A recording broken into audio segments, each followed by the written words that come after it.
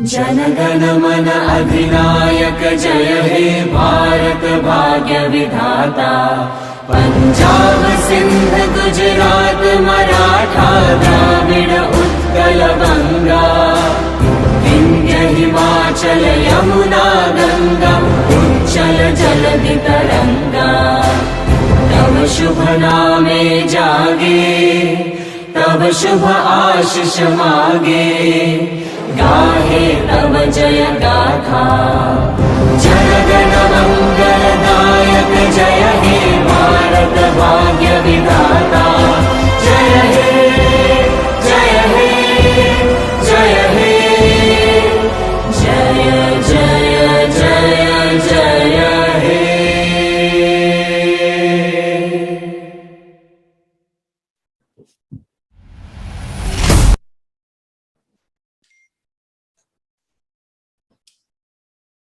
Good morning and welcome to the 80th SKOCH Summit and Awards with focus on banking, financial services, insurance, and public sector undertakings. 2021 was a year that tested the resilience of economies and businesses around the world, with organizations slowly recovering from the impact of the pandemic. No doubt, the year proved to be rather challenging for the public sector, banking, financial services industry. Through the course of the pandemic, these sectors witnessed significant movement in retention of customer trust.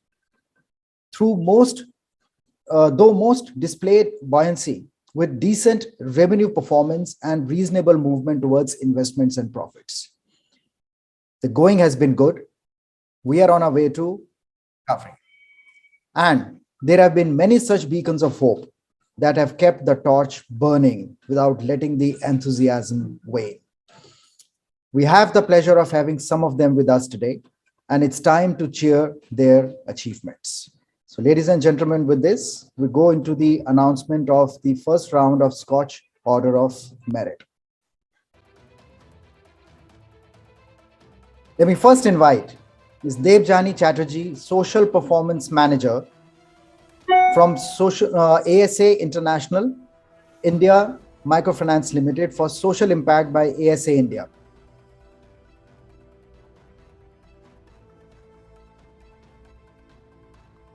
Tech Information Technology Private Limited for Nagar Karyavali, Mr. Ashutosh Vithal Samant, Managing Director.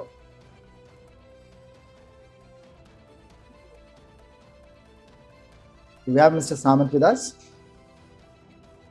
SKOCH team, can you spotlight him, please?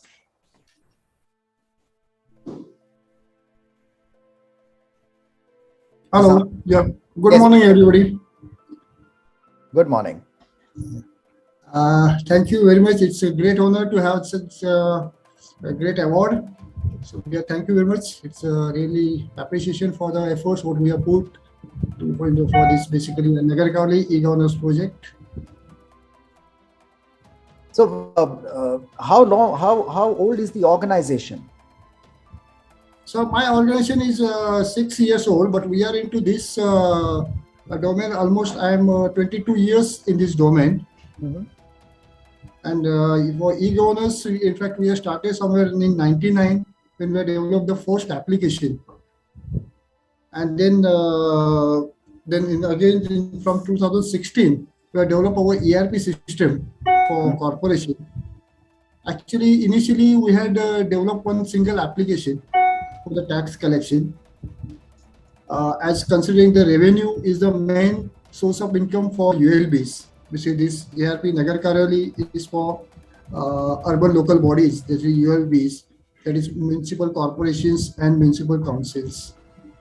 And tax collection, that is a property tax collection, water tax collection, is the main source of revenue for these municipal corporations and municipal councils. So we first focused on this revenue part, and we developed the application to collect the taxes from the field, that is directly door-to-door collection from the citizen.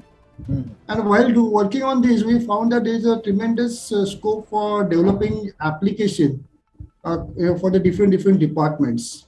So then we focused on developing complete web-based solutions and we first developed for the revenue departments like property tax, water tax, CFC, and also then later on we developed applications for citizen services, because most of the time it was observed that citizen has to travel to the municipal offices even for the small certificates. So we focused on getting these certificates immediately from their home itself.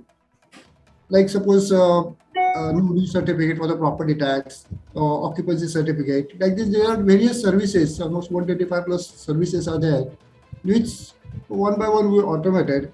And How many municipalities you have implemented this solution? sorry, sir. How many municipalities have you implemented this solution? So currently, this 7 municipalities already we are implemented, and 4 are under implementation. And now actually. How have their financial situation improved as a result of this application? For this, I'll give you one typical example of Thane Municipal Corporation. The Thane Municipal Corporation, almost 70% revenue increased after this new solution. Even the main focus was revenue increase, and the other focus was collecting the digital data. Mm-hmm.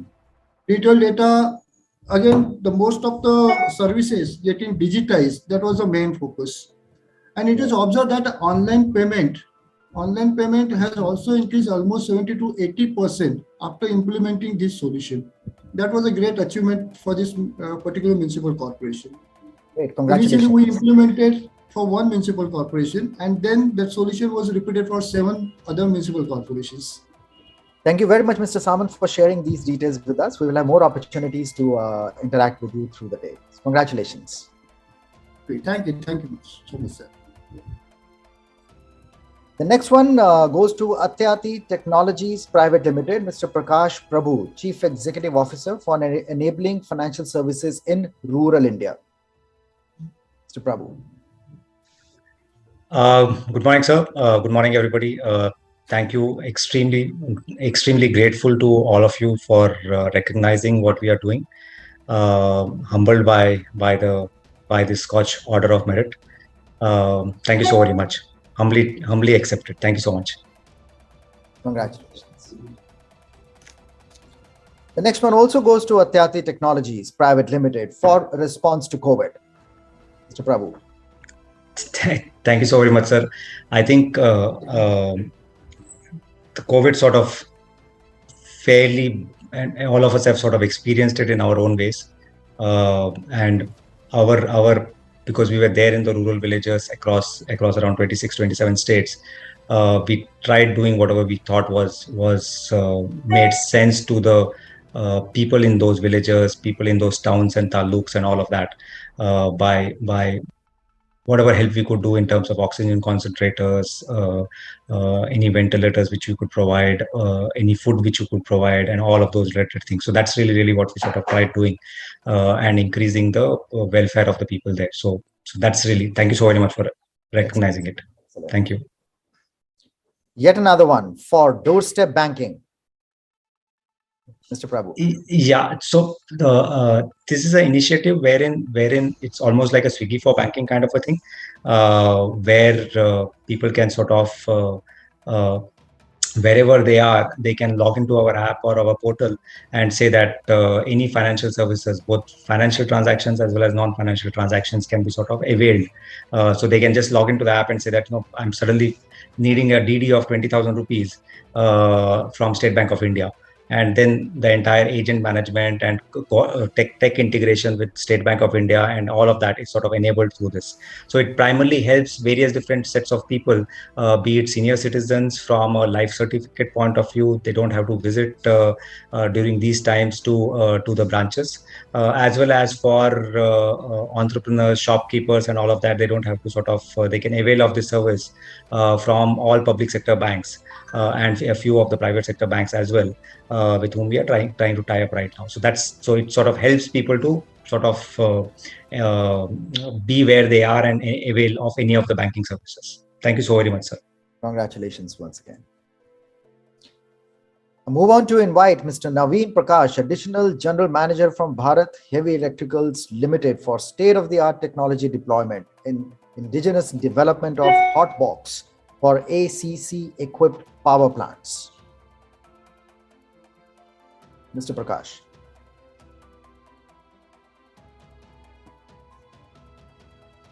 The next one also goes to BHEL for technology deployment for learning and development. Mr. Naveen Prakash. Yet another one for BHEL for pressure vacuum swing absorption based MO2 plant. I now invite Mr. Rahul Tandon, Head Digital Transformation for Project Anubhav from BPCL. Hi, good morning. Good morning.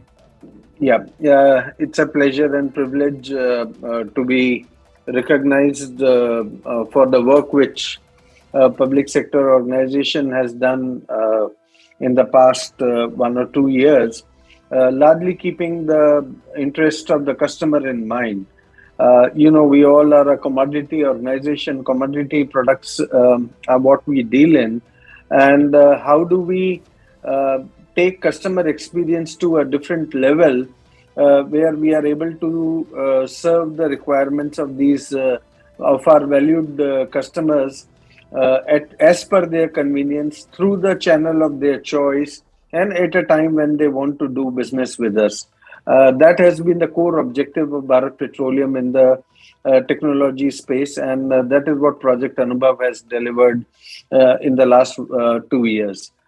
We are honored to have been acknowledged for the efforts we have taken in this direction, and we thank the SKOCH committee for doing so. Thank you very much. Thank you. Thank you. From Steel Authority of India Limited, Bhilai Steel Plant, recycling of industrial effluents for achieving zero discharge and reduce specific water consumption. Mr. Anirban Dasgupta, Director in charge.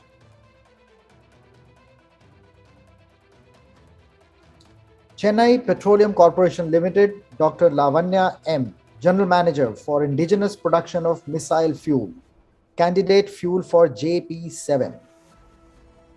Dr. Lavanya. I am available. I am Lavanya from Chennai Petroleum. Actually, sir, hello? Yeah, we can hear you, but would like to see your video. 1 second, sir. 1 second, sir. Yes. I'm available, sir. Yes, you are. Please go ahead. Actually, sir, it is a first time production of this missile fuel, sir, equivalent fuel in Indian refinery at the commercial, actually. And CPCL feels honored and proud of its vital role towards the furtherance of this India's missile project, which is of national importance, sir. For this DRDO, we have developed this indigenous fuel, sir, and it is the most critical fuel for this hypersonic missile, sir, and it needs to be imported by them. By our research and our findings, it can be done indigenously, sir, and it is actually production and supply of this new fuel is a giant leap in the advanced missile development program and a crown in the Atmanirbhar initiative by CPCL, sir. And thank you for selecting us, sir, and we are very much happy and we are privileged, sir, to receive this award. Thank you so much, sir, for choosing us. Congratulations to you. And when you talk about the integrated missile development program, how long have you taken to develop this fuel, and how many stages of deployment it has gone through? That is the testing phase before final implementation. Actually, sir, at R&D we started, sir. DRDO approached our R&D division to develop in a small scale, sir. So then we have done a lot of tests, and the samples have been tested in DRDO. Around 5 to 6 samples they have tested, and each time for the specifications, we have streamlined the testing procedure as well as the specifications. Once they finalized it, we have brought it to straight away to commercial scale production, sir. and we produce the fuel, and it is exactly meeting the requirement of DRDO. Now we are in the process of producing this commercially as well as continuously, so to meet the requirements of DRDO, sir. And it will be applied for other applications like ISRO also, sir. We are actually extending our service to them also, and we are very much proud to say that we are the only producer of this missile fuel in India. So if I may ask you one more question on this, Yes, sir. This is a great achievement. Yeah. Which of the missile systems that it is been implemented on, whether it is the Agni, the Akash, air to air, surface to surface, which of them? Actually, sir, in DRDO, what they are telling is actually they are not disclosing the full details of that, but what they are telling is this hypersonic cruise missile. Okay. Actually, they are developing the engine for that, and along with that, they are developing the fuel also indigenously. Both are indigenous development. So for that, this requirement is there, and it's currently being imported and tested. Now, since it's being indigenously produced, it is comfortable for them to check their engine with our production, sir. Congratulations. Yes, sir. Thank you so much, sir. Thank you so much. Mr. Sanjay Bajpai, Executive Director for Corporate Governance from Container Corporation of India Limited.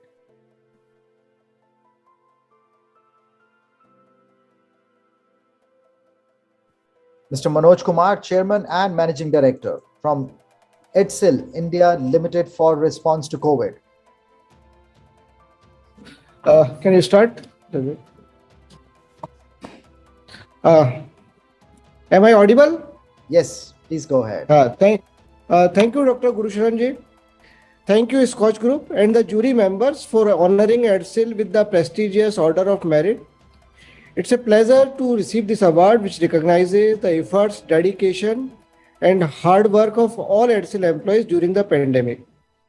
Like other sectors, during the pandemic, education sector was also affected severely. Schools and colleges were shut down, we all know.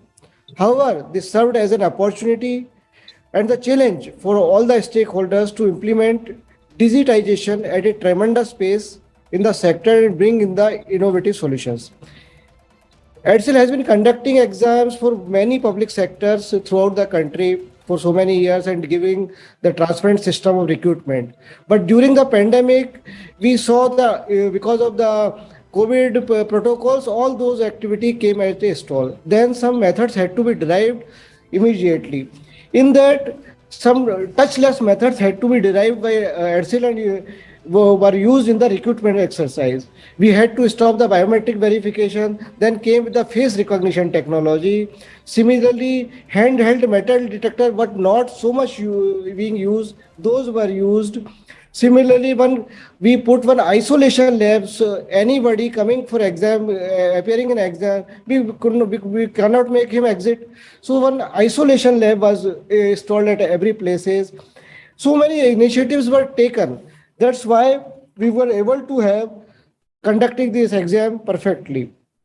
Being the only public sector in the education sector, it became our motto at EDSIL to introduce innovative solutions in the sector, not only in the recruitment, but digital solutions for imparting of the education also. And this approach enabled us to continue our growth as an organization, even when businesses were impacted, our business also, for 2 quarters in financial year 2020, 1 quarter in 2021. And I will be happy to say this thing that just financial year closed this 31st of March. And this year also, even after hit in 1 quarter, we are registering a growth of 25% in the turnover and simultaneously 25% growth in the profit as well. Certainly, this recognition from SKOCH Group will surely boost up morale and motivation of the organization. And I once again thank the jury members and the SKOCH Group. Thank you very much. Congratulations, Manoj. Congratulations to you and the entire team. Thank you. Mr. Suresh Chandra Gupta, Chief General Manager from Engineers India Limited, Development of Technology for Conversion of Furfural to Furfural Fuel. Alcohol. I beg your pardon. Good morning. Can you hear us? Yes. Mr. Suresh Gupta is unfortunately not able to attend. We have Mr. Rajiv Agarwal, our Executive Director Technical.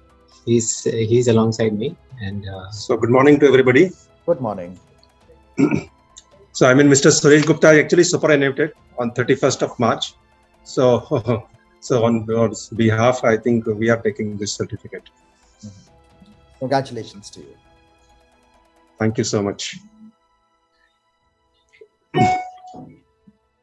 Mr. Zaw Ali Khan, Additional Director, Research and Development from ERA's Lucknow Medical College and Hospital, Innovations in Medical Education and Healthcare. Mr. Khan. Thank you so much. It's a really great honor that our innovations for medical education and healthcare have been recognized at this platform, and combined effort between doctors, teachers, researchers, engineers, and our combined vision to minimize medical errors that has led to this honor. So thank you very much once again. Congratulations. Project Arogya by GAIL India. Mr. M.K. Sogani, Chief General Manager, CSR and Head of the Department.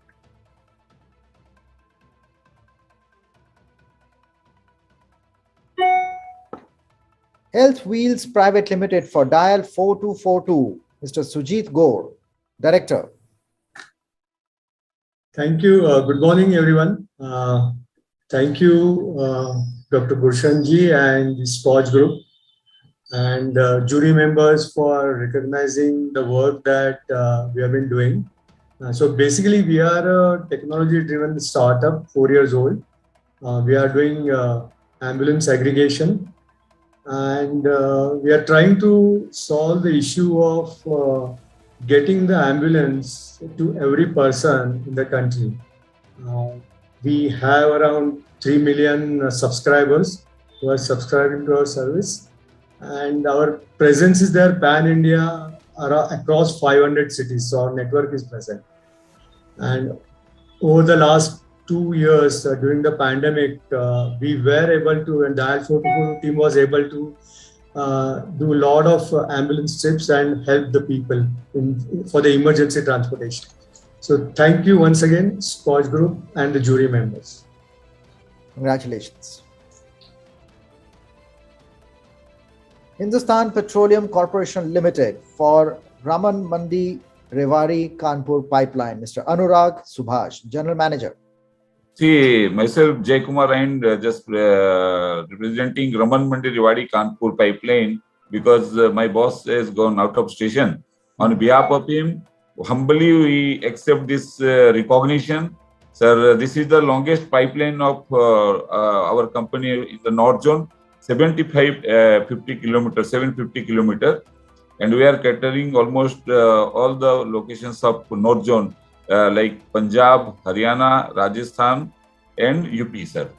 Thank you once again, sir. Thanks for the jury for encouraging us and providing this opportunity to take this award. Thank you, sir.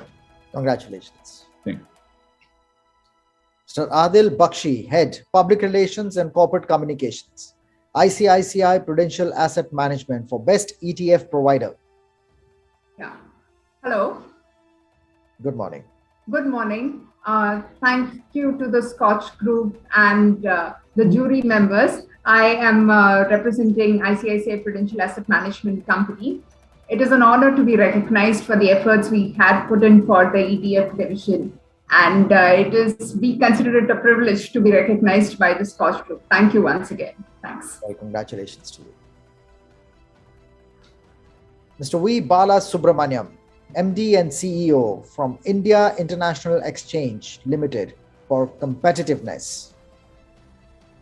Yeah, very good morning and thank you so much, Doctor. Am I audible, sir? Yes, you are. Please go ahead. Yeah, thank you so much. It's truly an honor to receive this award. I'm here to represent my MD CEO, who is unfortunately unable to join because of a prior commitment. But we are really humbled by this order of merit that has been given to us. We're India's first and leading exchange in India's first IFSC gift city. And we aim to fulfill our honorable Prime Minister's vision of onshoring all offshore activities, which currently the issuers and investors have to go abroad to seek. So we're looking forward to making that Atmanirbhar seek in India services also, not only make in India products. And we hope to really get there very soon. Sure. Absolutely phenomenal. Congratulations Thank to you and your entire team, and particularly to Mr. Balasubramanian. Indian Oil Corporation Limited for EPIC. So Liton Nandi, Executive Director, Information System. Good morning to everyone. Thanks, Dr. Gurcharanji, SKOCH Group, and the jury members for recognizing Indian Oil's effort for bringing in a digitally driven business platform for Indian Oil. Indian Oil had a very long vision to come up with a project which would be a single platform for all the transactions and services providing the secondary sales business. And that could completely transform the experience of our channel partners as well as of our customers in a systematic manner. It involved reimagining the entire framework of the Indian Oil business in different line of business, as well as to provide best customer service and flexibility in the system to cater to the future business needs too. Indian Oil, with its platform EPIC, EPIC means e-platform for Indian Oil customers. This platform provides effective and seamless solution to diverse lines of business, such as retail, LPG, aviation, institutional sales, and other business lines. EPIC as a dynamic and cutting-edge tool envisages digital platform to execute strategies and provide 360-degree view of customers with integration and standardization of marketing efforts across product lines, better handling of customer service requests, grievances, and the facility to customer like indenting and payment, and presenting a unified customer experience across various devices such as mobile phones, tablets, desktop. Enrich customer experience over time converts into customers' loyalty towards Indian Oil. EPIC is a platform where 13,000 LPG distributors of Indian Oil, cutting across the nook and corner of India, catering to approximately 13 crore plus customers, LPG households, 72 our non-fuel manufacturers, 443 lubricants stockists, and almost over 2,500 retail outlets are all live across all the 28 political states and union territories across India. So thanks SKOCH Group for considering us for this prestigious award, and thanks from Team EPIC and Team Indian Oil. Thank you. Congratulations. National Seeds Corporation Limited, Mr. Vishwanathan Mohan, Chairman and Managing Director for uninterrupted seed production and marketing activities during the COVID-19 pandemic.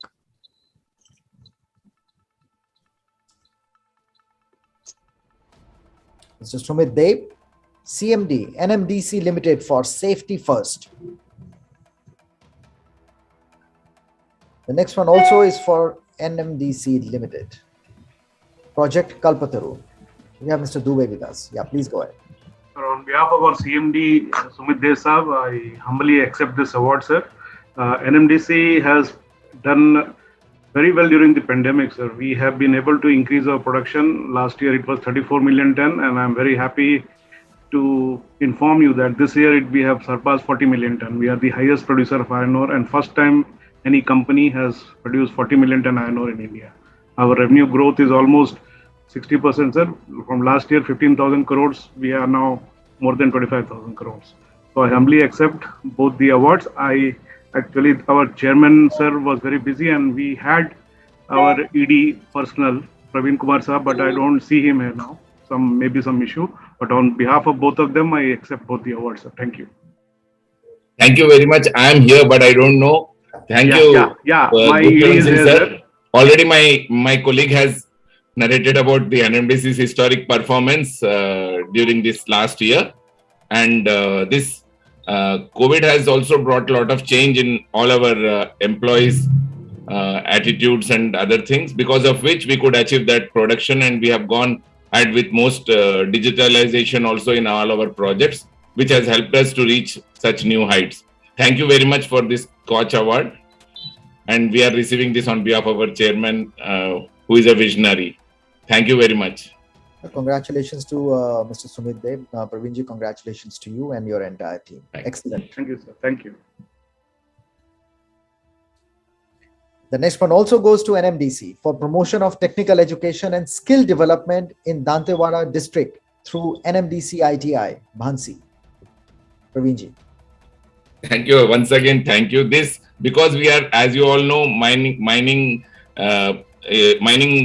projects are all in remote places, and we have to absorb the locals, and we that is the reason where we have entered into this technical and skill development programs with various agencies, and our NMDC ITI, which is there, a knowledge city is built there, and we are mostly tribals. Population is situated there, so they have all been, we are taking care of those sections which are deprived a lot over a period of for so many years post independence, and this is achievement for NMDC. Thank you very much for the SKOCH group to recognize this, for recognizing this. Thank you. Congratulations once again. Oil and Natural Gas Corporation Limited, COVID response through CSR. Dr. Alka Mittal, CMD. To all, actually, our CMD is not able to attend this meeting. She has some prior engagements. So on behalf of ONGC, I'm accepting this Order of Merit Award. Thank you very much. Congratulations to you. Mr. Ambika Prasad Mohapatra, Executive Director, PruTech Solutions India Private Limited for Tanjavur Smart City. Hi, Ambika sir could not be available today, but on behalf of the entire team at PruTech Solutions, I'd like to thank the SKOCH group for this initiative and for recognizing our smart governance solutions implemented on the Tanjavur Smart City project with this very prestigious Order of Merit. So thank you, everybody. Congratulations. Thank you. Rail Vikas Nigam Limited, Mr. Rajesh Prasad. Kindly join the you can exit. Rail Vikas Nigam Limited, SPV Kutch Railway Company Limited. Mr. Rajesh Prasad.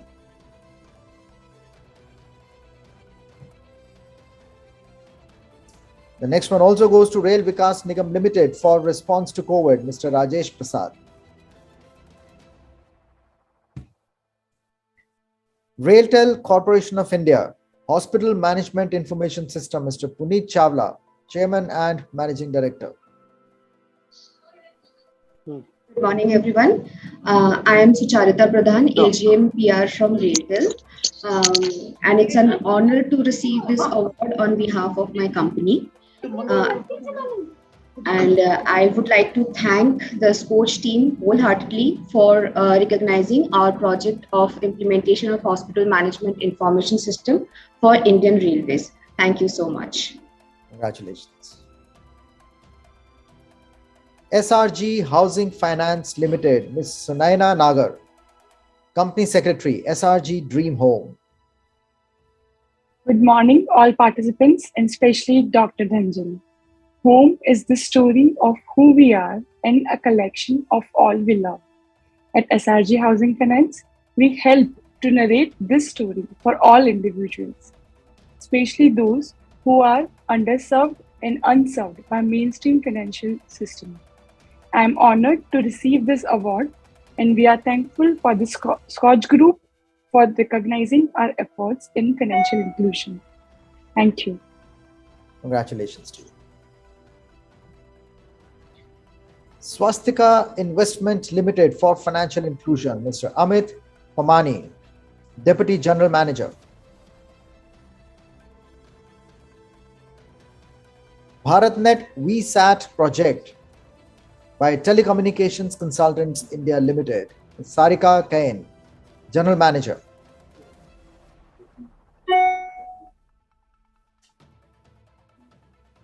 The next one also goes to TCIL for project Digital Advancement of Rural Post Office for a New India. Ms. Sarika Kain.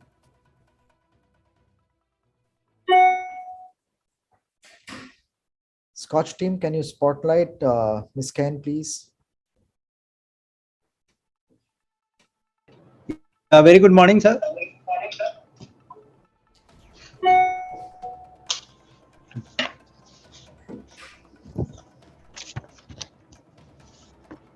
Let me go back to the announcement for Rail Vikas Nigam.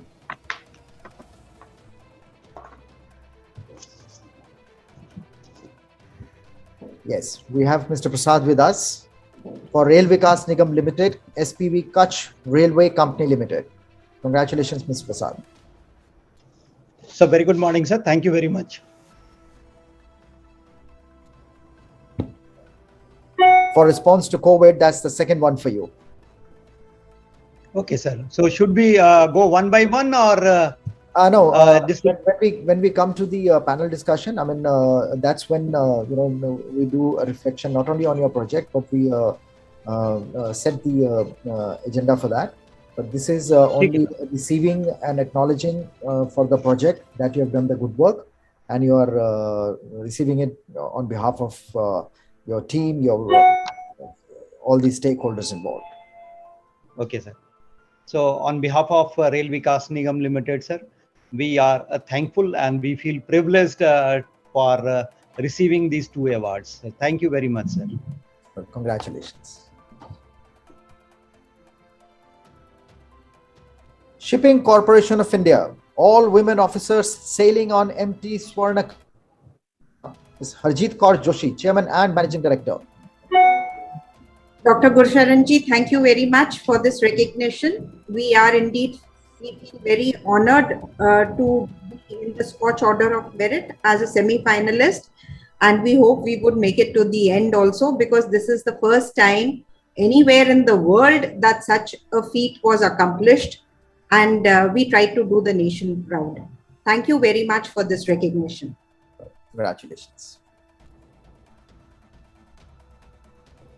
Sarika Kain, General Manager from TCIL, at Digital Advancement of Rural Post Office for a New India. Good morning, everyone. On behalf of TCIL, I am honored to accept this award. This is a Government of India initiative to provide the digitization benefits to rural areas with the help of Gramin Dak Sevaks. So, thanks SKOCH Group for this, and thanks panelists.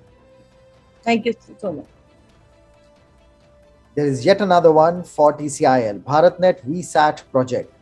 Ms. Kain. Thanks for this award also for to SKOCH Group and the panelists. Thank you so much. Congratulations. We go back to the Shipping Corporation of India and invite CMD Ms. Harjeet Kumar Joshi for contributions to the economy.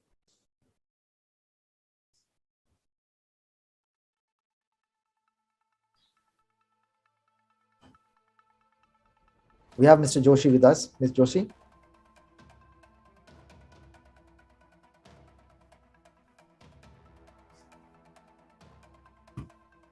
There's one more for Ms. Joshi, CMD Shipping Corporation of India Limited for technological upgradation of offshore vessels.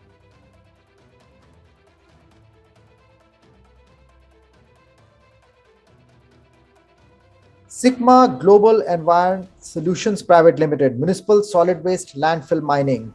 Mr. Dharamraj Bhupati, Director. Mr. Dharamraj couldn't join. Myself, Shankar Raman, General Manager from Sigma Global. It's indeed a great pleasure and honor to us. Thank you, Dr. Gurusharan and the entire SKOCH jury team.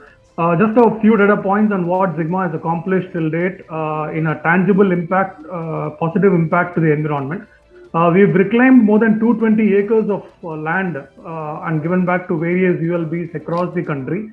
And till date, we have processed about 57 lakh metric tons of legacy waste from various dump sites across India. This has been our substantial achievement, and what it means is actually about 3.95 million tons of carbon emissions saved every year. And also there's a very important constituent of the legacy waste processing, which is the refuse-derived fuel, which is acknowledged which is mandated by the Honorable National Green Tribunal to be as an alternate fuel to coal. So we have supplied close to 6.25 lakh metric tons of RDF, refuse-derived fuel, to various cement plants across the country, which has actually had again a tangible positive impact to the environment of having saved about 1 million ton of carbon emission. So these are some of the extremely important achievements what we have made, sir. Thank you so much for the award, sir. Congratulations. And with this, we come to the end of announcement of the first round of SKOCH Order of Merit. And for the live voting, I request all of you to kindly refer to the specific time given in the agenda. At that time, that particular time, you will have the voting panel popping up in front of you for you to make your choices. Well, thank you very much for joining us for this first round, and we move on to our next. Deepak.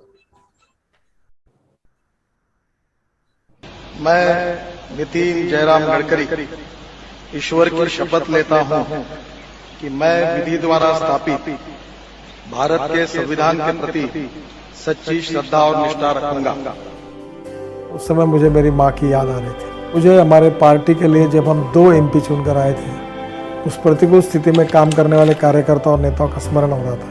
उन कार्यकर्ताओं को, उन नेताओं को मैं कभी भूल नहीं सकता। इंफ्रास्ट्रक्चर मैन ऑफ इंडिया, बहुपक्षीय राजनेता, सपने देखने वाले और कड़ी मेहनत करने वाले नितिन गडकरी एक प्रतीक हैं जिम्मेदार नागरिक होने के।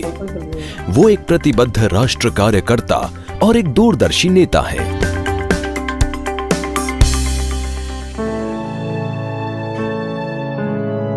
नितिन गडकरी का जन्म 27 मई 1957 को नागपुर शहर में हुआ था। पहले हिंदी और बाद में अंग्रेजी मीडियम की शिक्षा सरकारी स्कूल में पूरी करने के बाद उन्होंने GS कॉलेज से M.Com और नागपुर विश्वविद्यालय से लॉ किया। लोगों की सेवा करने का भाव उन्हें अपनी माताजी से मिला। मेरे जन्म के बाद परिस्थिति बहुत खराब थी। लोअर मिडिल क्लास की स्थिति में उस समय था। खेती थी, मैं खेती भी जाता था, पर परिस्थिति अड़चने रहती थी। पर प्रतिकूल से माँ का मुझे प्रेम मिला। माँ बहुत सोशल थी, गरीबों के लिए थी, लोगों की सेवा करती थी। मुझे याद है मैं लॉ में गया, मैं लूना चाहिए थी। बहुत पीछे पड़ा माँ के कि मुझे लूना ले दो, लूना ले दो। पैसे नहीं थे। उसने अपने सोने के बैंगन, बड़ी जाड़ी एक पाटली बोलते हैं उसको, निकाल के दी और मैंने शिक्षक सहकारी बैंक के गांधी बाग शाखा में वो गिरवी रखकर, मुझे उस समय 4,500 रुपये मिले थे, उसकी मैंने लूना खरीदी की थी। वो माँ ने मुझे दी थी। मेरे को माँ कहती थी कि लोगों को कहती थी कि ये अपना परिवार का नाम बहुत बड़ा करेगा, बड़ा होगा। उसके आशीर्वाद मेरे साथ थे। देश में आपातकालीन स्थिति युवा नितिन के राजनीतिक जीवन में एक महत्वपूर्ण मोड़ था। वो भूमिगत राजनीतिक गतिविधियों में सक्रिय थे। उनका घर विभिन्न गतिविधियों के लिए भूमिगत आधार था। वे आपातकाल के खिलाफ पुस्तिकाएं मुद्रित करते थे। और उसी के बाद में लोकतांत्रिक युवा मोर्चा करके जनता पार्टी की एक ऑफिशियल विंग तैयार हुई। उसका मैं फिर विदर्भ का प्रमुख बना और उसके कारण ही बाद में जनता पार्टी में एक्टिव था, जनता पार्टी के लिए काम करता था और वही मेरे राजनीतिक जीवन की शुरुआत है। RSS और ABVP के साथ उनकी सक्रिय भागीदारी और सहयोग ने उन्हें इस स्तर के नेता के रूप में विकसित करने में मदद की। राष्ट्र और समाज की सेवा करना उनका मुख्य लक्ष्य था। 28 साल की उम्र में उन्हें पश्चिमी नागपुर से चुनाव टिकट मिला। चुनाव तो हार गया, पर मुझे बहुत लोगों ने कहा कि तुम बहुत अच्छे नेता बन सकते हो। मैं काम करते गया, दीवारों पर लिखने का काम मैंने किया, पोस्टर चिपकाया। अटल बिहारी वाजपेयी और जॉर्ज फर्नांडिस दोनों का मेरे ऊपर प्रभाव था। अटल जी का स्वभाव, बड़ा दिल, स्टेट्समैनशिप, इनसे बहुत सीखने के लिए मिला। मंत्री के रूप में महाराष्ट्र विधानसभा में उनका प्रवेश उनके दृष्टिकोण और सपनों को लागू करने का एक आदर्श अवसर था। उन्होंने विधानसभा में विधायी सदस्य और मंत्री के रूप में कार्य किया। बाद में उन्हें महाराष्ट्र का बीजेपी प्रमुख नियुक्त किया गया। अंत में वो पार्टी की वरिष्ठ जिम्मेदारियों को पूरा करने के लिए दिल्ली पहुंचे। और इस प्रवास में मेरी कमिटमेंट देश के साथ है, समाज के साथ है, गरीब के साथ है और विचारों के साथ है। मैं एक बार मंत्री बनने के बाद टीवी खरीदने के लिए गया, कलर टीवी। फिर मेरे मन में आया कि टीवी अगर इंस्टॉलमेंट में मिलता है, एम्बेसडर गाड़ी मिलती है, तो टनल और ब्रिजेस क्यों नहीं मिल सकता। उसी से विचार करते करते फिर पीपीपी, बीओटी विकसित हो गया। वो ठाणे भिवंडी बाईपास के पूरा होने में मुख्य रूप से संलग्न थे, जो बीओटी मॉडल पर आधारित देश की पहली सड़क थी। बांद्रा वर्ली सी लिंक, मुंबई पुणे हाईवे और मुंबई में 55 से अधिक फ्लाईओवर उनके द्वारा शुरू किए गए थे। उन्होंने इन परियोजनाओं को पूरा करने के लिए बाजार से भी धन आमंत्रित किया। उन्हें इस बात का एहसास था कि सरकार के पास पर्याप्त धनराशि नहीं है, इसलिए बुनियादी ढांचे का निर्माण कर टोल एकत्रित किया जा सकता था। नागरिक इन सभी सुविधाओं के साथ यात्रा में समय, ईंधन और पैसा बचा सकते थे। मैं जब आया तो 403 प्रोजेक्ट 3,85,000 करोड़ के लगभग एनपीए की स्थिति में थे। कॉन्ट्रैक्टर बर्बाद हुए थे, पर मेरे डिपार्टमेंट ने और मेरे सहयोगियों ने, हमने मिलकर इस देश को, हिंदुस्तान की बैंकों को करीब 3.5 लाख करोड़ के एनपीए से बचाया। जो 2 किलोमीटर पर डे पर रोड कंस्ट्रक्शन आया था, वो 29 किलोमीटर पर डे पर, और अगले साल 40 किलोमीटर का टारगेट पूरा करेंगे। पिछले 67-68 सालों में महाराष्ट्र में 5,000 किलोमीटर का नेशनल हाईवे का नेटवर्क था। अभी गडकरी जी ने 15,000 किलोमीटर का एडिशन उसमें किया है और 5,000 किलोमीटर और ऐड उसमें कर रहे हैं। इतिहास में पहला बार ट्राइबल के एरिया में निकोबार डिस्ट्रिक्ट, छोटा सा जिला जहाँ 30,000-40,000 वोटर्स है, आज नितिन गडकरी ने उस निकोबार द्वीप में नेशनल हाईवे घोषणा कर दिया 45 kilometres. Development oriented approach, fast track decision में मैं फटाफट निर्णय कर रहा हूँ, हाई आना में बात करता हूँ। दूसरा टीम वर्क, सबको साथ लेकर काम करो। और चौथा transparency, corruption free system. Shri Sundarlal Patwa ग्रामीण विकास मंत्री थे जब नितिन गडकरी महाराष्ट्र में थे। वे सड़क, बुनियादी ढांचे के निर्माण और अन्य चीजों पर चर्चा करने के लिए मिलते थे। एक दिन नितिन जी ने उनसे कहा, पटवा जी, आपको कुछ करना है तो गांवों को जोड़ो। और फिर उन्होंने मेरे अध्यक्षता में अटल जी को बोलकर एक मीटिंग हुई। अटल जी ने मुझे जिम्मेदारी दी, कमेटी बनी। तो नाबार्ड के उस समय के अध्यक्ष थे।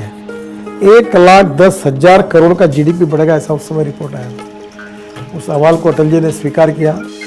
2009 में भारतीय जनता पार्टी नेतृत्व में बदलाव की तलाश में थी। लाल कृष्ण आडवाणी जी ने सुझाव दिया कि पार्टी नेतृत्व को युवा पीढ़ी के नेताओं के हाथों में सौंपा जाना चाहिए। तो 4 नेताओं के नाम है नरेंद्र मोदी जी, शिवराज सिंह चौहान, मैं और मनोहर पर्रिकर। और बाद में शिवराज जी मध्य प्रदेश में आवश्यक थे और मोदी जी गुजरात में आवश्यक थे। और फिर मनोहर और मेरे से मेरा नाम का चयन हो गया।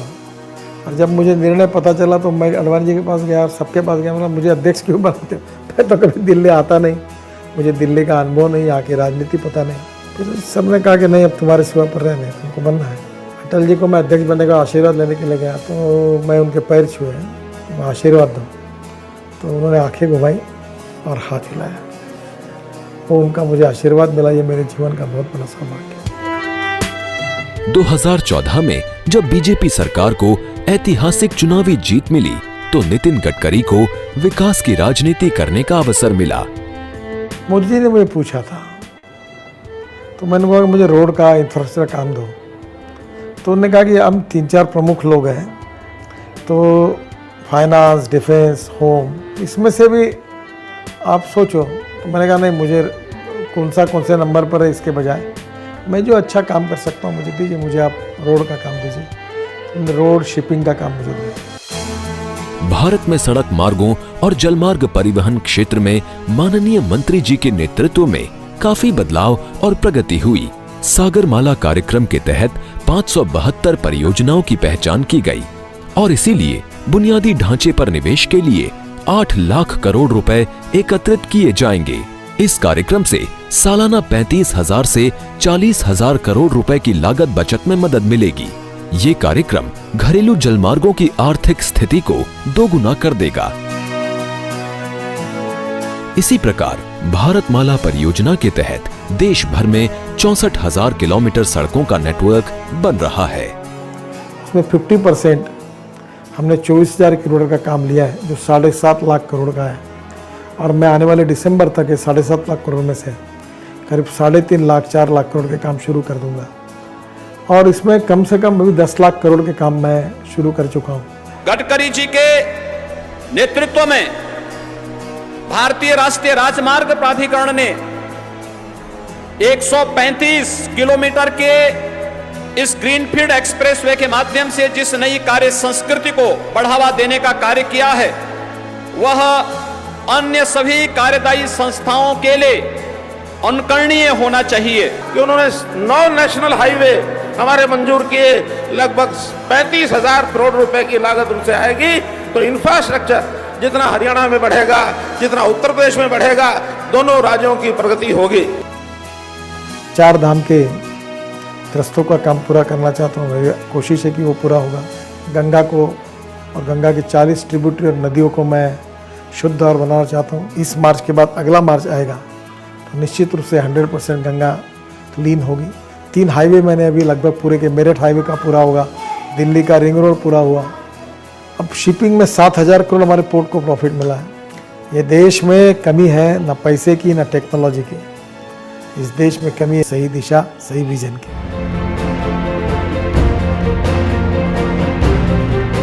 मैं आज गर्व के साथ कहता हूं कि हमारे नितिन जी ने 15 महीने की छोटी अवधि में जो काम पिछले 10 साल में नहीं हो पाए थे, ऐसे अनेक नए इनिशिएटिव लेकर के पूरे पोर्ट सेक्टर को नई ताकत दी है, नई ऊर्जा दी है और नई गति दी है।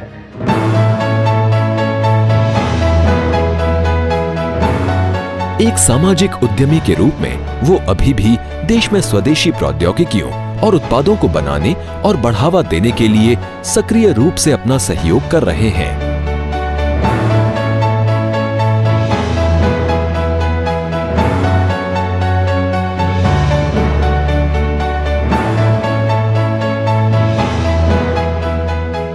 बांस को कानून में ग्रास लिखा है, तो मैंने पूछा ग्रास तो काटने की परमिशन लगती है क्या? नहीं। बोला आप ऐसा क्यों करते हो?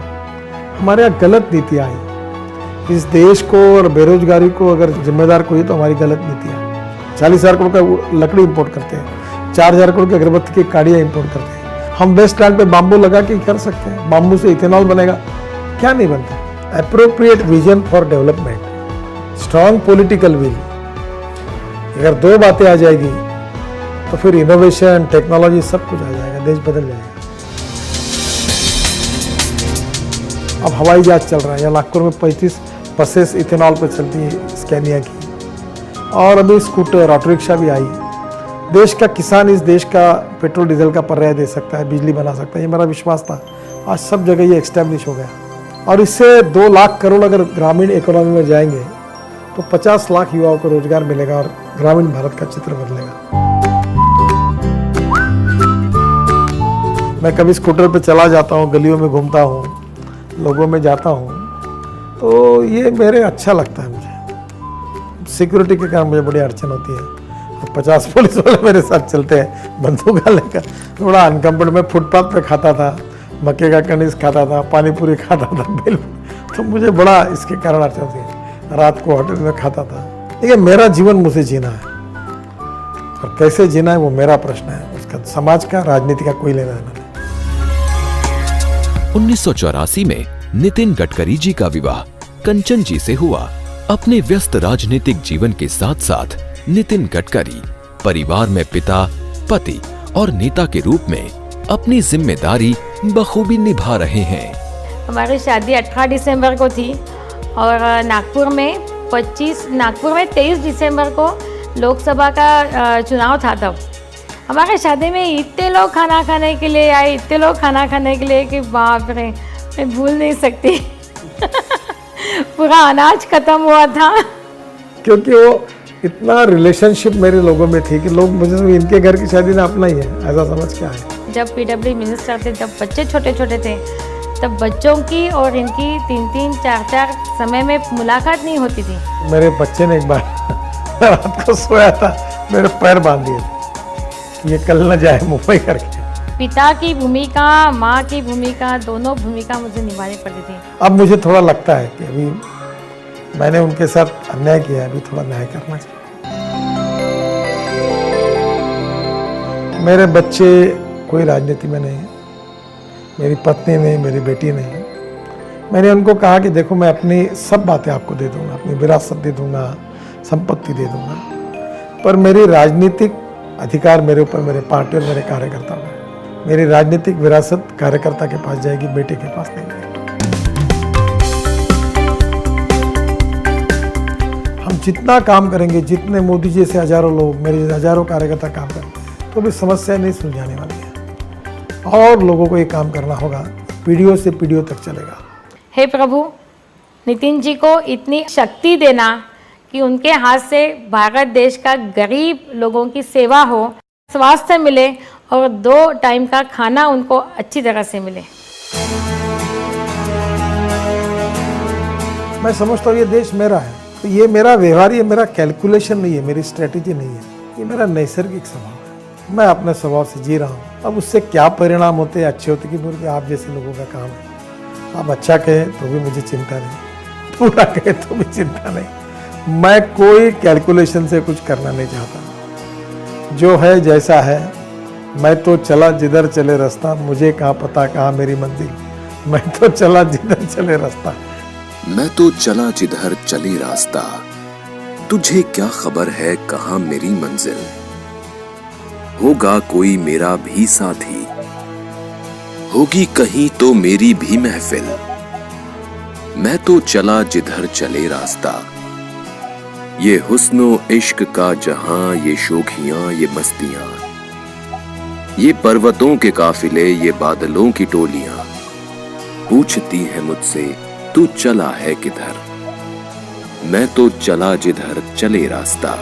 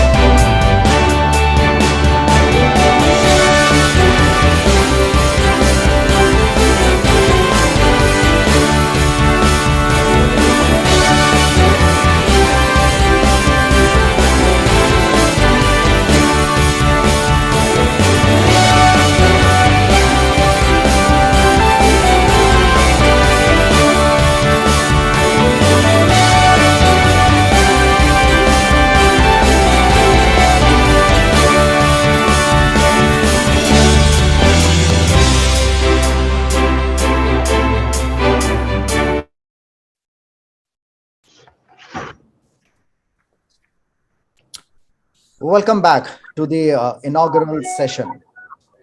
Every possible attempt is made to ensure that central PSUs wholeheartedly contribute to the ongoing and future infrastructure projects of national importance and other important projects to aid and accelerate economic growth.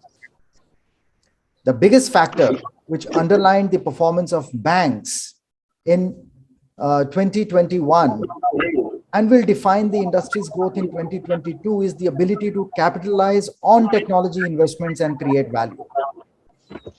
Economic revival and the changing regulatory landscape, reimagining customer relationships by now pay later as a form of consumer lending, digitization, and a fast emerging new ecosystem are new opportunities as well as challenges for the banking system post-pandemic. One view is that it will take 24 to 36 months for banks to recover from the current situation. Global rating agency Moody's says that public sector banks will need an additional capital of rupees 2.1 lakh crore to overcome this pandemic. Another view, as per PwC, India is expected to be world's third largest banking hub by 2040, and India's fintech market is expected to touch 6.2 trillion by 2025. Cut to insurance. Despite lingering concerns about COVID-19, most insurers expect an accelerating economic recovery and additionally digital technology investments in 2022.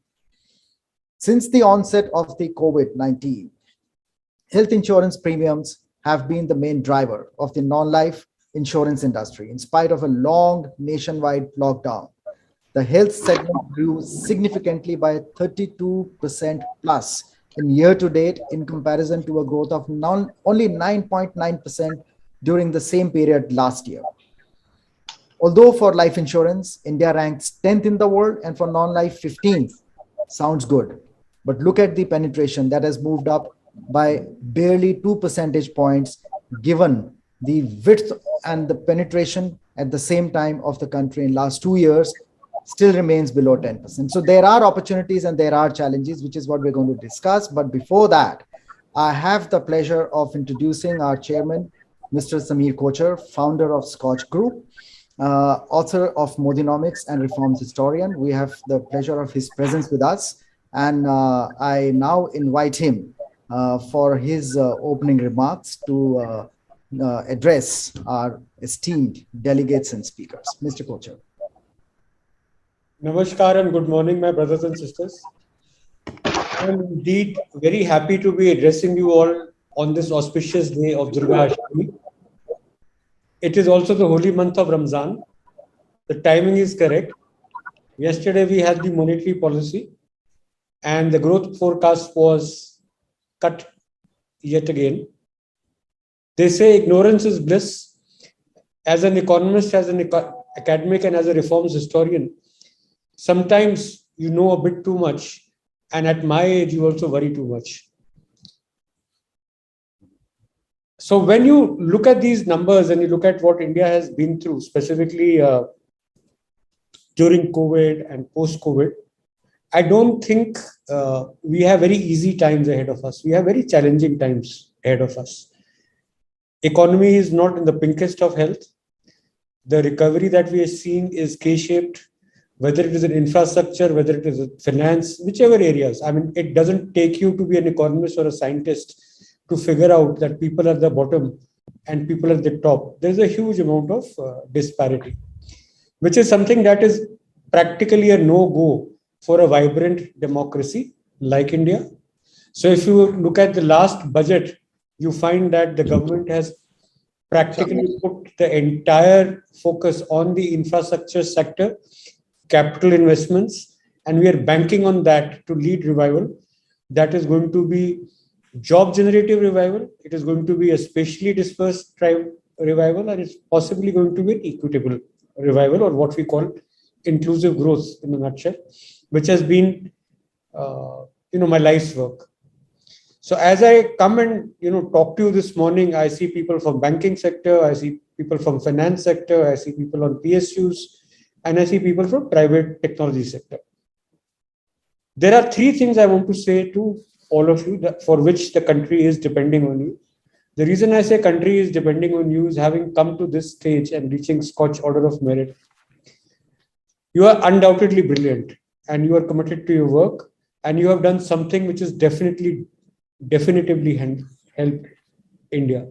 We have one of the most rigorous and comprehensive evaluation exercises. And once you're sitting in the chair of being a semi-finalist, there is not an iota in doubt of my mind that you are the people that we can depend on. So to all of you, I have three things to say. First is we need to go deeper. So whether it's financial inclusion, social inclusion, digital inclusion, as those of you who are aware, a lot of financial inclusion policy has come out of my work, whether it was Swabhiman earlier or Jan Dhan Yojana or the JAM Trinity or the DBT that has happened today. So if you look at the horizontal coverage of access to finance or banks or bank accounts has been a commendable job that has happened.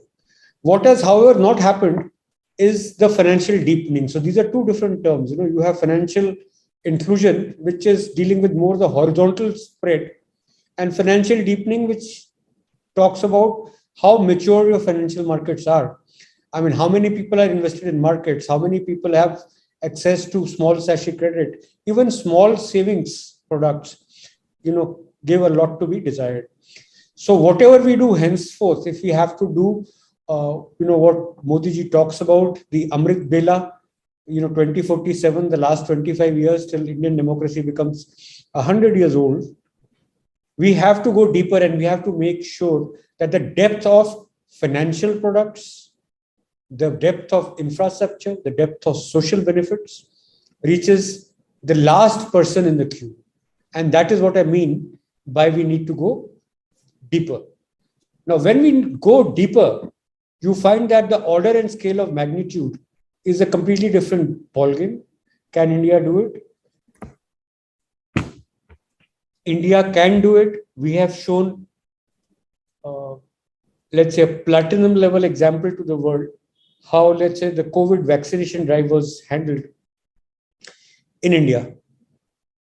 We were able to reach almost 95% of the people who needed to get vaccinated with the first dose and 80% or with the second dose. So when the state puts together its might, when the people pull together, when the private sector, public sector officers work together, you can, do the unimaginable. So we have to do the same thing with going deeper. The second thing we have to do is we need to go faster. We cannot have the luxury of time overruns. We cannot have the luxury of projects getting delayed. I was just looking at some number. Projects that are having a time overrun in the infrastructure sector, the cost has already shot up about 43%. And this is just in the Gati Shakti ministries. 43% in a country where capital itself is so scarce. FDI is a problem. Infrastructure investment is a problem. State governments do not have too much of money. Central government, again, do not have too much of leeway. So where is this investment going to come from? And whatever investment comes, so there is this concept of incremental cost to output ratio. Whatever capital we deploy, what is the maximum output we can get out of that? In India's case, this needs to be at the least consistently 4. That currently is not the case. So whatever you do, you need to go faster, make sure that there are no time overruns. The third thing which I want to talk to you about is that we have to learn to do more with less. We cannot afford cost overruns like we talked about time overruns. Cost overruns again are killing. Again, if you look at just the infrastructure projects, there is about 23% cost overrun. As a country, we simply cannot afford it. We just don't have the money. So go deeper, go faster, and need to do more with less. So this would have actually a 3-pronged strategy. So one strategy that is required, which is administrative push, governance reforms, or business process reengineering, depending on which side of the table that you are. You cannot go deeper by carrying on to repeat the same thing that you've been doing for 70 years or 80 years. The second part of, so obviously you have to reinvent the wheel, you have to do things differently. Second, you have to use deployment, deploy technology to the hilt. You have to outsource. I mean, for example, the reason why all of us are here largely from a technology background is that there are upcoming technologies like artificial intelligence, or technologies like machine learning. But in India, we haven't even moved to something as basic as cloud. So if you look at financial sector, you look at PSUs, there is a big hesitation in moving to cloud.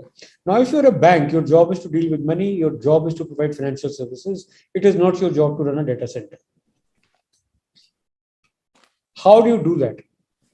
There would be regulatory issues. You'll find a regulator will tell you that my Infinity server you cannot put on a cloud, somebody else will. So there is a learning curve that everyone needs to go through, because the cost of transaction is going to kill you, the time overrun is going to kill you unless you move on to a public cloud or at least an MPLS, a hybrid cloud kind of a situation, whether it's in the banking sector, whether it's in the enterprise sector, so on and so forth. If you look at the infrastructure sector, whether it's railways, whether it's Jal Shakti, whether it's roads, whether it's highways, we are barely doing 2D drawings today. The world has moved to what we call BIM, building information modeling. You have 3D drawings. You can actually put time on it. You can overlay costs on it. You can overlay geospatial data on it.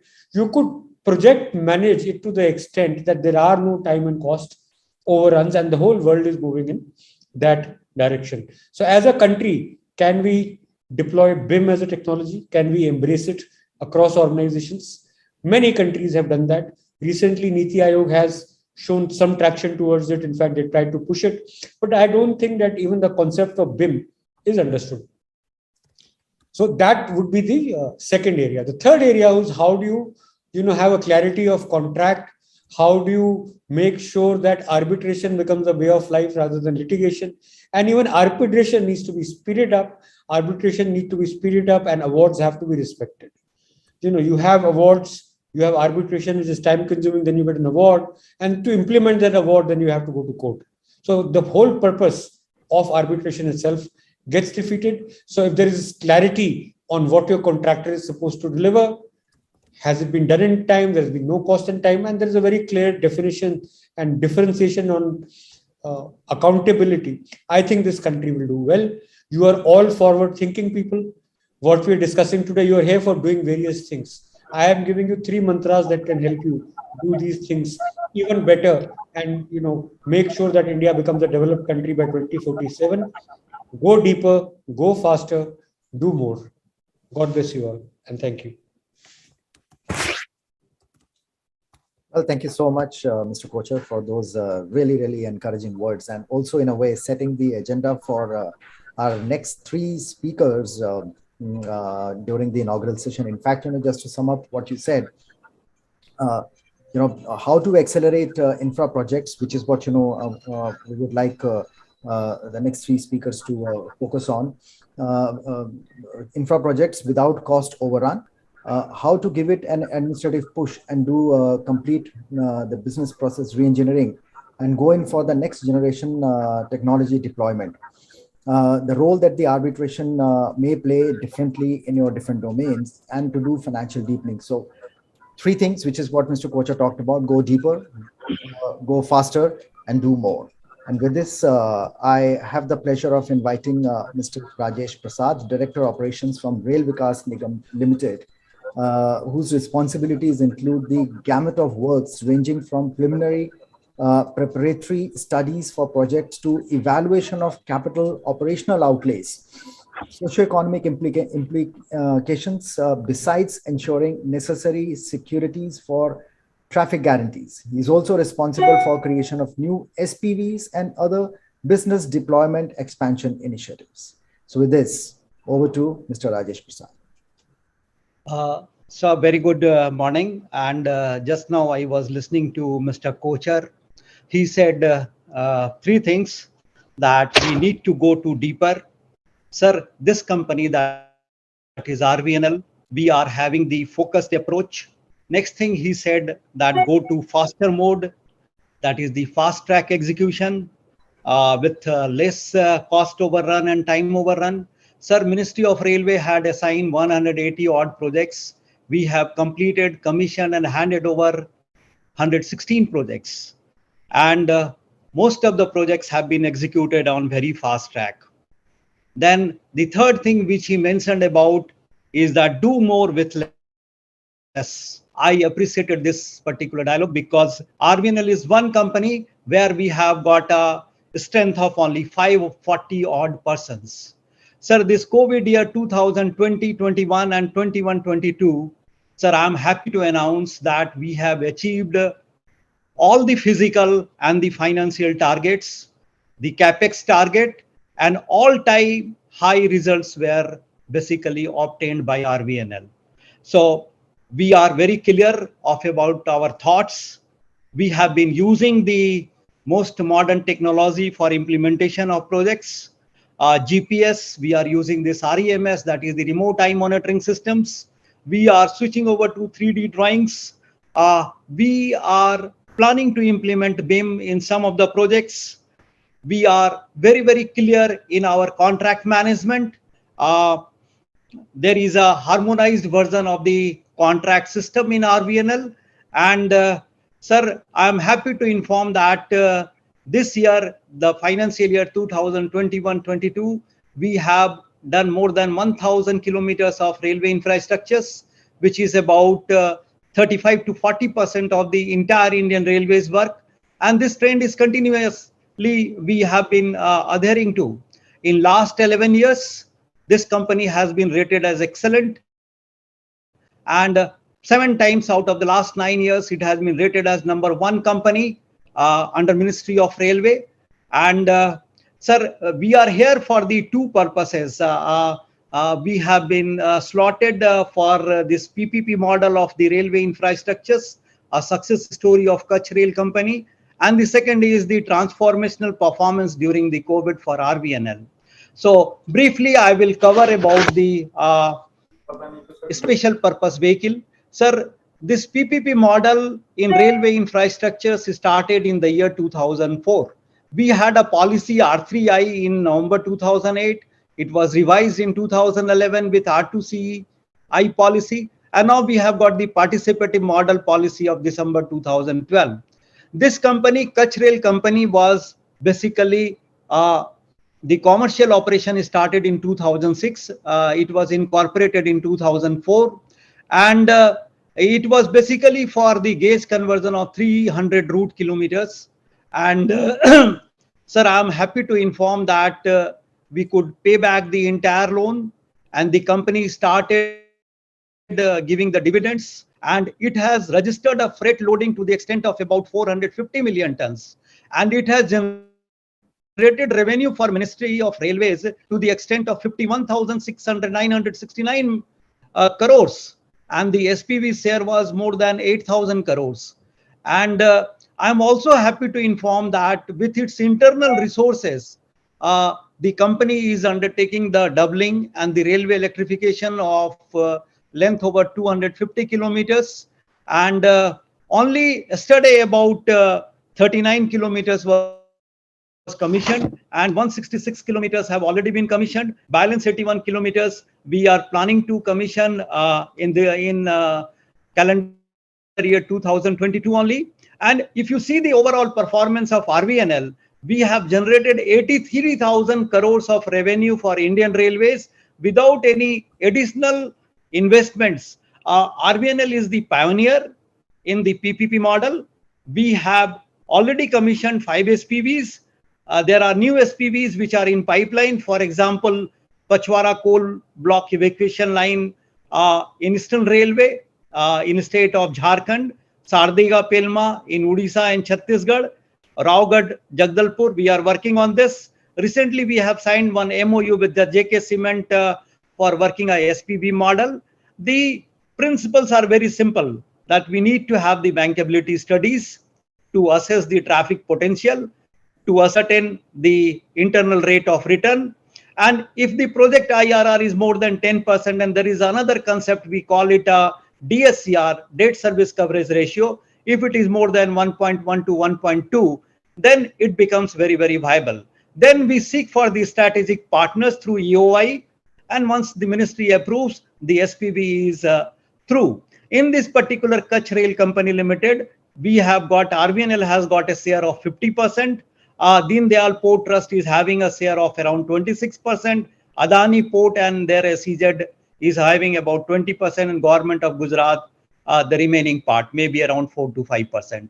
So what I wanted to tell is that this model is the one of the most successful model for the creating railway infrastructures, and it is the future. And RVNL is the pioneer in developing such PPP models. And we are sure that in time to come, RVNL will play a very, very important role in developing railway infrastructures. And Kutch Rail Company model will be remembered for this particular PPP concept in railway infrastructures. Mr. Prasad, I am really delighted to hear your talk. It's one of the most forward-looking talks that I've heard. And what I would propose is we'd like to work very closely with you. Maybe we could, create a paper together and do a series of discussions on use of BIM in railways and how does it help reduce cost and time overruns. Sir, as far as RVNL is concerned, we have got 3 models. One model is that we are getting the projects on assignment basis from Ministry of Railways.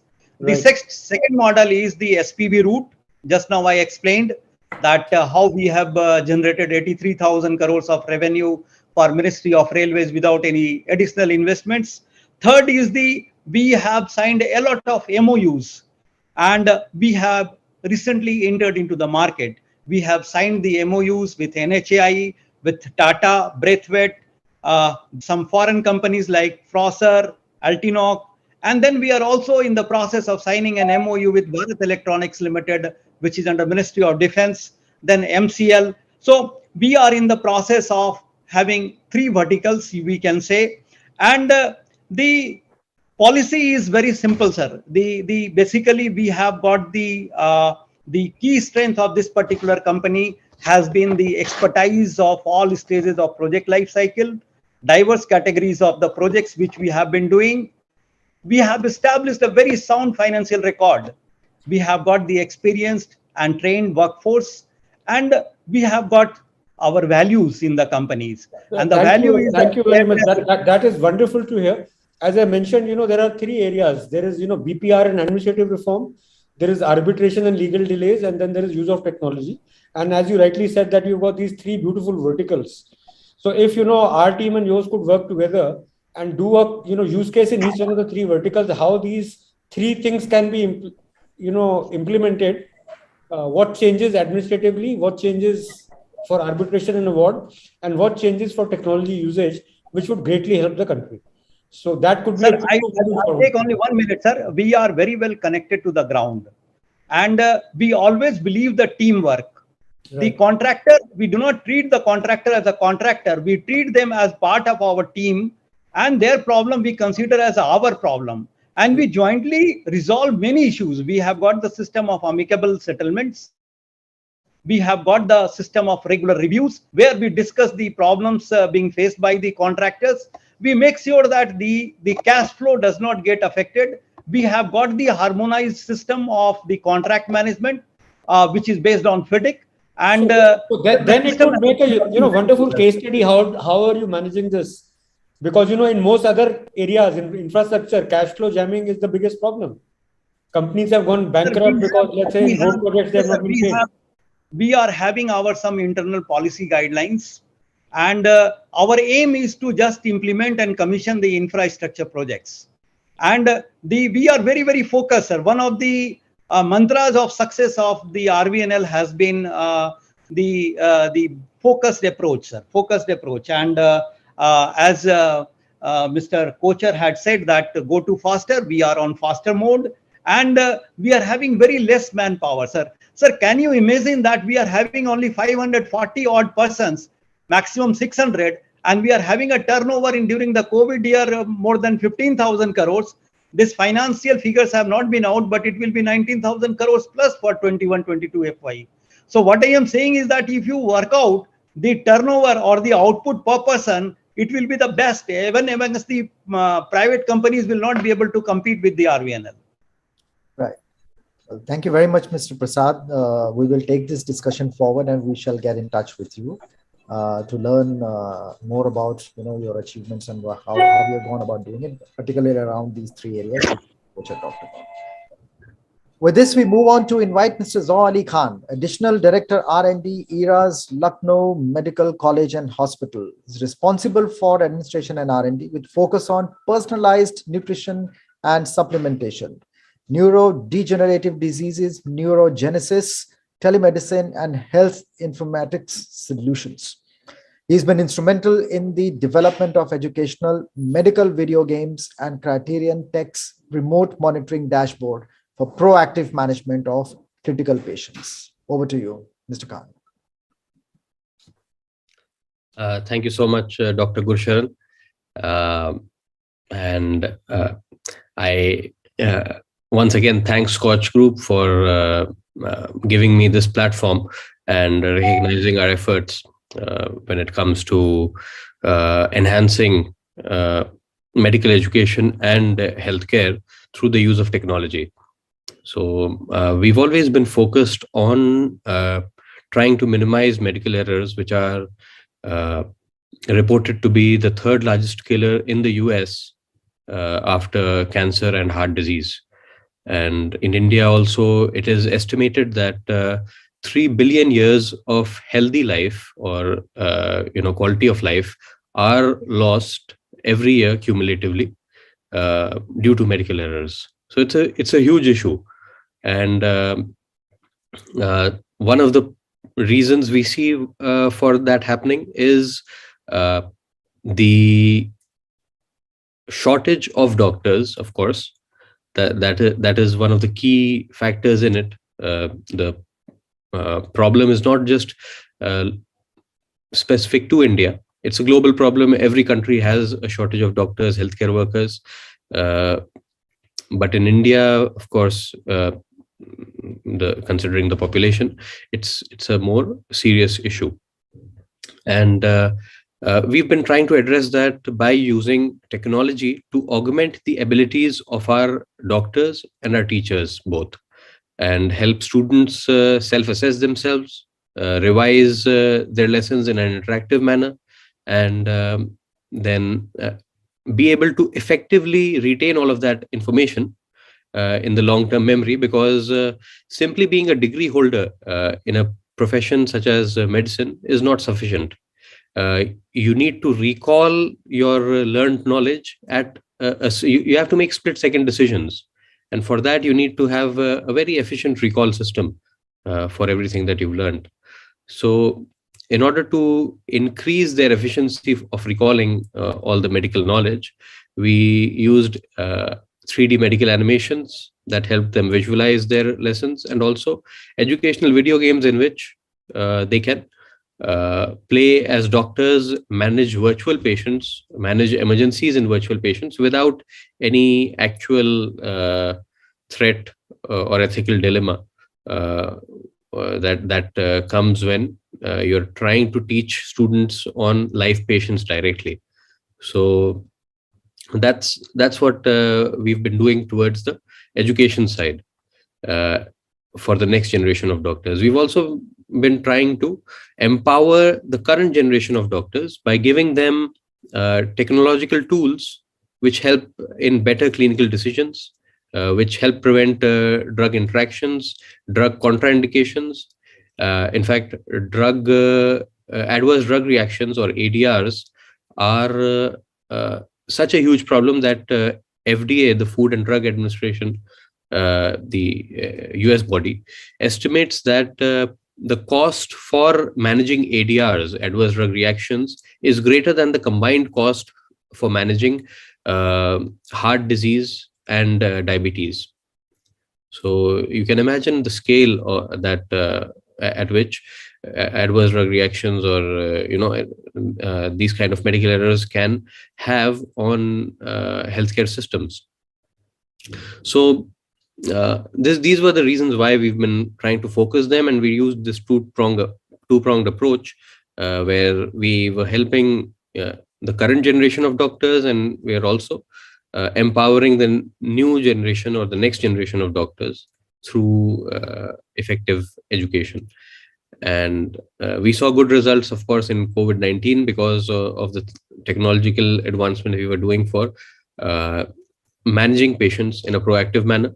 We developed a dashboard that helped identify deterioration in patients at the earliest sign of an emergency, and that helped doctors make timely decisions and prevent further deterioration. And that was a very measurable outcome that we saw through the use of technology in healthcare. And in medical education, we saw, we measured, of course, we anticipated that through the use of these interactive technologies, students will be able to understand their lessons better, which happened. Their marks in internal and external assessments increased.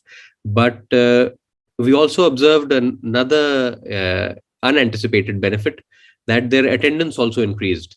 They became more interested in their curriculum as a result of these technologies. So I feel that this is something that we'd be happy to share with other institutes and collaborate with them in a not-for-profit manner, so that India can pioneer in the field of medical education and healthcare. Thank you so much, Mr. Saul. Thank you. I move on to invite our next speaker there, Mr. Ashutosh Vittal Samant, Managing Director, SNTech Information Technology Private Limited.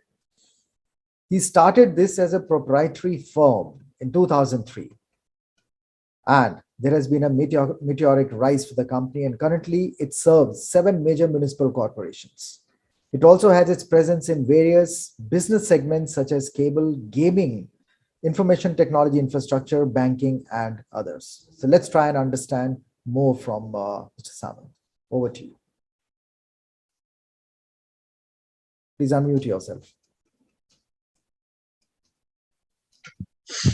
Thank you, Mr. Lanjar, and thank you, SKOCH, for giving us this platform to explain our journey. Now we have been working on this Nagar Karoli product. Actually, this Nagar Karoli product we have developed to automate ULBs, because this is a very large sector where citizens need digitization. As we are moving towards a digital India, and that is what the dream given by our Prime Minister also. So we are also trying to implement the same and trying to bring these digital services to the last mile, that is citizen. Actually, the idea behind this product is every citizen should be able to access services from anywhere and from any device. Like these ULBs, that is municipal corporations or municipal councils, they give services to the citizens. Now these services need to be digitized so that citizen can get the better service. And same time, our focus was to bring this automation to economical, because sometimes this automation becomes very costly. So considering these two aspects, digitization and bringing these services to the citizen, that is last mile, and making an economical product. Considering this, we focused on this Nagar Karoli product and we developed this cloud-based solution. So the cloud-based solution,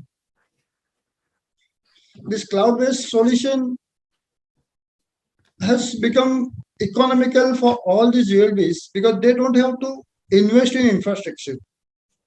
What we did, we tapped with the various data centers also, and then we made it as a software, as a service.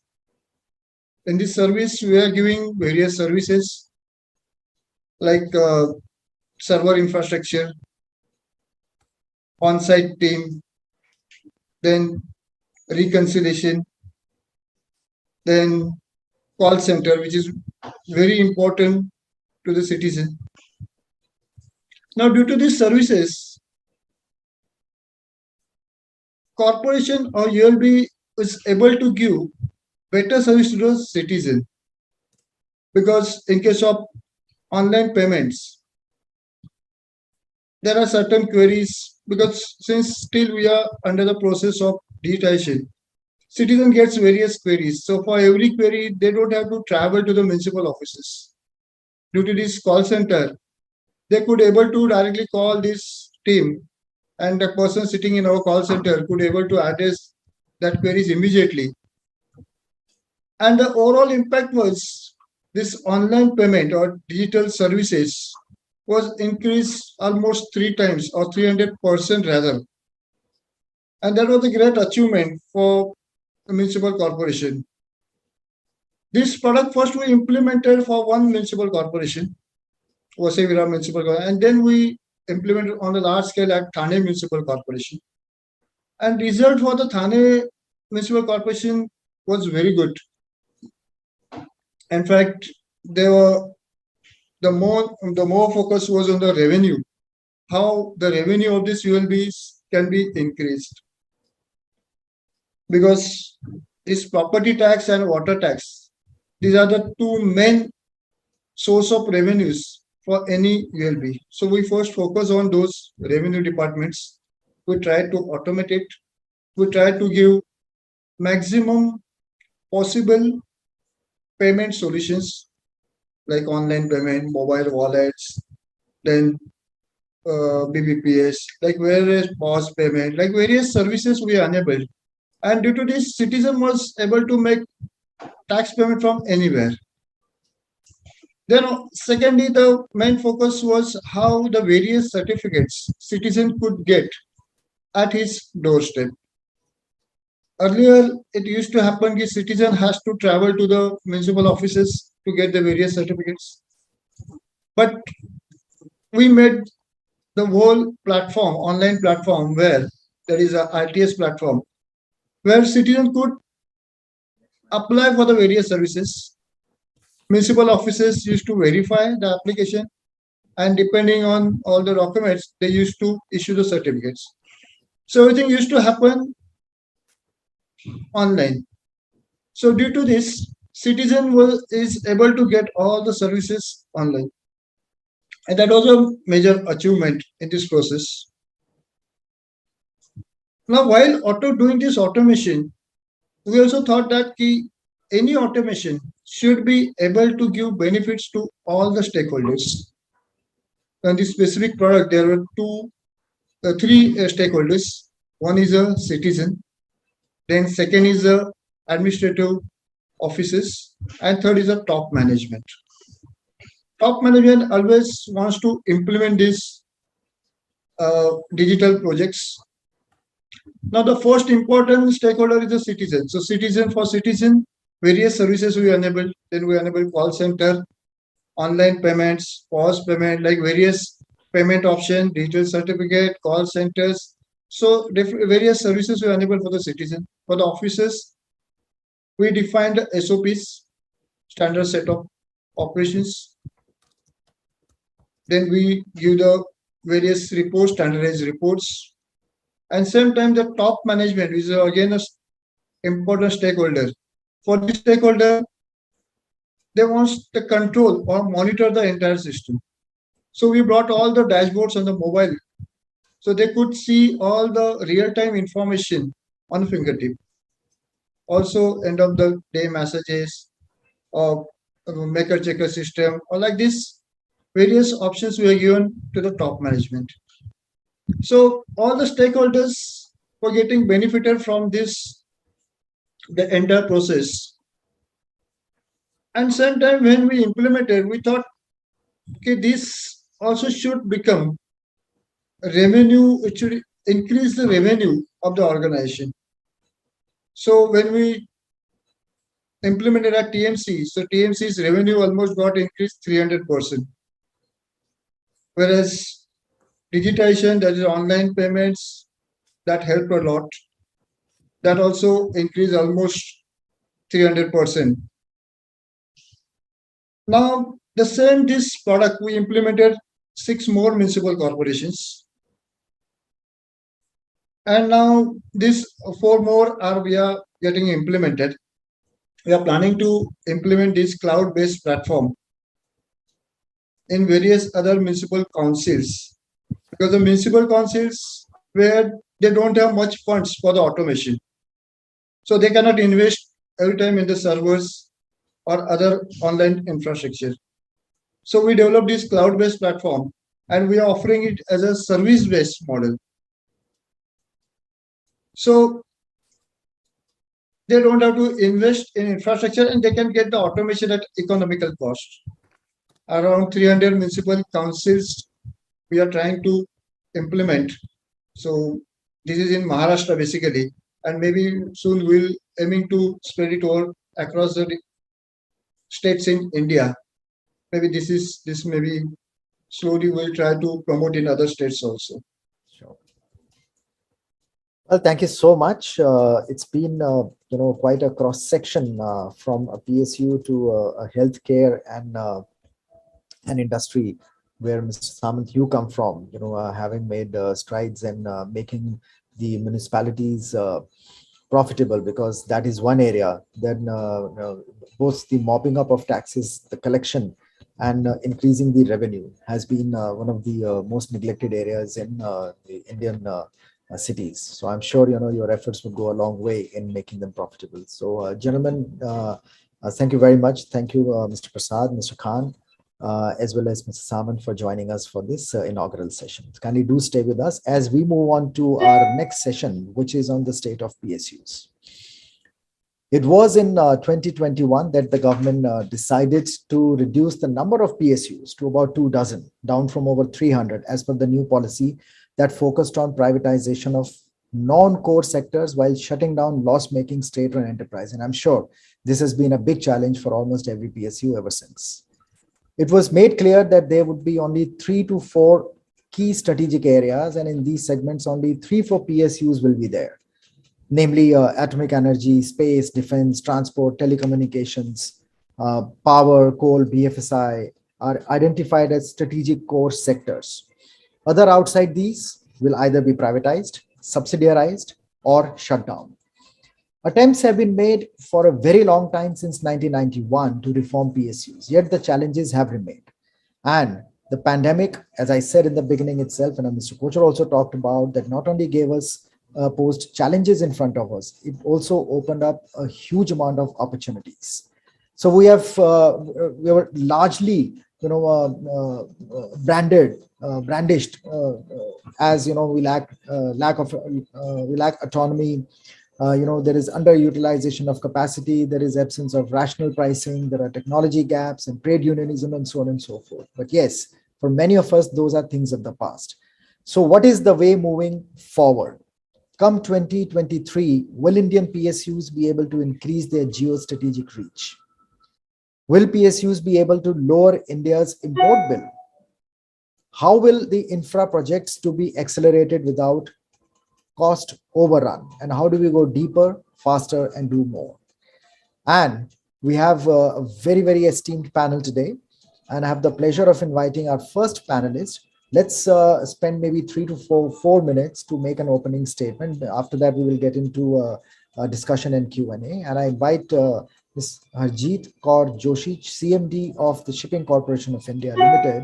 She's heading it since 2019, and she was earlier Director of Finance at the Shipping Corporation itself. While many would find it difficult to handle one portfolio in the pandemic, she continues to hold the Director of Finance portfolio along with the CMD charge, and is currently also holding the additional charge of Managing Director of India Ports Global Limited and Chairperson and Managing Director of India Ports Global Chabahar Free Zone. So that's quite a responsibility. So I hand the mic over to you, and let's try and understand as to these areas, which is what we would like to focus on. Where do we stand, and what's your expert opinion on that? Ms. Joshi. Thank you, Dr. Gurcharanji, and a very good afternoon to all the esteemed panelists and the attendees who have joined us today for this very interesting session. Because as Dr. Gurcharan Singh ji said in his introduction, there are radical changes which are going to be happening in the public sector domain, and that is going to define how our nation is going to get strengthened with these policy changes which are going to take place. Before I start my address, I would first like to take this opportunity to thank SKOCH Group for this, because this is a very, very important subject that we are discussing. And since I represent one of the Navratna CPSCs, I'm really happy to be sharing my views. Now, PSUs, through their tireless and determined service to the nation, have undoubtedly been enablers for the development. And there has been a robust growth of our economy through these 75 years, where the PSUs have played a major role in nation building. And when we are celebrating the Azadi Ka Amrit Mahotsav, 75 years of independence, we have to acknowledge that some of the largest commercial enterprises in the country are today PSUs. And the PSUs actually provide a huge leverage to the government to intervene in the economy directly or indirectly to achieve the desired socio-economic objectives. So while the government has, yes, decided on what are those strategic, that means the government is today having a more focused approach on the nation's development and the important role that the PSUs can play in nation building. PSUs have always come forth whenever there has been a need, a national disaster, a national calamity, whatever, but it doesn't mean that PSUs are important only during the time of crisis, even though during the pandemic, the PSUs did play a major role, and you will see that most PSUs outperformed during the pandemic. Before independence, our nation had only a couple of CPSCs from a meager number of 5 in 1951. We've grown in large numbers. We contribute a lot to the nation in terms of not only our contribution to the exchequer, custom duty, GST, corporate tax, interest, dividends. And it will not be out of place to say that the CPSC also become an important source of development financing for the government. The capex of the PSUs have been robust at more than close to about 5 lakh crore rupees. Today, PSUs are actually synonymous with trust, transparency, social welfare, resilience, and dependability. And these are the strengths of the PSUs, which I think need to be developed. And that is what actually the private sector also seeks, when we've seen that even on retirement, the most government stalwarts are actually sought by the public sector. It is for these very strong qualities which are boast in the public sector that the market still demands them. I'd like to share with you a survey done by Dun & Bradstreet, where most of the natural resources are managed by state-owned enterprises. And these rank amongst the top 10 countries on the metric of Resource Governance Index, where countries have been ranked by the transparency in natural resource management. Further, when you study the top 500 companies in India for 2 decades, it is found that 71% of the state of the enterprises retained their position compared to only 52% of the private firms after 10 years, which clearly indicates the high resilience the PSUs have. Dr. Gurcharanji, while we are talking about CPSCs, it's my duty that we acknowledge the role which the Department of Public Enterprises and DPEM plays, because today they are coming out with new policies, new reform with enhanced focus on operational efficiency and profitability. They are bringing out a revised mechanism of performance evaluation and MOU ratings. There is an extreme amount of monitoring being done by the DP with respect to corporate governance also. And this is actually bringing the CPSCs today at par with their peers in the private sector. I would also like to say that the nation is today at the cusp of global leadership, and in such a transformative environment of economic and social achievements, the role of PSUs will only evolve rather than subside. I'll stop here so that we can have a more vibrant Q&A session. But like I said, the disinvestment is not here to dilute the importance of the PSUs. Maybe it is with a focus on what is important. We stay focused on that. Thank you, Gursharan ji, for this opportunity. Thank you very much. I have the pleasure of inviting now Mr. Sanjay Swaroop, who's Director, International Marketing and Operations at Concor.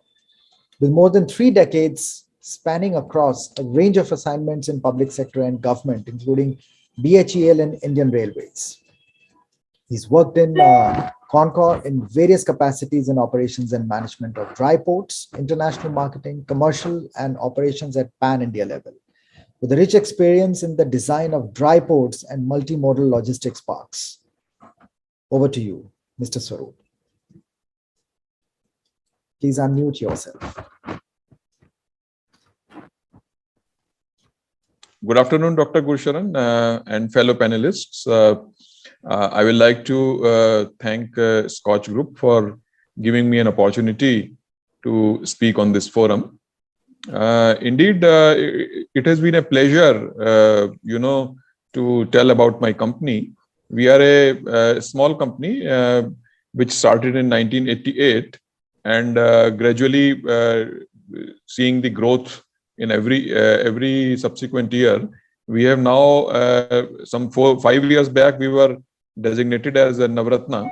We are a Navratna PSU under Railway Ministry, and having our spread throughout the country with 61 terminals, providing multimodal logistics facility to the EXIM trade. And wherever we set up our terminal, it's not only the profit is not the only objective for setting up a terminal. We see the development of area and the demand of the trade, and then go out for setting up the terminal. So that has been the philosophy of our company, which has helped us to grow year by year. Then in the corporate governance also, we believe in philosophy of corporate governance and transparency, full disclosure, independent monitoring, and fairness to all. These are the motto of our company. And we have a robust internal control systems and processes in place for smooth and efficient conduct of business. And it complies with relevant laws and regulations. And we use state-of-the-art enterprise resource planning systems that connects all parts of the organization to record data for accounting, consolidation, and management information purposes also. So we have a very, very robust corporate governance in place, and we continuously assess the effectiveness of our internal controls through extensive internal audits, which are being conducted on regular basis by experienced independent firms of chartered accountants, etc., in close coordination with company's own internal audit department. The significant observations of internal auditors and corrective actions thereon are presented in the regular meetings of Audit and Ethics Committee, which comprises of directors, mostly independent directors, and one functional director also. And these reports are reviewed, compliances are ensured, and everything goes to Audit and Ethics Committee for final reporting of these things. Our company believes in transparency in working, and we have taken a lot of IT initiatives. All the processes are IT driven. There is nothing manual, and we have paperless office. We don't all our transactions, all our file movement, tender committee meetings, everything is done on e-office, which is fully implemented in my company. We are a very lean and thin company, and our total expenses on our manpower is only 6% of our total earnings, which competes fairly well with any PSU and even our friends in private sector also. So and we have integration of commercial ERPs, financial ERPs, We have introduced recently Know Your Container Location KYCL, which is a great IT initiative and very well received by trade. We have automated the contract management system, automatic billing, EMBs are also automated. Then we have recently introduced HRMS, which is Human Resource Management System, everything online. Then we are now developing AI-based system for management of our terminals at our flagship terminal at Tughlakabad, and we hope to complete in 3 months. After that, we will replicate it throughout the country in all our terminals. There, all our terminals will be, using AI technology. I would like to conclude my talk by telling the august audience that throughout the pandemic, we were working 24/7, all the days, every hour.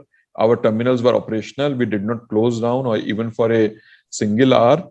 And secondly, we helped the Indian Railways to transport oxygen special trains, oxygen cylinders within the country and even outside country to Bangladesh also. We ran oxygen special trains from our terminals and on our wagons. That way, whatever was possible, we did our bit to fight the pandemic and make a small contribution. Thank you very much. Excellent. Thank you so much. I now invite Mr. Nitin Nandi, Executive Director, Information Systems at Indian Oil Corporation, who is responsible for strategizing, developing, securing, and managing the entire IT-enabled business ecosystem for the organization.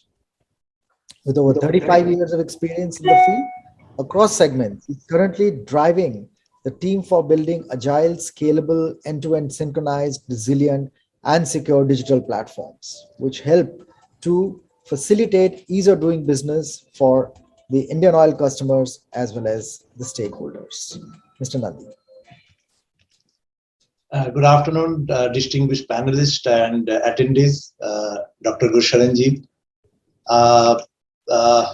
I am representing the Indian Oil, the #1 public sector company, a diversified integrated energy major with presence in almost all streams of oil, gas, petrochemicals, and alternate energy sources, and using state-of-the-art technology and cutting-edge R&D, a world of best practices, quality consciousness, and transparency, and a world where energy in all its forms is tapped most responsibly and delivered to the customer most affordably. And as Indian Oil, as you know, we are the extended arm of the government, and we are responsible for implementation of government policies, schemes. Namely, we have implemented this DBTL, direct benefit transfer to LPG customers, PMEY, Pradhan Mantri Ujjwala Yojana, recently the PMA 2.0 also. For all of our activities, the digitalization, IT enabled have been the core of the things.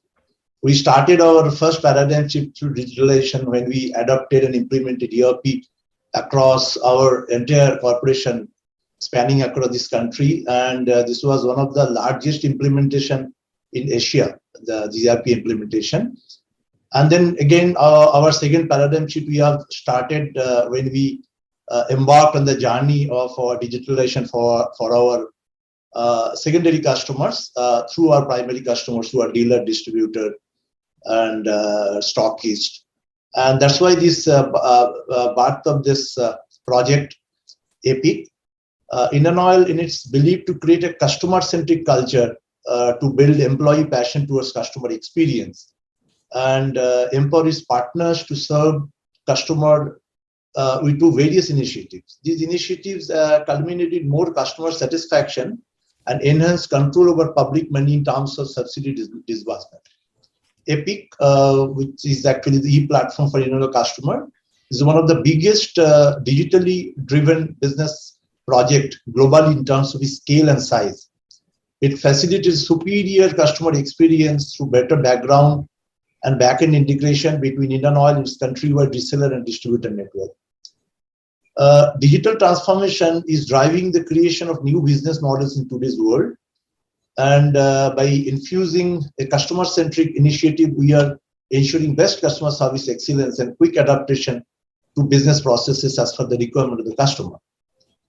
These initiatives have changed the perspective in oil business for its customer, partners, and delivery network. EPIC is one of the projects which have brought change in digital transformation, which is the buzzword and actually the utmost necessity of any organization. And it has facilitated ease of usage with the concept of AAA, that is anywhere, anytime, and any device. In order to achieve end-to-end digitalization of citizen services and to enhance e-governance framework from citizen, partner, corporations perspective, the initiative takes care of first the eKYC for all customers through OTP based and partners through OTP and biometric. This enables quick KYC for existing as well as prospective customer, providing a major base for enabling us release Ujjwala 2.0 connection to the extent of 45 lakhs till mid-December 2021. Apart from Ujjwala and eKYC for all customers, various integration of microservices was done to provide seamless digital journey to citizens for various services, e-governance, which were earlier available only on offline mode. Use of emerging digital payment gateways means, along with incentivization of digital payments to customers and the delivery personnel, as for example, dynamic Bharat QR, Amazon QR, etc., in order to enhance digital footprint, especially dynamic Bharat QR, which contains all details to the order level, there, we're eliminating the multiple steps in payment process. These in turn led to greater adoption of digital payments, a jump from 4% to almost more than 35% in less than a year. In order to provide better and competitive service to the citizens with reduced booking to delivery time, refill portability and family member group booking facilities, etc., introduced. In turn, also inculcating competitive behavior among distributors, which ultimately is to enhance service standards for the entire corporation. So thanks to SKOCH and the jury members and everybody for giving us the opportunity to present this verse. It's one of its kind because as I told, we are the extended arm of government. So we actually support both the customer when you are a profitable corporation and as the consumers and the citizens. We are actually doling out and helping government to implement the schemes. So thanks to all of you. Well, thank you so much. And now invite Mr. Rahul Tandon, who is Head of Digital Transformation at Bharat Petroleum.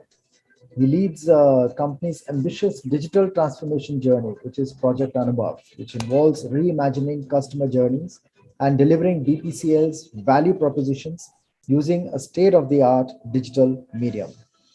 He earlier headed the corporate strategy team at BPCL, profit and loss responsibilities for the fuel retailing business in Kerala and Karnataka, LPG marketing, so on and so forth. Mr. Tandon. Thank you, Dr. Gursharan and fellow panelists. It's a pleasure and privilege to be able to speak on the same platform as you are in.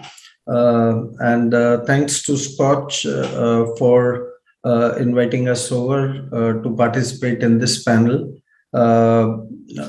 Since everyone has been talking about their organizations and their contribution to the society, to the government, to the customers, we would like to share our bit of story and how we contribute to making life easy for our customers.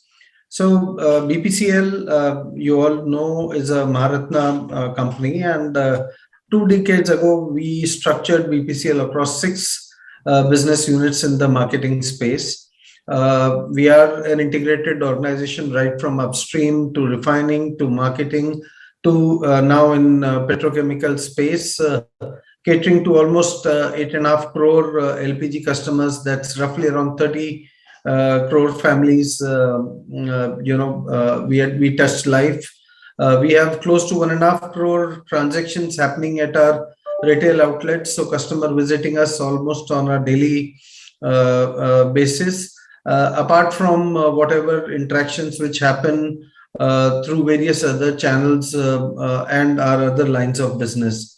So this SBU structure has served us well in the past, but has resulted in creating siloed customer solutions, resulting in a very fractured customer experience.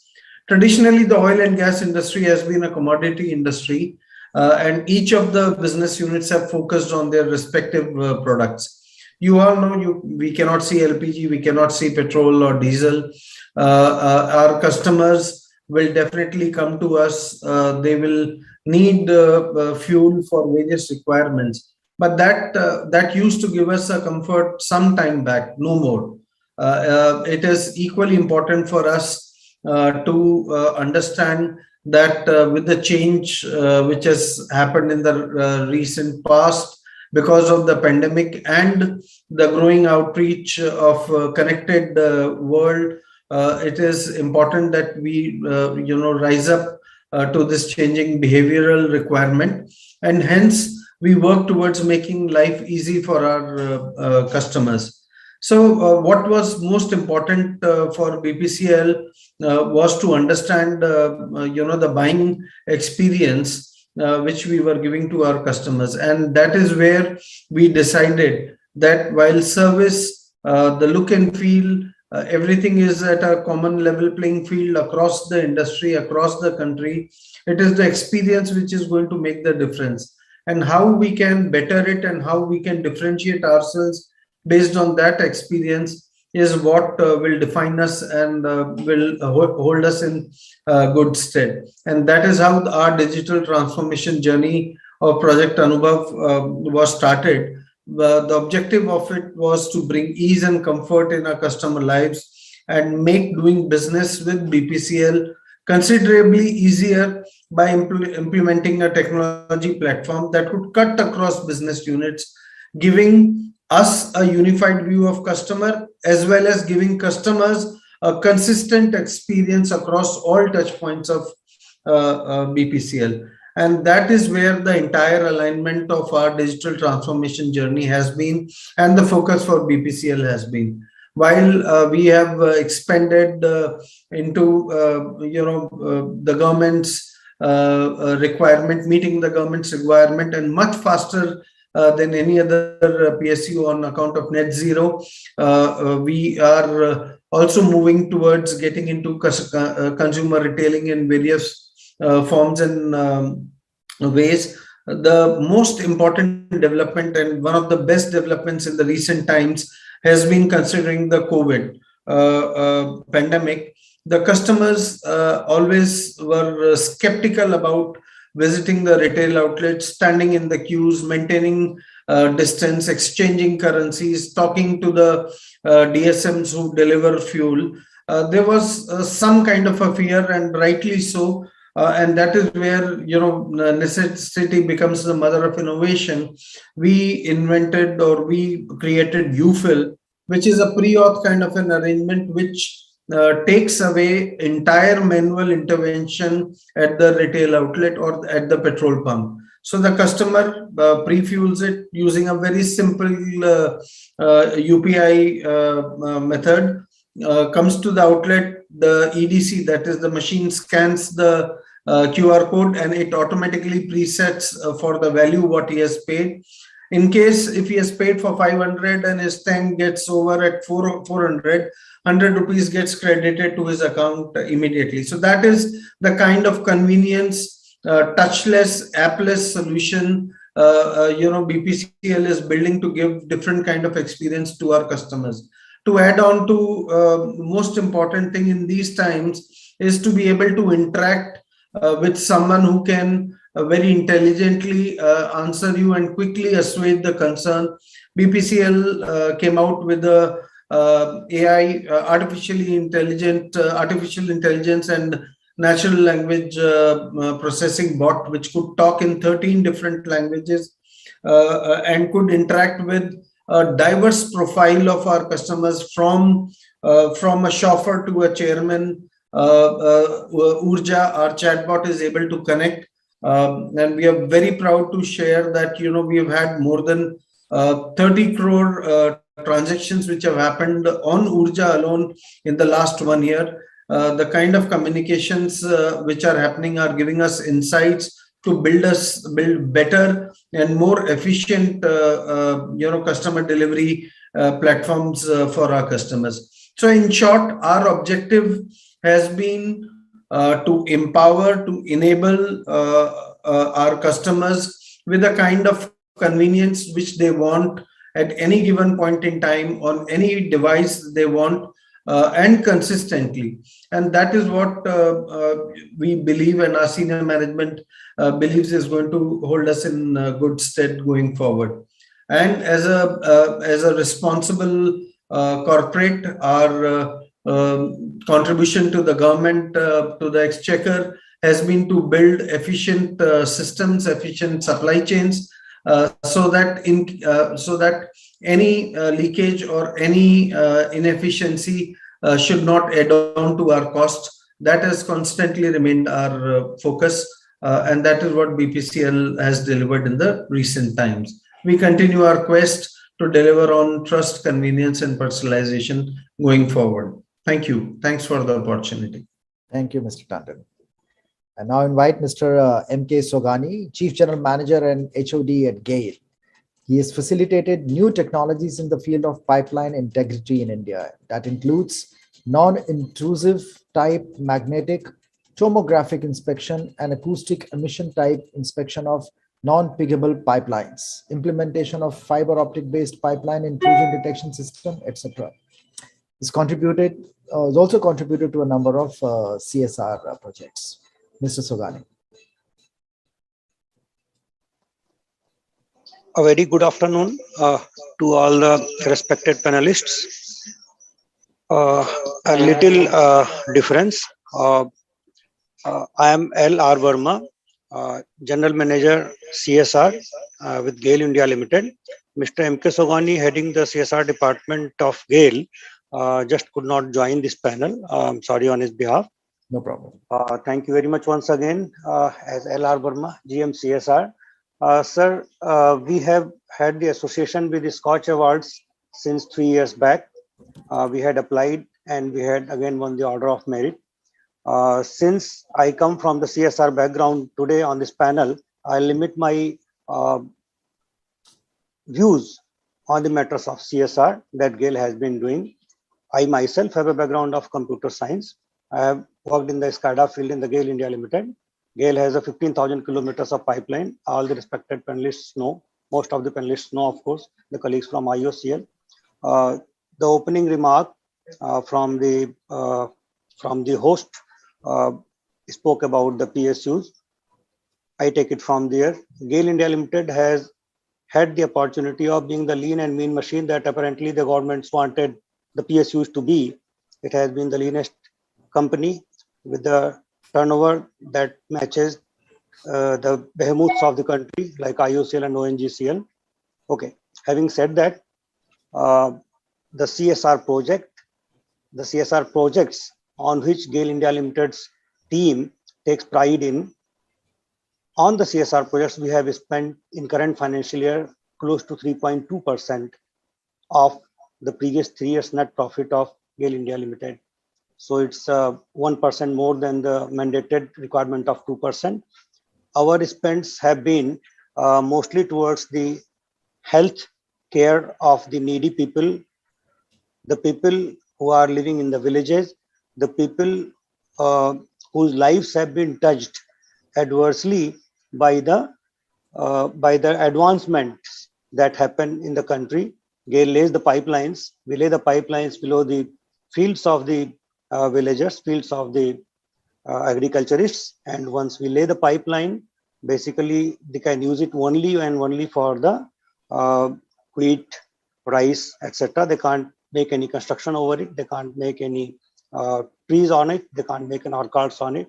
So the point is that GAIL has a locus standi to try and benefit the people's lives in a positive manner, so that the healing touch is there from this company, from this behemoth of the PSU of the Government of India. So the Arogya project, which is a flagship project of GAIL India Limited, is the one in which we have been running approximately close to 60 mobile medical units across India, almost 14 states and 48 districts. We have been running them in the districts, aspirational districts that are allotted to GAIL. And these mobile medical units have been really very well received, very well received by the population. Those people who will otherwise not have access to the health care, the health care that we are so much used to it sitting in the cities. I have had the opportunity of seeing a number of interviews. I have personally visited a number of MMUs where voting करवाओ एक एक आदमी 7 vote डाल सकता है. I'm sorry. So please go ahead. Yeah, so we know that there are people whose lives have been touched by these mobile medical units. Those are the people who have no access to the healthcare as we know it, sitting in the cities. They say, one of the persons said that I did not know that I had a BP. This person is close to 65 years old in a village, in a remote village, say in Jhabua, and he knows that he has a BP now and he can take care of it. His life is elongated. So this is the value of the project that we do, and the employees in the GAIL India Limited really feel associated with it, and they really feel quite proud of it. We know the demands keep coming from our project officers and O&M officers that we need to run more and more mobile medical units. The cost of delivery is close to 115 rupees per patient. Lowest of the lowest. Having said that, GAIL India Limited, the manpower, the employees of GAIL really take pride in the CSR activities that GAIL does.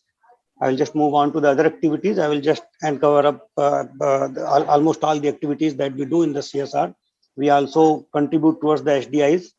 You have just about 2 minutes to do that. I understand, sir. So the SDIs to which we contribute, approximately 50 crores have been spent by GAIL. We have skill institutes in Guna, Madhya Pradesh, another remote location, and Rajamundi, another remote location, on which we have spent close to 30 crores of rupees among past 5 to 6 years. Likewise, it goes without saying, being a central PSU under Ministry of Petroleum and Natural Gas, we have spent 50 crores in last year, close to 80 crores in total on the COVID relief. Current year also, close to 90 crores on COVID relief. Out of this 214 odd crores that we have spent in the name of CSR from the GAIL India Limited's profits. So I will just cap my words, cap my statement, stating very clearly that GAIL really takes pride in its CSR activities because it really helps us elevate our image among the people whose lives we touch somehow or other because of the business needs. Thank you very much. Thank you very much, sir. Thank you very much, Mr. Verma. So that, in fact, it's an amalgamation of views from across the sector. We start the discussion, the Q&A. In fact, the very first question that comes to my mind, and which is what I would like to pose to Ms. Joshi, that, as far as the infrastructure projects are concerned, and in one way or the other, almost each and every one of us is involved in the development of infrastructure, whether it's to do with the telecommunications or to do with the, the waterways or the ships and so on and so forth. What have you done, or otherwise what needs to be done to accelerate it, and also to avoid the cost overruns? Because that has been one of the biggest problems that we have faced in, maybe last over a decade or something. Dr. Gursharanji, since I am heading Shipping Corporation of India, which is actually a service sector rather than actually an infrastructure industry. However, with my background of 31 years with ONGC, I'm sure I'm going to be able to answer your question. Like I had said in my inaugural address also, that the government can substantially intervene on the pace of the national economic development by virtue of these infrastructure projects, which are across the length and breadth of these public sectors. Yes, it's extremely important that these infrastructure projects deliver on time without any cost overruns. So time and cost overruns are something which need to be very, very minutely watched, monitored and controlled. And I think this is very acutely being done, because today one of the important MOU parameters for the evaluation of all the public sectors is their capex spend. And once you take a parameter of a capex under the MOU, then also the performance of the capex with respect to the cost and time overrun is monitored. However, I would also like to add to that while this is an MOU parameter, in most undertakings, this gets evaluated only once in an annum. It needs to become a part of the daily ritual of the running and the operations of the organization. Proper monitoring of infrastructure projects is extremely important for the economic development of the country. I hope I've answered your question. I'm happy to supplement it in case you think I've left out something. I'll come back to you. In fact, you said it very succinctly. And to add on to that, move on to another service provider and also the owner of a large fleet outside the Indian Railways, so to say, Mr. Sanjay Swarup. Yeah, actually, we are setting up our own terminals in the country. So they are, in fact, creation of infrastructure. Now, the main problem that we are facing is the acquisition of land. So land acquisition has become a biggest challenge for us. But of course, being a PSU, we get a lot of cooperation from state governments, and we are using the district magistrates are helping us of the concerned districts wherever we have to set up our terminals. But the process is quite long, and many times we are facing issues at some of our locations.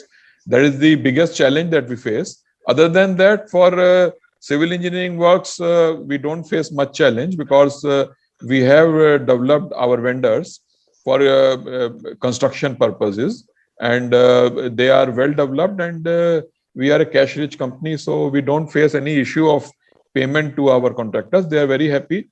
In fact, we are getting very good rates because in our company, when they submit the bill, in 7 days, they get all the payment. So they are giving us very good rates in tenders. On that issue, we don't face much problem. The second issue, which is very challenging for us, is the notification of our terminals by customs department, because all my terminals are dry ports. So they have to be notified by customs department. So there also I am facing a bit of a challenge. But being a PSU, I am able to convince them. Plus, I have a standing of more than 3 decades in this field. So customs department is also aware that CONCOR finally will, suppose there are some shortcomings, they will make good these things in due course of time. But at some places, of course, we face challenges, and it results into delays, and it doesn't go as per our time schedule. So basically, to summarize, for construction of terminals, we face challenges in terms of land acquisition, and second is notification from customs department. Now, as far, just I will take 1 more minute. As far as the issue of my rolling stock, that is the wagons, because I own 370 rakes, container trains. Rakes means container trains, which I run throughout the country. And seeing the traffic projection, we have made a forecast that for in the next 3 years, we will take this fleet size from 370 to 800. So we are more than doubling our fleet capacity. Now we are facing a very big challenge in the country because the wagon manufacturing it's a limiting capacity of wagon manufacturing in our country, and we are in a very, very challenging situation where we have the potential, we have the traffic to cater to lift the traffic, but we are short of wagon manufacturing capacity in our country, and we have the money also to purchase those wagons, but unfortunately that capacity is not existing in our country. So we are exploring other options like taking permission from government to import such rolling stock. So these efforts are going on. They are ongoing efforts. So that is what I wanted to say. Thank you. So, Mr. Nandi, particularly when it comes to technology, so how to go in for the next generation technology deployment, which can help you accelerate the expansion of your infrastructure with the minimum cost overrun, because that is something which has always been an impediment to the growth of business. Yeah, that's a very important topic and very, very relevant for a company like Indian Oil, who has got presence across Indian the nook and corner of India. And we are one of the foremost company for helping government for all infrastructure building. Yeah, you are absolutely right, because digitalizations and the IT enablement not only helps for rolling out for customers, but it is also for proper project monitoring. And that's why in our company, we have already implemented paperless transactions and approvals, which helps us for monitoring and taking approvals and various other things.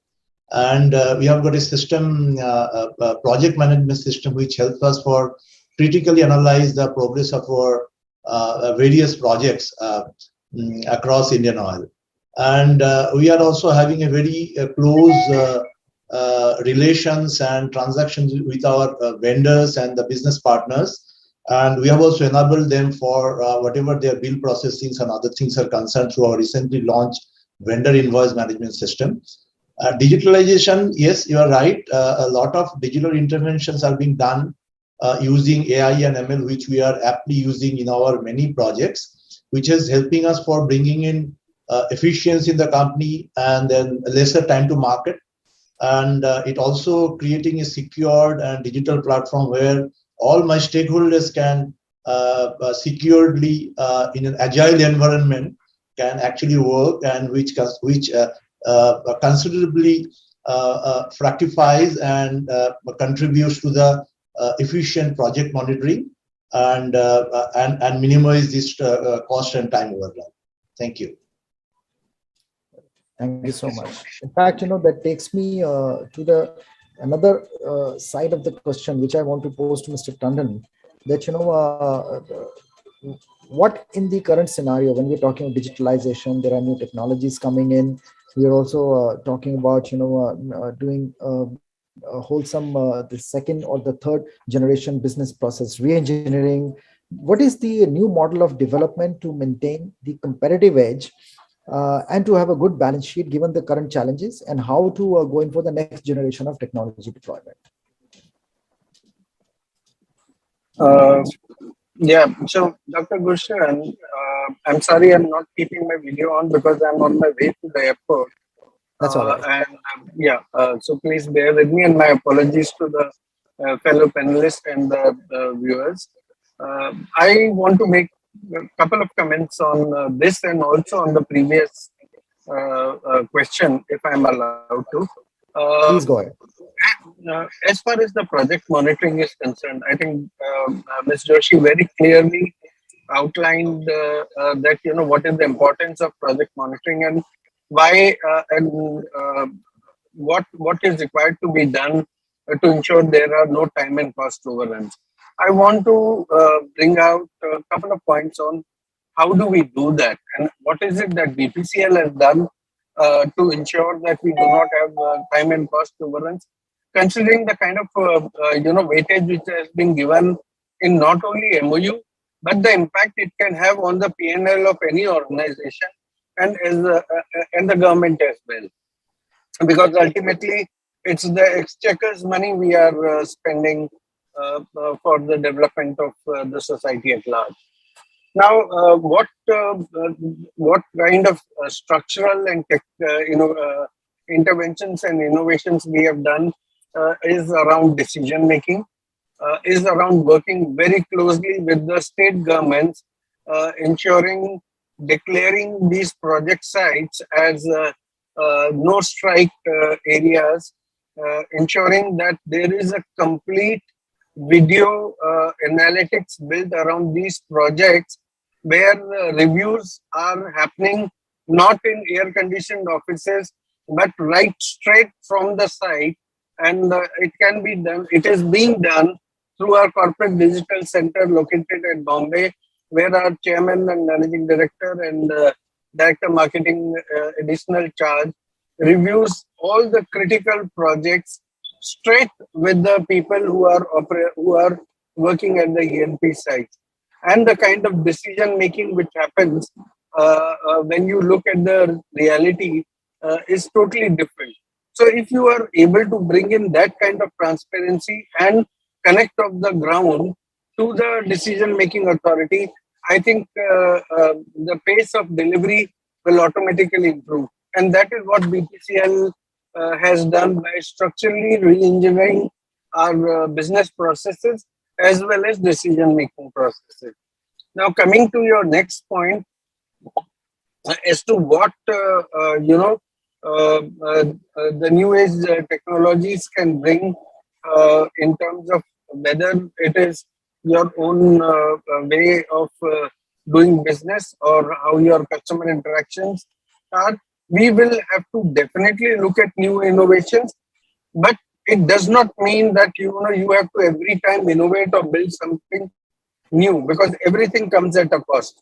So if you can look at identifying inefficiencies in your system by digitally or technologically enabling certain business processes, that also can solve your problems around rationalizing costs, optimizing your manpower or resources, and thereby contributing to the bottom line of the organization. I'll give you one small example of what we have done in BPCL. Now, lubricant industry is a very fiercely fought business in the country, with almost 16, 17 global players trying to have their share of pie. Now, for us refiners who produce best quality grade lubricant oil, we are left with nothing but to be mass players, and in the crowded market, because we have to sell our base oils, we are not able to be in the premium segment. So why are we not able to be in the premium segment is because of the kind of branding and promotion and the kind of control and offerings the international players based on their established technologies are able to provide. So what, looking at this and studying the entire market, what BPCL decided to do was to tap the entire lubricant value chain to find out where are the inefficiencies and how I can reach out to my customer and be able to interact with them. Because till now, we were not aware who's our end user. See, in case of LPG and petrol and diesel, we know the customer comes to our forecourt, or we go to their kitchen and supply the cylinder. We know our customer. But in lubricants, we never knew our customer.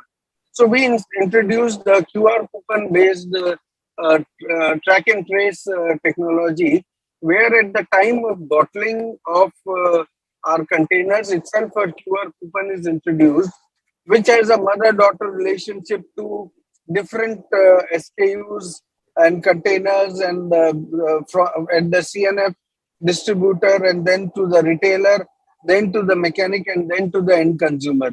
So this way, we are able to, one, plug any false product coming into the market. Second, we are able to identify white spaces as to where it is not selling, and we need to make those marketing interventions. And third, where the inventories are getting blocked and are eventually becoming slow moving or non-moving. So this method helped us improve on our cost structures by almost 12% in just 2 to 3 months of implementation. So you can understand that you need not every time build new solutions, but if you look at your existing process and the processes and do a re-engineering and support it with the tech, which is what I feel Industry 5.0 is going to be all about. not eliminating everything, but supporting human with tech. I think that is what is going to create a difference in the long run and a sustained run. This is what I believe and our organization believes.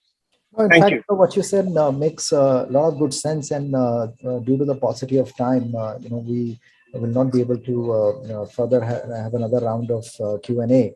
The point is that respectively in your fields, a lot of good work, good achievements, and a lot of good implementation of technology has taken place, and each one of you is working in your own isolated vertical. But yes, you've done your best to reduce the cost, increase the efficiencies, bring in modern technologies, go on to the next level.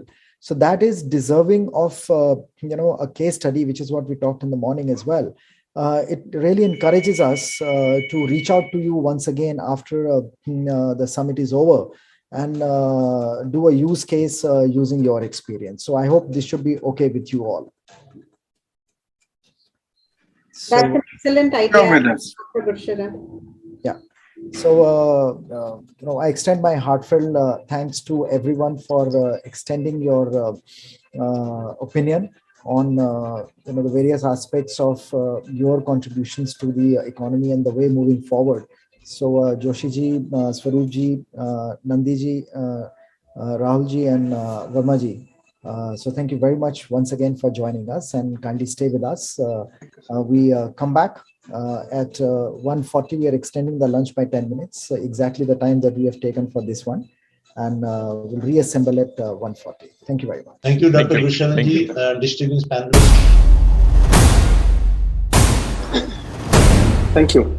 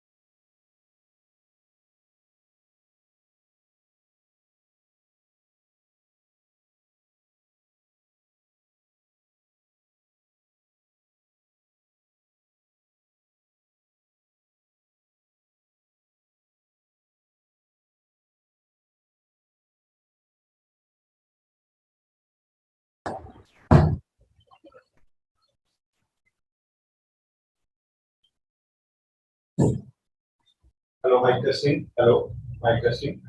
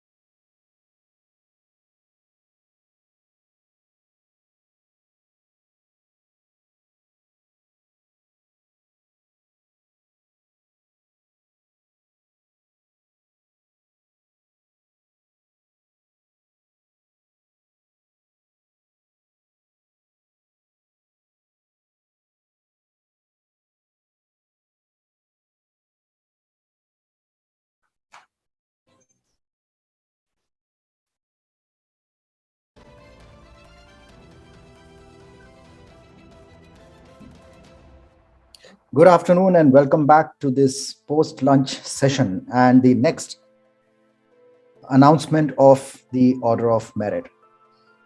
Ladies and gentlemen, I have the pleasure of inviting Ms. Ayushi Saxena, Communications Officer from AU Small Finance Bank for Banking for All for Banking.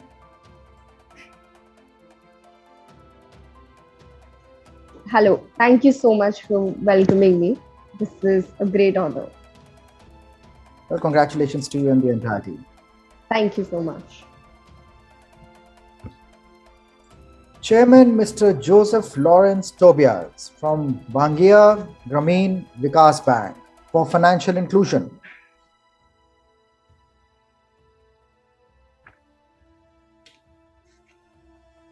Mr. Akhil Handa, Chief Digital Officer from Bank of Baroda, BOB World, the super app of Bank of Baroda.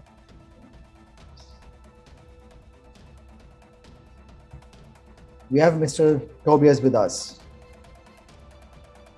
Can we see your video?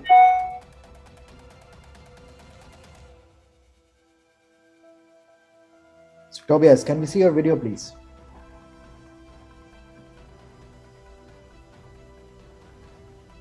Am I audible?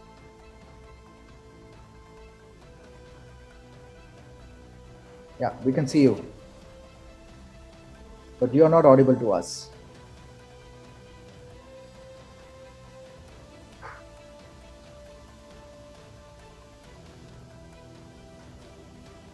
Looks like there is some technical glitch. Your voice is not able to reach us.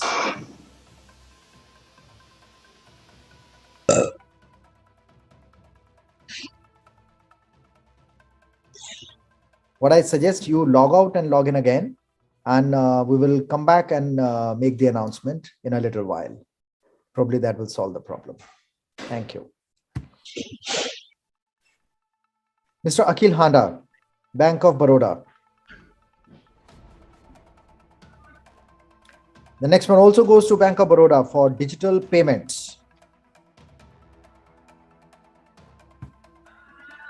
Digital lending platform, yet another one for Bank of Baroda.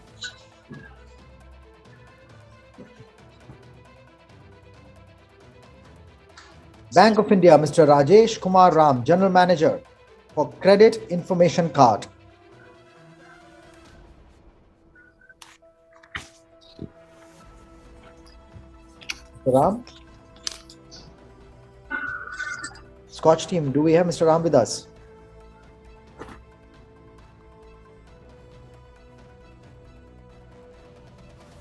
Bank of India, once again, Mr. Rajesh Kumar Ram, General Manager for BOI, Corporate and Global Website for COVID Response.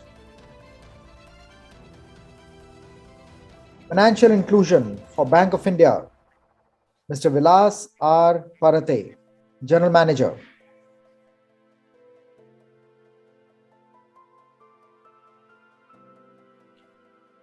Bank of Maharashtra, Mr. Radhe Shyam Bansal, General Manager for Implementation of Official Language.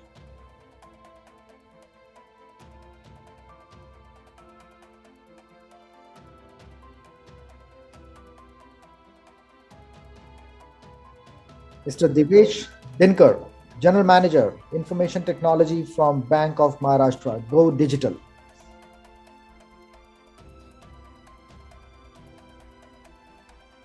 Mr. Dinkar.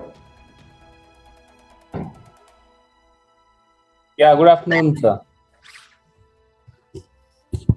So we just made the announcement for your SKOCH Order of Merit for your project Go Digital.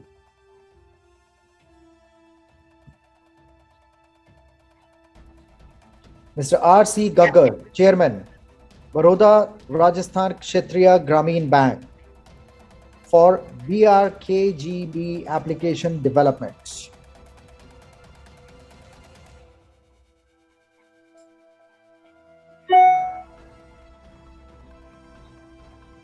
Baroda Rajasthan Kshetriya Grameen Bank once again for digital inclusion. Mr. Gaggar, Chairman.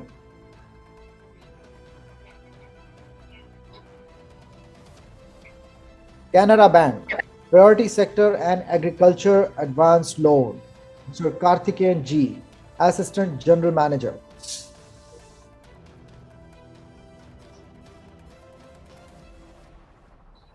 Central Bank of India, Mr. Surya Narayanan K, CISO, for Cyber Security Operations Center.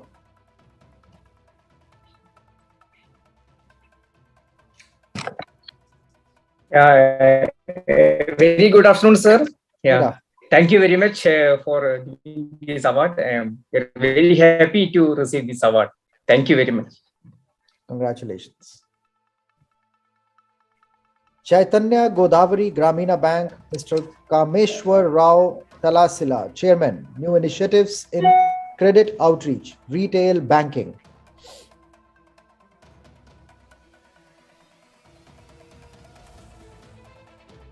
Response to COVID from Chaitanya Godavari Gramina Bank, Chairman, Mr. Talasila. Sir, good afternoon, sir. Thank you very much for the award, sir. Congratulations.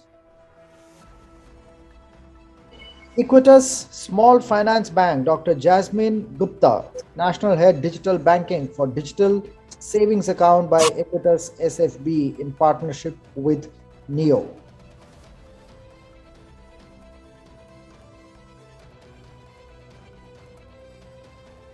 You can see it. Yes, thank you so much for the award and the recognition. NEO is one of the fastest growing neobanks in the country today, and we are very happy to receive this award. Thank you so much. Congratulations. Ms. Neha Joshi, Manager PR and Marketing from FinCare Small Finance Bank for Cyber Security Solutions.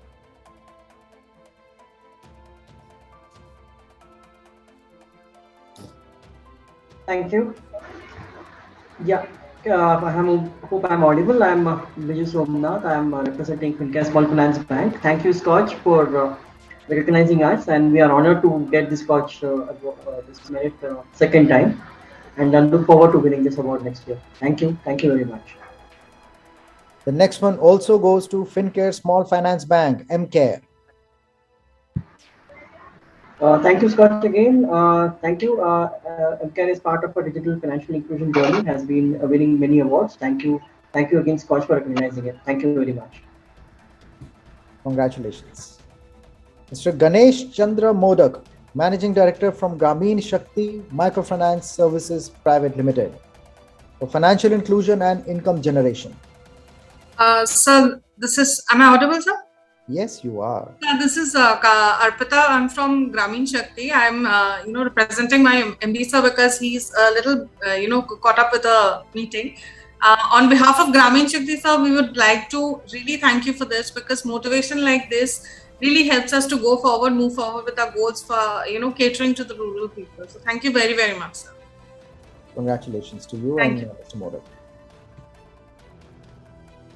Mr. Nabil CT, Manager, Corporate Communications from IIFL Samast Finance Limited for Shiksha Ki Udan. Very good afternoon all. I am Shambhuling, representing IIFL Samasta. We would like to thank SKOCH team for this award. With this, we would like to continue our good work for helping girl children to continue their education. Thank you so much. Khata Book for Financial Technology, CEO and co-founder, Mr. Ravish Naresh.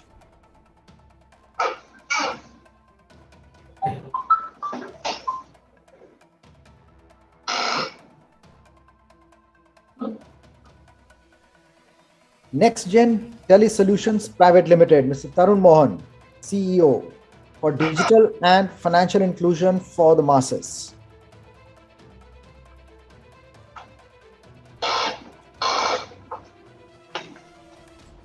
Orange Retail Finance India Private Limited Managing Director, Mr. E. Daniel G, DigiWheels.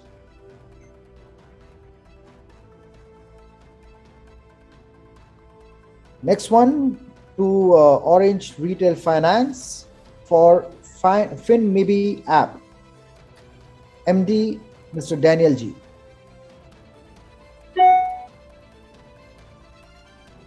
Mr. Sanjeev Kumar Dubey, Chairman, Punjab Grameen Bank for Financial Inclusion.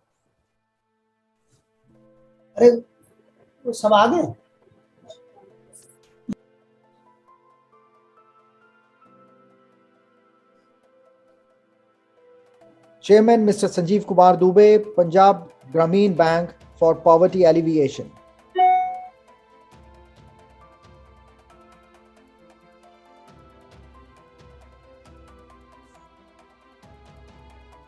Mr. Venkateswaran TR, CISO, Punjab National Bank for Security, Orchestration, Automation and Response.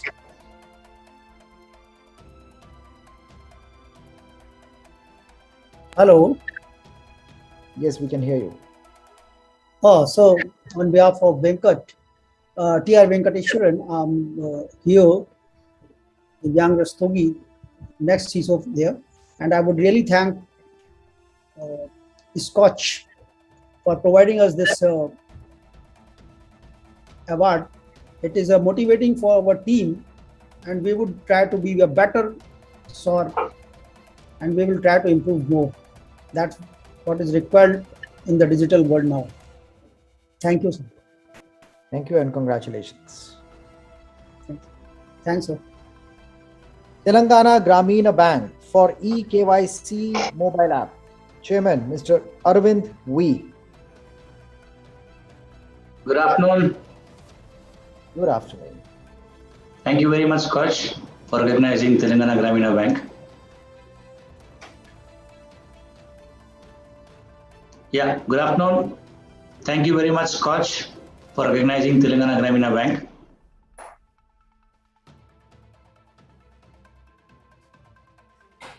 Well, congratulations to you and the entire team. Thank you. The next one also goes to Telangana Grameen Bank for Family First.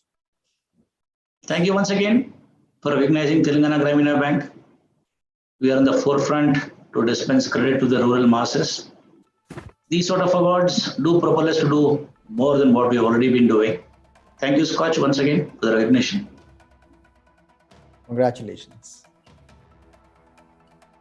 Telangana State Cooperative Apex Bank Limited, Dr. Muralidhar Nethi, Managing Director for COVID Pandemic Financial Assistance Program. Good afternoon to the August gathering. My Managing Director, Dr. Nethi Muralidhar, he is away from Hyderabad. So he nominated me to attend this. Thanks a lot. Thanks for selecting Telangana State Cooperative Apex Bank for this prestigious SKOCH award, sir. Congratulations. Fed e-Remit, Federal Bank Limited, Mr. Vipin Vishwanath, Senior Manager.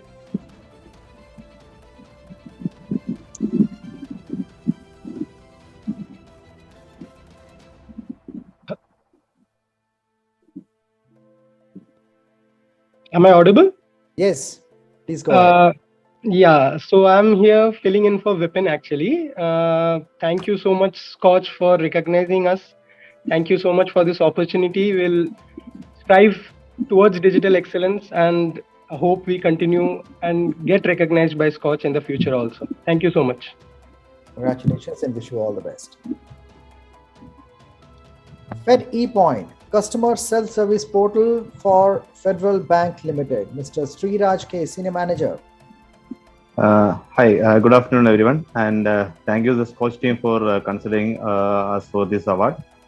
So this will be a motivating factor and a catalyst. I feel that this will add as a catalyst for our digital journey in Federal Bank. So once again, thank you for this honor. Thank you very much. Congratulations. Mr. Rajat Tripathi, Assistant Manager from Federal Bank Limited for FEDI. Thank you, everyone. Good afternoon, team. Actually, I'm being honored to get such an award for a product which is working on a relatively new technology called AI. With this initiative, basically what we have tried is we have tried to streamline AI, bring it to customers so that customers also get a first-hand belief of how AI will actually help them out in their regular services, etc. So it's just not about bringing AI, it's also about bringing industry first and best in class services to our customers. And with these accomplishments and with these accolades, it gives us motivation to go ahead and further beyond. Thank you. Thank you, everyone. Thank you, and congratulations.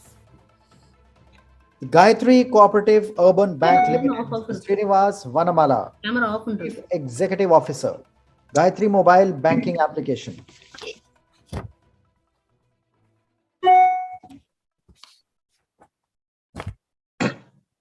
Gayatri Cooperative Bank, Urban Bank Limited for leadership, Mr. Srinivas Vanamala.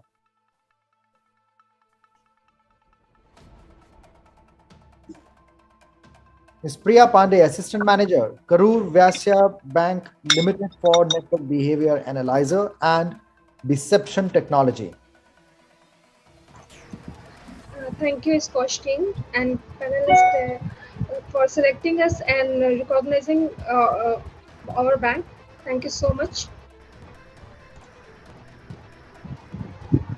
Union Bank of India, Mr. Raj Kiran Rai ji, MD and CEO for online portal for settlement of death claims. This is Devkant here. I'm Senior Manager, Union Bank of India. I'm on behalf of Union Bank of India today. I'm presenting here. Dr. Gurucharan ji and SKOCH team, thank you. We are privileged to be part of this semi-finalist in Order of Merit SKOCH. Thank you. Congratulations and wish you all the best. Union Bank of India for UVCon. Thank you once again. It's our product. It's a WhatsApp banking product we have launched, and this is the one UVCon. Thank you. Congratulations. Uttar Banga Kshetriya Grameen Bank for transforming RRBs without major restructuring. Mr. Dhananjay Singh Rathore, Chairman. You are muted, sir. Rathore ji, आप unmute करें अपने आप को.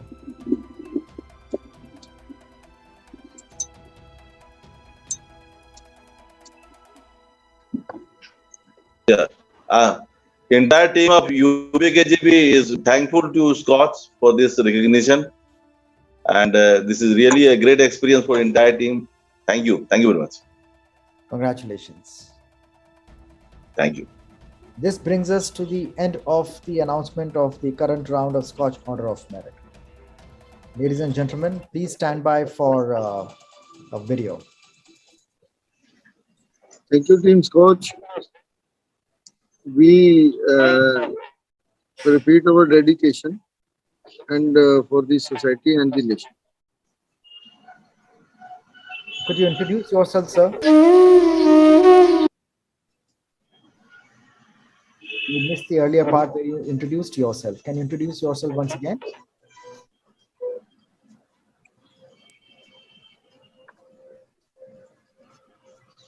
Thank you, Team SKOCH. Great. Congratulations. Congratulations to everyone. So SKOCH team, we can go ahead with the video, please.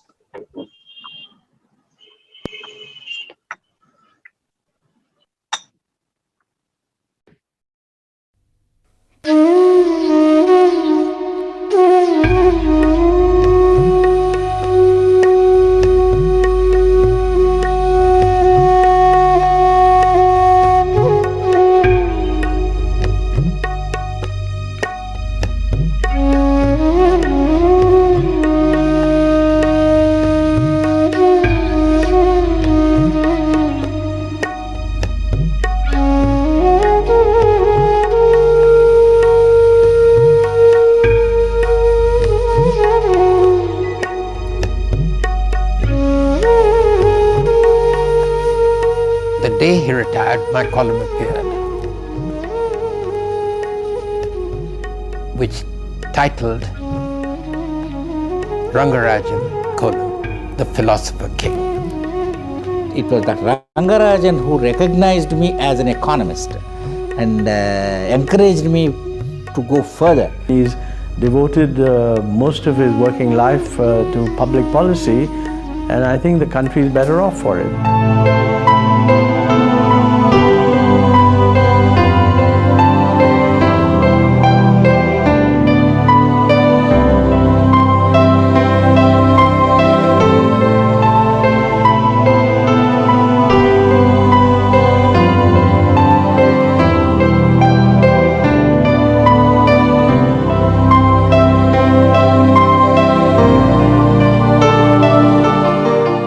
I was more interested in economics than in other subjects.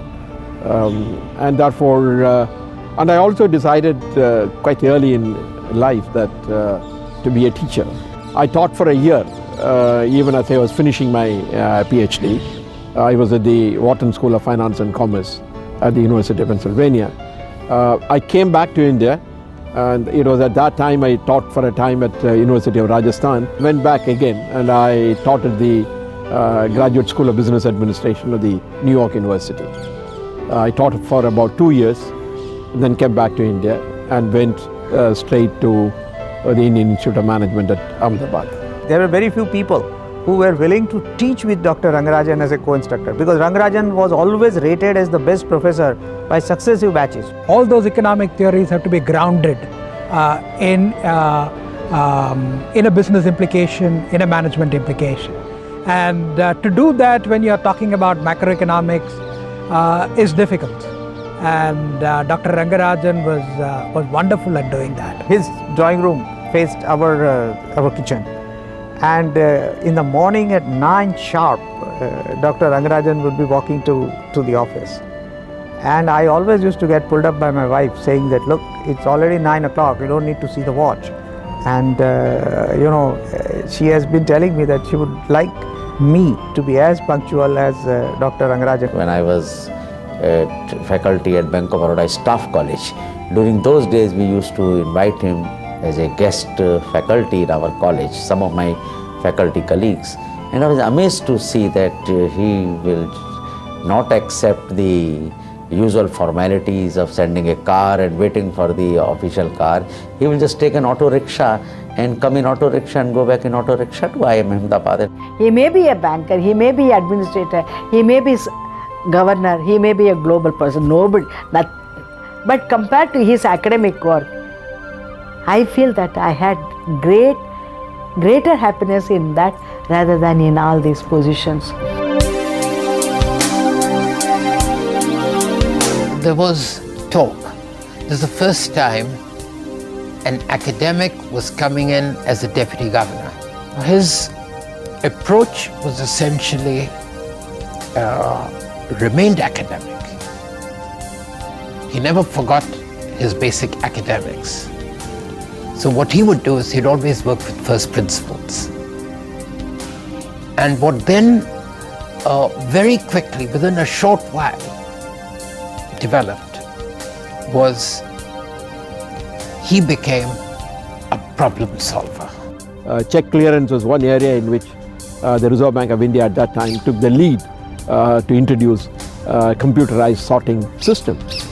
And there was a fear that computerization would lead to displacement of labor, it will reduce the number of people who are to be recruited, and so on and so forth.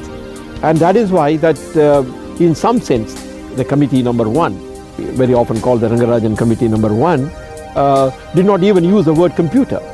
It was called mechanization of the banking system. He had to take a lot of flack from the unions, and he stood there with the courage of conviction, patiently, and tried to push it through. And that's something which you don't normally credit an economist with.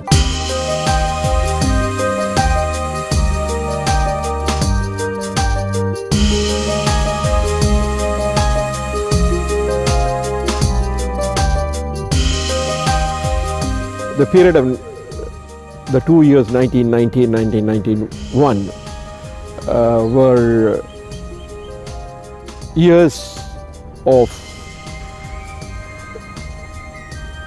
when the balance of payments crisis had hit the country. Dr. Rangarajan was a very cautious man, so he would not make a brash statement. he had foreseen that the measures which we were taken will have a time lag.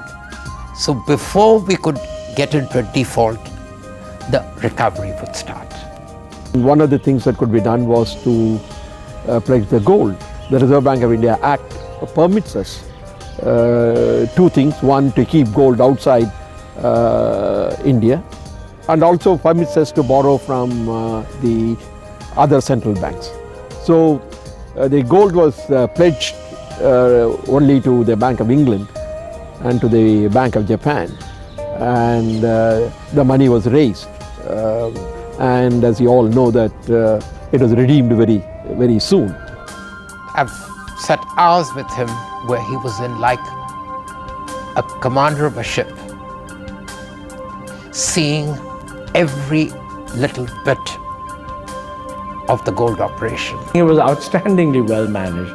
We've never had a situation where you had a crisis of that seriousness, and 2 years later, I mean, we were able to tell the IMF, we don't need the third year of your loan. And if you look at it historically with other countries, most stabilization programs have been associated with a growth recession. This is a stabilization program that led to a big upswing in growth.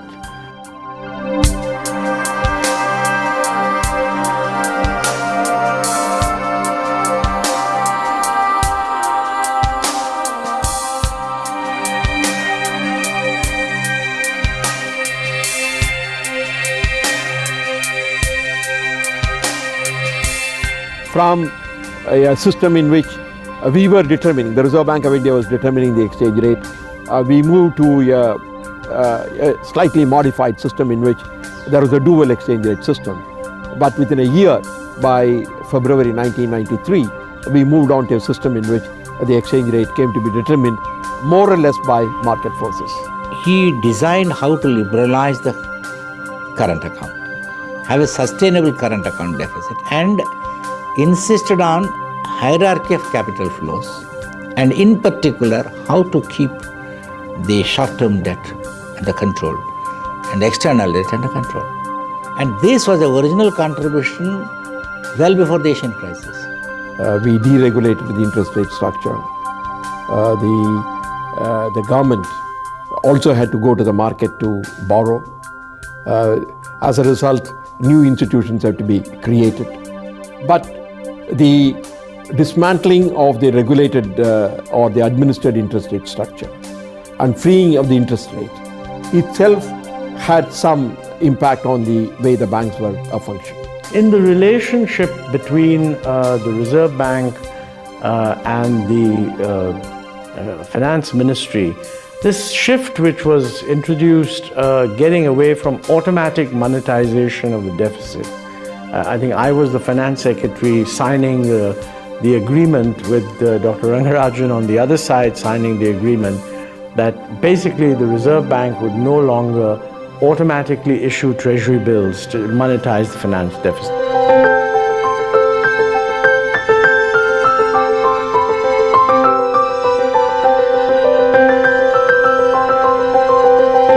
He's a very strong believer in women's rights, and he's a very strong believer that women must gain financial independence and must become decision makers in the family, in the house, everywhere. And that's an enduring value that he passed on to us. Very dynamic decision that was taken at that time, and all the received wisdom on it said don't do it. He did allow banks to open bank accounts for self-help groups. Self-help groups who were amorphous, non-registered bodies having no legal existence of their own. And it was not accounts in the name of the individual women, it was in the name of a self-help group. As a result of this single initiative, the SHG movement has now touched more than 2.2 million groups in the country. Dr. Rangarajan was also deeply involved with the reforms in the regional rural banks. At that time, the regional rural banks were bleeding at the rate of about 1 crore a day. And 196 banks, most of them were loss-making. It was Dr. Rangarajan's foresight which saw the recapitalization of the RRBs and the loosening of controls for them, including relocation of branches at better place of business, changing the mix between target and non-target groups, providing them better avenues for investment facilities, and so on. In Andhra Pradesh, when he was governor, as an economist, he had a deep interest in our work also at the cess here. We used to interact with him. He suggested a number of activities for our work also here. But I could see him far more exposed to grassroots realities here, because he used to visit various parts of Andhra Pradesh, meet people, common people, the poorer people.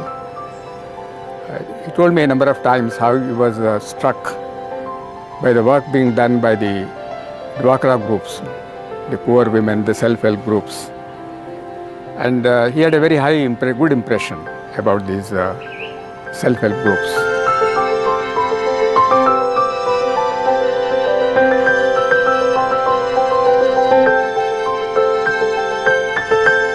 Whatever work he has done and whatever merit he has got, it is for his work, for his efforts, for his thinking and for his academic work and social work. All round development he had, for that he deserved.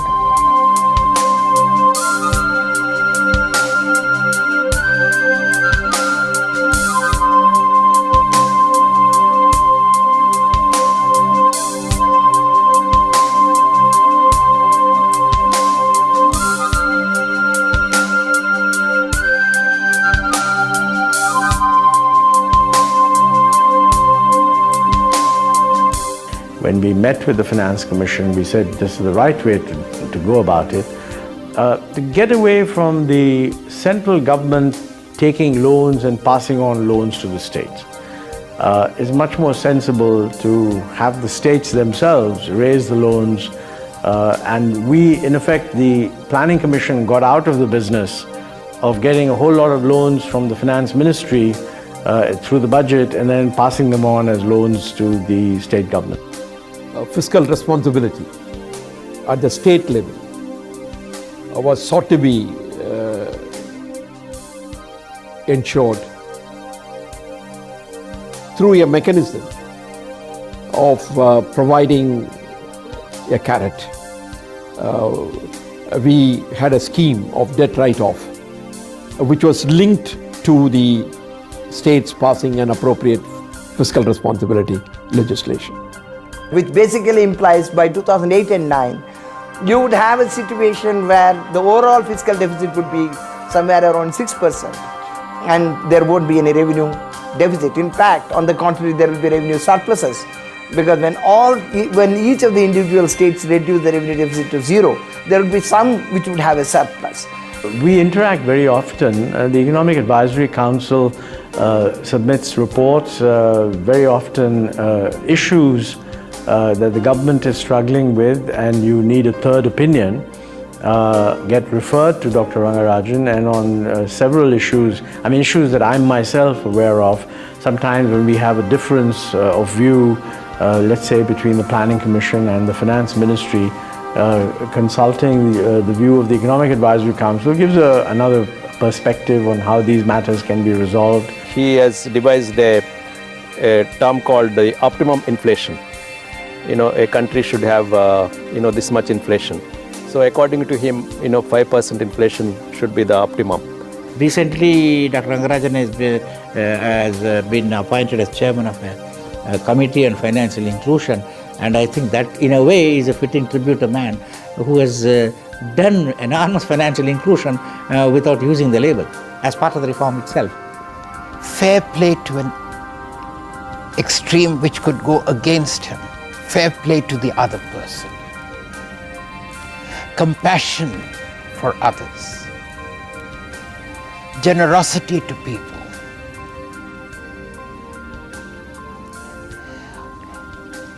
Helping people who hurt him. What I'm saying is, in this kind of dog-eat-dog world, which is the reality outside, this is why I had labeled him and summed it up as the philosopher king.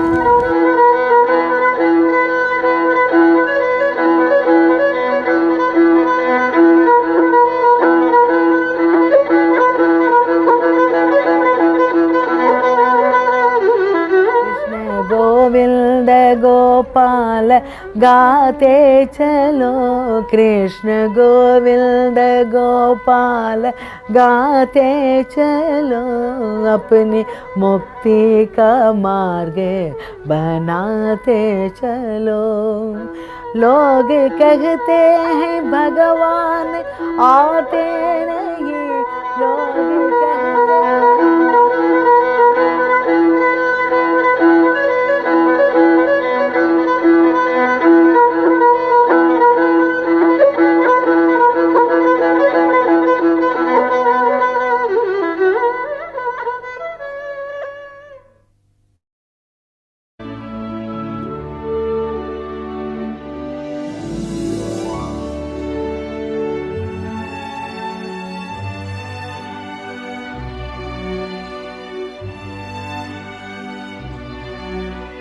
When I wanted to join politics, my uncle took me to one Mr. Anam Venkat Reddy, former Congress minister, who is close to our family. So my uncle told him that this boy is going to join some party.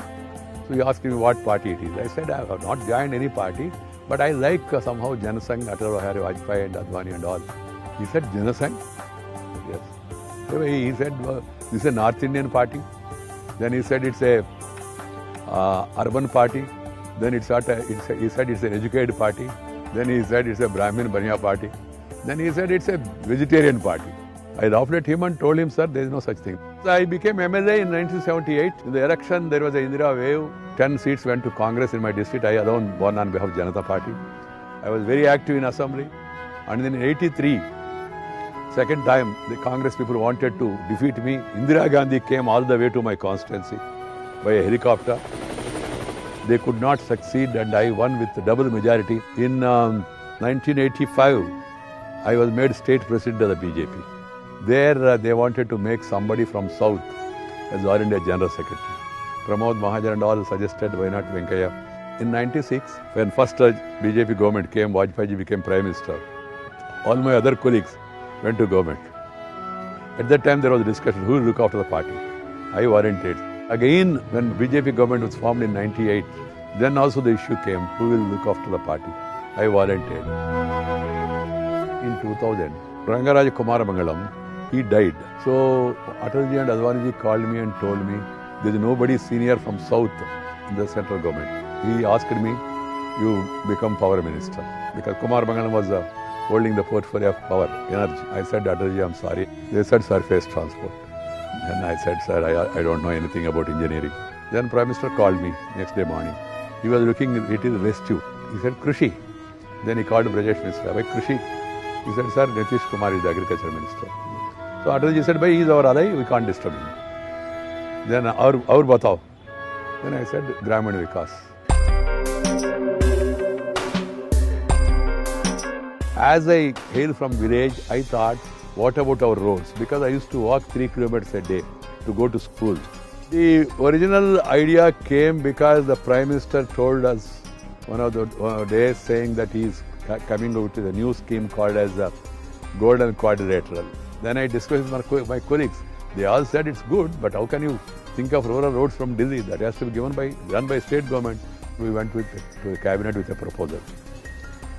It was not favoured, but there was a discussion. Then in the next meeting, I argued very strongly, emotionally. Then Nitish Kumar supported me. Yashwant Sinha, who was a little earlier firm that this should be done by state, he was getting reconciled. Then halfway through, Atalji said, "Bhai, isko bhi dekh lijiye na, acha hai." Some people like Chandrababu Naidu, they were of the view the money should be given to states. I was not in favor of it. Within the Planning Commission, there was a lot of fear about this scheme, that this is too much of centralization and everything is being decided in Delhi. Why not just give money to the states and let the states decide and they will construct roads? And I said that, look, let us start with this. Venkaiah came all the way to Konkan, my constituency that time, launched this program. I can see the huge benefit that has accrued to the people. ग्राम सड़क योजना ये अपने आप में अद्भुत और क्रांतिकारी कदम था गांव के विकास के लिए, समग्र विकास के लिए. It has created very good impact. Pradhan Mantri Gram Sadak Yojana. We have prioritized the entire scheme. In this scheme, naturally the poorer states got more funds. In the 30 years up to 2003, agriculture production in Bihar was less than 0.5% per annum. 0.23% in fact, that was the rate of growth, which means it was almost stagnant. And between 2004 and 2014, it has been growing at 6% per annum. We have come to this level can be solely attributed to such leaders like Venkaiah Naidu, who just not only handholds you, but he also grooms you to take positions and responsibility. The reform is a software which has to be marketed, has to be accepted, it has to be implemented in a manner that the reform will not be seen as a threat, but will be seen to be as an enabler for helping you to do business better. So Venkaiah understands that very well. His foresight and his imagination has shown that a lot of poverty has declined because of PMGSY. There is not a district in the country he has not visited. There is not a people's issue on which his heart doesn't throb. I feel proud to see him as an efficient leader of national stature. हर रूप में उन्होंने न केवल party की मजबूती और party की सेवा की, बल्कि देश को मजबूत रास्ते पे ले जाने का एक संकल्प और उस लक्ष्य को लेकर आगे बढ़े. He puts up his 100% effort on that and make it a success. That time he was there as a rural development minister. He is responsible for all those programs of Vajpayee. Now as an urban development minister, he is doing all these urban housing.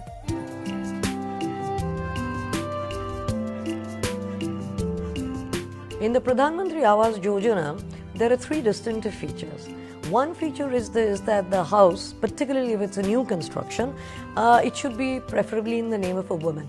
The second important issue is we are making it mandatory that whatever the dwelling unit is going to be set up, it must have a toilet.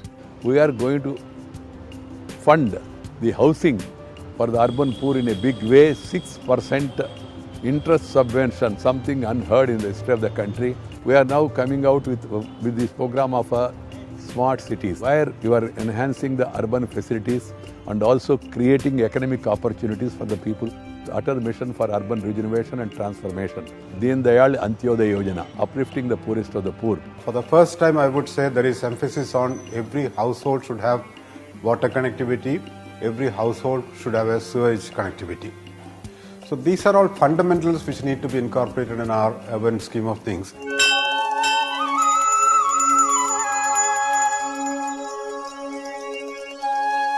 Suddenly, my father became sick.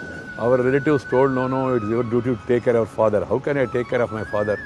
So then they said, you better get married. In such a family, who will be taking care of your father? She has helped me to fulfill my responsibility towards her by that Pitru Dharma, whatever you call, and also enabling me to have the dream of my mother to study law. ప్రజాసేవ చేయాలని నిర్ణయించుకునే ముందు నన్ను అడిగినప్పుడు తెలుసుకొని సరేనని చెప్పాను. మా తల్లిదండ్రుల సహకారంతో ఆయన నాకు దగ్గరగా పిల్లలు నేను ఇప్పుడు ఆలోచన లేదు. దేశానికి ఉపయోగపడే పనులు చేస్తున్నప్పుడు మా బంధువులందరికీ పిల్లలకు సర్ది చెప్పాను. I must tell you, I could not do justice to her individually, to the family, even to the children also.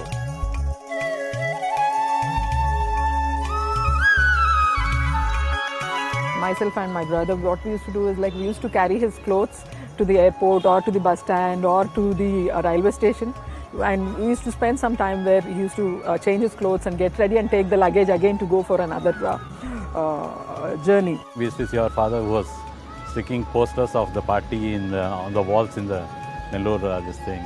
From that stage, he has come to such a big stage. It is only due to his hard work. With the support of my brother and my husband, we came together to work for the empowerment of the rural masses. And this happened when father was the rural development minister, because one day when we were discussing, we did this, that and all for Nellore or for the public. I said, Nana, fine, you have done this as a minister, but what are we going to do? How are you going to be remembered as an individual in the future?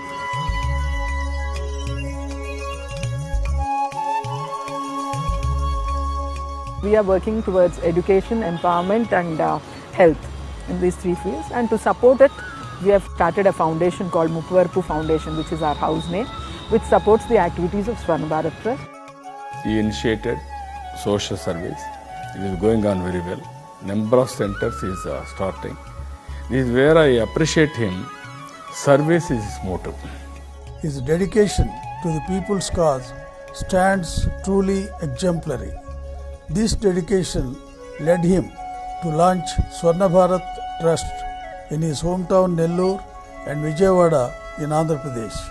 It is also imparting employment skills to women and youth, enabling them to get good employment. మన దగ్గర ఉన్నాడు. తర్వాత వాళ్ళ అమ్మ నాన్నతో గమనంతోనే develop అయినాడు, ఎక్కువచ్చాడు. ఈ auto కూడా వాళ్ళ అమ్మ నాయన గమనంతోనే ఉన్నాడు. పెళ్ళైన తర్వాత 2 సంవత్సరాలు లా చదివి విశాఖపట్నం పోయినాడు. 2 సంవత్సరాలు ఇందిరమ్మ జైల్లో పెట్టింది. అప్పుడు దాకా బిడ్డలు తల్లి మా ఇంట్లోనే ఉన్నారు. తర్వాత కాపురం పెట్టుకున్నారు. 9 years అప్పుడు వచ్చినప్పటి నుంచి 9 ఏళ్ల వరకు ఇంచుమించు పైనే ఇంకా ఎప్పుడు వచ్చినా నా బిడ్డలాగే పెరిగాడు. నేను నా ఉద్దేశంలో ఒకే ఒక్క మాట చెప్పగలుగుతాను. మాకు తెలిసింది తెలుగు తల్లి గర్వించదగ్గ బిడ్డ అంటారు పాట కదా, చాలా గొప్ప బిడ్డగా పెరిగినందుకు నాకు చాలా చాలా చాలా happy. This is a fulfilling journey.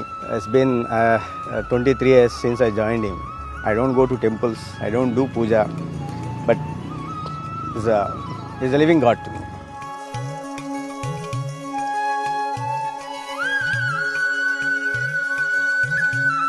We have a hero and we call him Tatya.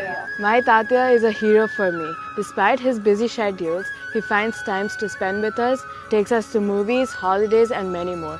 He's too disciplined and wants us to be the same like him. He's very youthful, energetic, and we play badminton regularly with him.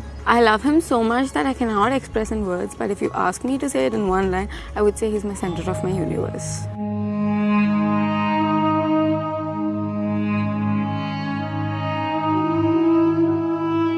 Born in a small village of Chavatapalam in the Nellore district of Andhra Pradesh.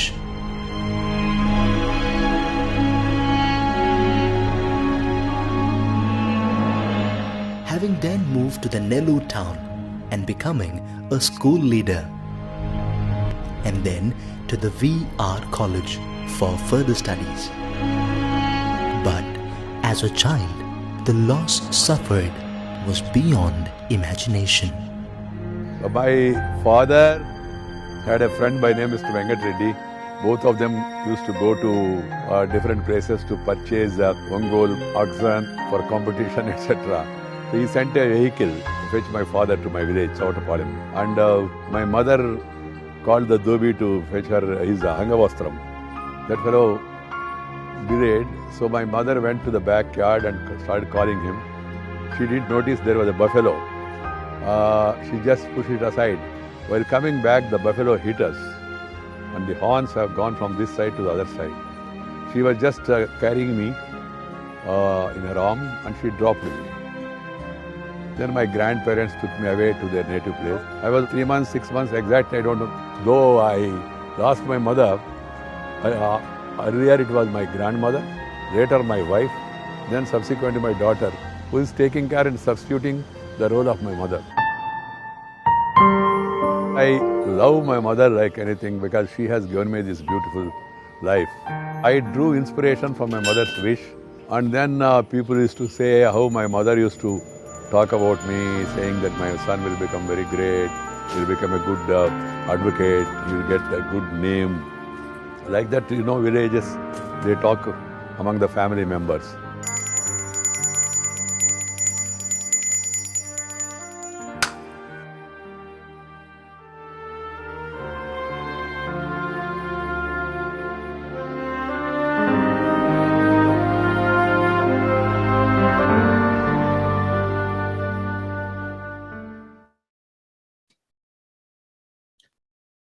So, well, that was a biopic of the person who actually revived, the Pradhan Mantri Gram Sadak Yojana. He was the founder of Pradhan Mantri Gram Sadak Yojana and revived later on. At that time, he wasn't the minister handling it. He was the urban affairs minister. With this, it's time to move on to our next panel discussion, which is on the state of banks. And I have the pleasure of introducing our moderator today, Dr. Dipali Pant Joshi, who is Distinguished Fellow, SKOCH Development Foundation and former Executive Director, RBI. She's been a career banker, central banker, and served the RBI with a distinction over 36 years and retired as its executive director. She pursued postdoctoral research in economics and finance at Harvard. She's fellow Harvard University Asia Center, has written 6 books on themes of macroeconomic stability, poverty, gender, and inclusion. She's presently Chancellor's nominee in Executive Council of the University of Allahabad. And with this, I hand over the mic to our moderator, Dr. Joshi, to set the context for the initial comment and introduce the panelists and take the discussion further. Thank you. Thank you so much, Gursharanji. As usual, a very, very generous introduction. Thank you. So welcome to our great panelists, our young panelists who are at the cutting edge of what we hope to achieve. I think I'd like to see other people. Hello. Hello. Can you hear me? Hello.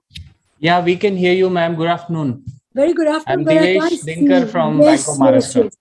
So Devesh Dinkar, your General Manager, Information Technology. So I'm going to be speaking with you about the penetration of digital technology. And then we have Surya Narayana K, CISO from Central Bank of India, the Chief Information Security Officer. Surya Narayana Garu, are you with us? Yes, ma'am, I can hear. Thank you very much. Yeah. I don't know why I can't see anybody. Gursharanji, can you fix this? I can't see anyone. Everybody is present. All right, very good. So, Surya Narayana Garu, as you are looking at this very important issue of information security, I will ask you, when we come to you, to talk about cybercrime, data security integrity, firewalls, and best practices, in your opinion, in your view. Then, of course, we have Divyang Rastogi. Yes, ma'am. Divyang, you are more or less, I would call you a wedding planner, because you have seen the amalgamation of all these banks. So you've presided over a lot of marriages. So now the difficult thing is that with the State Bank of India, it was very easy because, the State Bank of India and all its subsidiaries used to have one operating system, while you have had to mesh different operating systems. And then with core banking solution, which makes one a customer of a bank, not of a particular branch. The downside being that if you don't close your books in branch A, then bank, branch P, Q, R, S, and T are all hung up. Is that correct, Divyang? To a great extent, it was correct, but there was some issues which we have earlier, while before going to the merger or amalgamation, we have thought of, and it was taken care of properly. So excellent. We so have tried to, yeah, that's great, Divyang. I'll come to you. So basically, I am going to be asking you, what are the ongoing challenges of the wired and connected banking world for you? Then we have the good Jasmine from Equitas Small Finance Bank. Jasmine, the question I would like to focus most with you is on the microfinance guidelines and how you feel they're going to give a step up to your business, and what are the downsides of the removal of the pricing cap. Do you think we are going to land into an Andhra-like quagmire, which led to the Maligam committee, of which I was a part? Or do you think we are going to be high and dry and go on a great trajectory of mezzanine finance. So then we also have Ms. Sharma, who's the lead financial officer of the AU Small Finance Bank. So, as you're the last but not the least, I'm going to ask you what you feel is the future for small finance banks. Do you think they're going to be gobbled up? Do you think capital requirements will increase? And how are you going to cope? And you might have guessed my next statement, which is, how will you leverage digital penetration to become the hare and not be the tortoise of this story? So now, you see, I will make a few opening remarks. And after those opening remarks, we will go to Devesh Dinkar from the Bank of Maharashtra, who will explain to us the penetration of digital technology and whether his vision meshes with what we are looking at. So now, as to my initial remarks, I will simply say that the government of India is giving a very great push to digital technology, and the market is expected to reach around 31.33 billion by 2030. That is the banking, financial services and insurance sector. And you've all seen the Q3 FY22 earnings. They've been very, very good. Companies have reported hearty year earnings given the unprecedented input costs and the headwinds which were there with the COVID. So the asset quality of the BFSI space has improved, propelled by moderation in slippages. So what are the trends? There are 5 trends which I see. And those are: 1, rising technology leading to advancement in the sector; 2, a growing need, especially among the millennials, for a customized banking experience. Then IT and BFSI will include high levels of process mechanization and a host of web-based services. 4, they may also include APIs allowing cross-institutional service arrangements to deliver various banking products and implement transactions. 5, expected to increase market growth globally, and 6, expected to grow exponentially. So there's great hope and optimism surrounding the banking, financial services, and insurance industry. Now, as all of you are going to make this magic happen, I would love to hear the perspectives of all of you. So you see that the exciting thing now is that there are different modes of deployment of technology. So you have cloud technology, you have ECM, CRM, HCM, ERP, you have artificial intelligence, business intelligence, unified communications. Then if you look at the business size, large, mid-cap, small-cap, organizational size, SME, large enterprises, and small is beautiful. And I'm sure my friend from AU Finance Bank will agree, and from Equitas. Then services, professional and managed segment forecasts. Then RBI is going to be very supportive in the years to come, but it is expected that with the evolving technological improvements, best BFSI sector will include sources of deep business focus, pervasive analytics, pure agnosticism, open source, and extensive automation as architectural policies to attain new levels of agility, scalability, and flexibility. So there's new and advanced cloud technology services, which will allow thousands of customers to use innovative methods to reduce cost and time. So in sum, with new improvements, this sector is going to go quite far ahead, and the new technology will also allow markets to scope customers by better understanding their behavioral choices, their consumer choices better.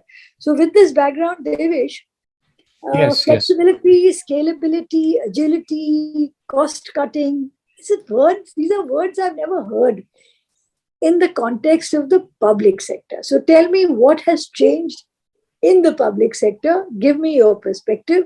Your time starts now, and you have a good 9 minutes to tell us about yourself. Yeah. Good afternoon, Madam Deepali, Guru Sharanji. Thank you, SKOCH, for giving us this opportunity. My good afternoon to all the listeners and respected panelists. Madam has already opened the session with a wonderful buzzword, that is digital. In fact, you asked the perspective. One thing I'll share, ma'am, that all of us sitting around here, we will agree that the previous financial year, that is 21-22, must be termed as digital innovation and digital transformation year for entire banking industry, PSU perspectives particularly. While the banks which started, most of the public sector banks, the kind of customers and the class we need to serve, and we take pride in on behalf of Government of India to having served such customers.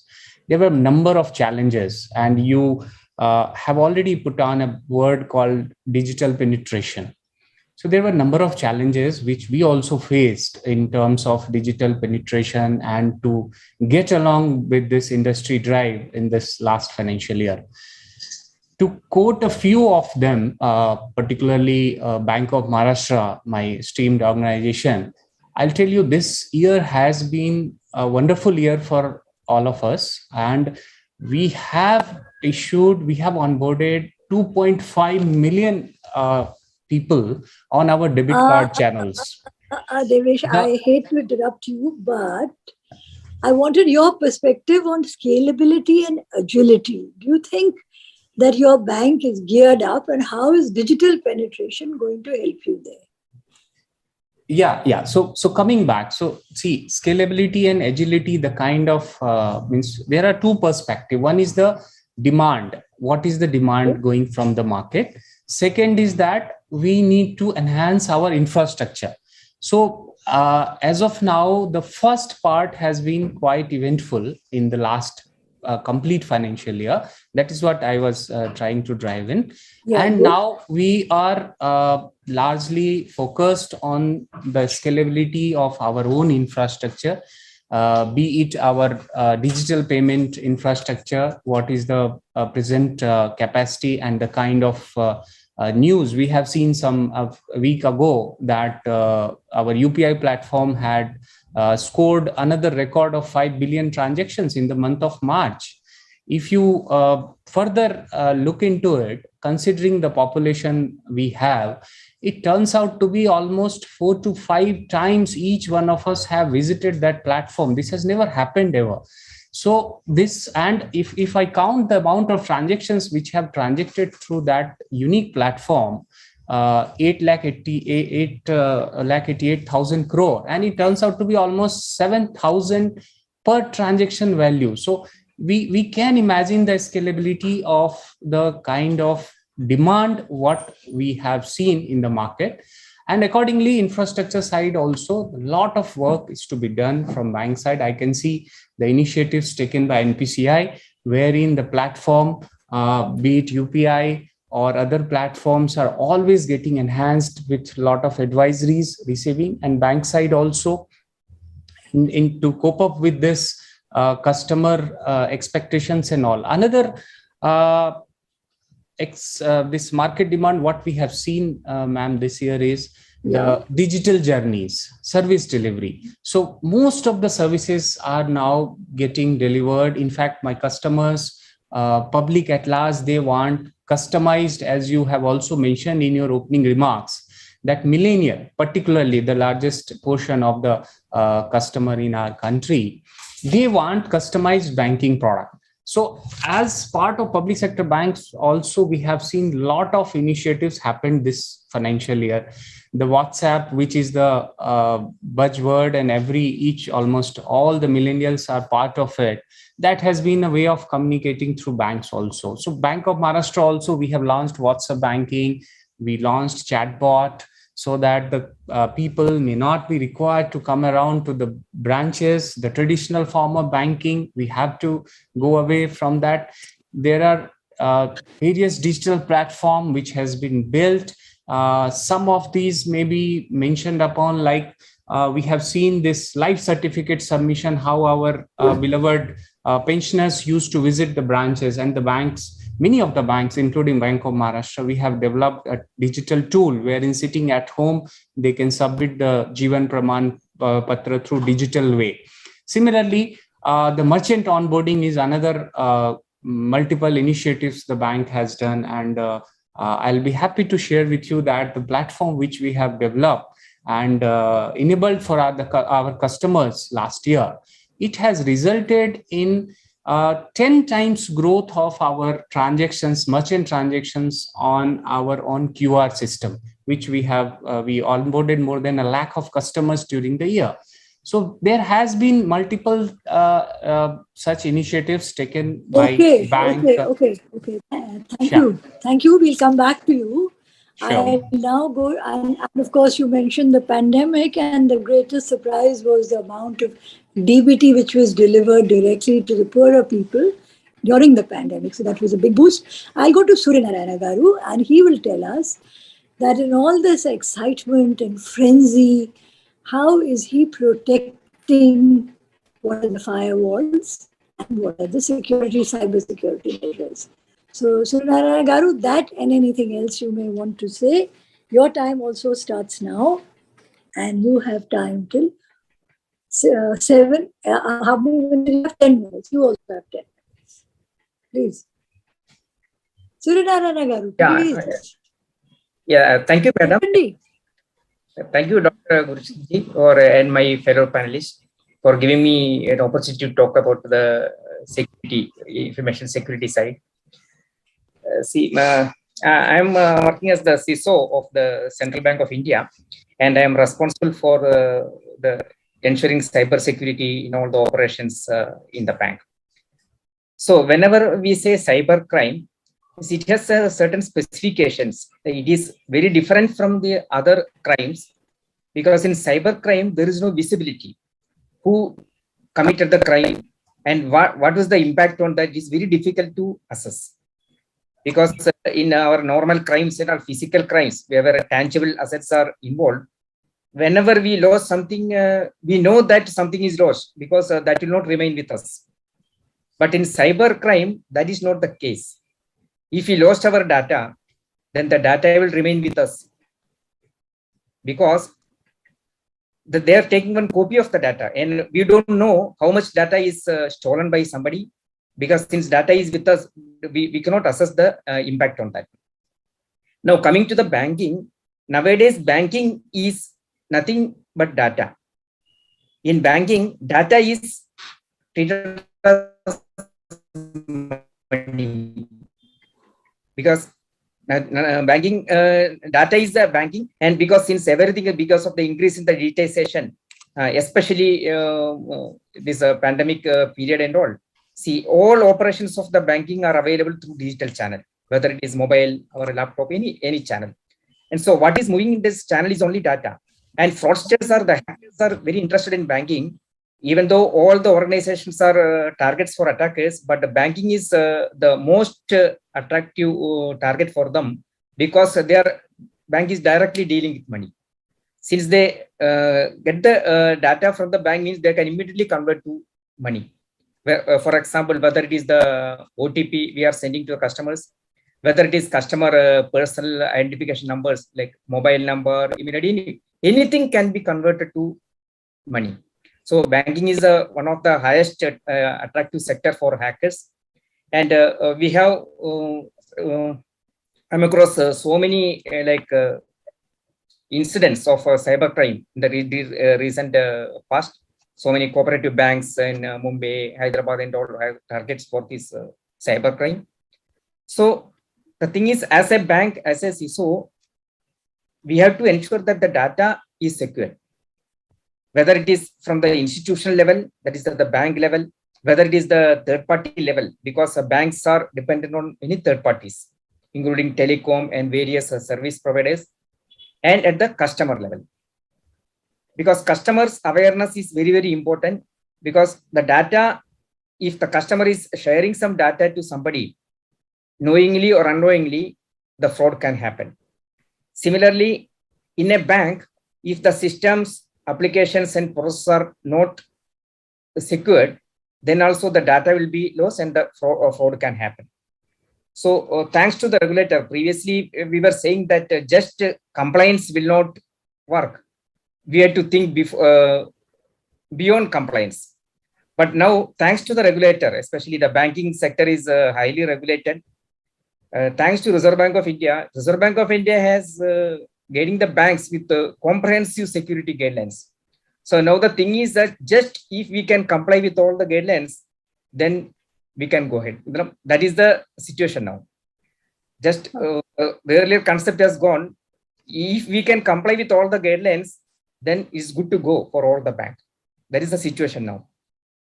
The regulators helped in such a way to all the banks. So banks are taking all measures of the regulator guidelines, whether it is there is a guideline cyber security framework for banks of 2016. It is a very comprehensive guidelines for the banks. And 2021, there is a digital payment security controls platform. So all banks are in the process of ensuring the compliance part for at the institutional level. So, Garu, if we are only focused on compliance, and of course, what you say is music to my ears because I was a regulator and involved in framing some of these guidelines. But if we are only looking at the compliance, then are we mistaking the trees for the forest? What about innovation? How do we stay one step ahead of the fraudsters? RBI has started its innovation hub recently. What is your view? Don't you think that is important? Of course, RBI also insisted that data must be in servers in India only. And our data and some companies have come to grief recently because major KYC violations were found in the data retention. And for poorer people, it's very important that their consent is obtained when we give it to third parties. Do you agree with me, Garu? Yeah, actually, this data localization guidance from Reserve Bank of India, it was made. Sorry? Yeah, please. See, actually, this data localization requirements from Reserve Bank of India is that the data should be processed and stored in India only. Because the country-wide regulations and for Indian banks and the banks which are operating in India, there will not be much problem for this one. But there are so many banks which are operating in multinational, like different countries. There may be little challenges, but in the payment aggregators and all, the data should be stored in India only. That is the guideline. And as a bank, we are following that one. My bank is following that one. There is no issue. And why I'm telling about this compliance, because previously the concept was compliance guidelines was not so stringent. Nowadays, Reserve Bank of India studied all the bank security posture and the threats coming. And because that compliance itself is a very big thing. Yeah, because any financial system is only as strong as its weakest link.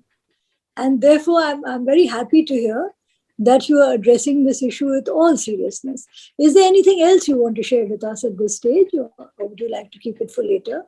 Yeah. Just before conclude, I want to say that this customer awareness, that is also a very big portion. There will be so many measures from government or regulator on banks also to make aware the customer, because so many frauds are happening from the data leakage from the customer side also. Yeah. So RBI has already adopted. There is still scope for improvement. Aware. There's a booklet. Instead of beware, it splits it into be aware. Yes. And you're very right. Customer education is very important. So what are you doing in Bank of Maharashtra for customer education, Garu?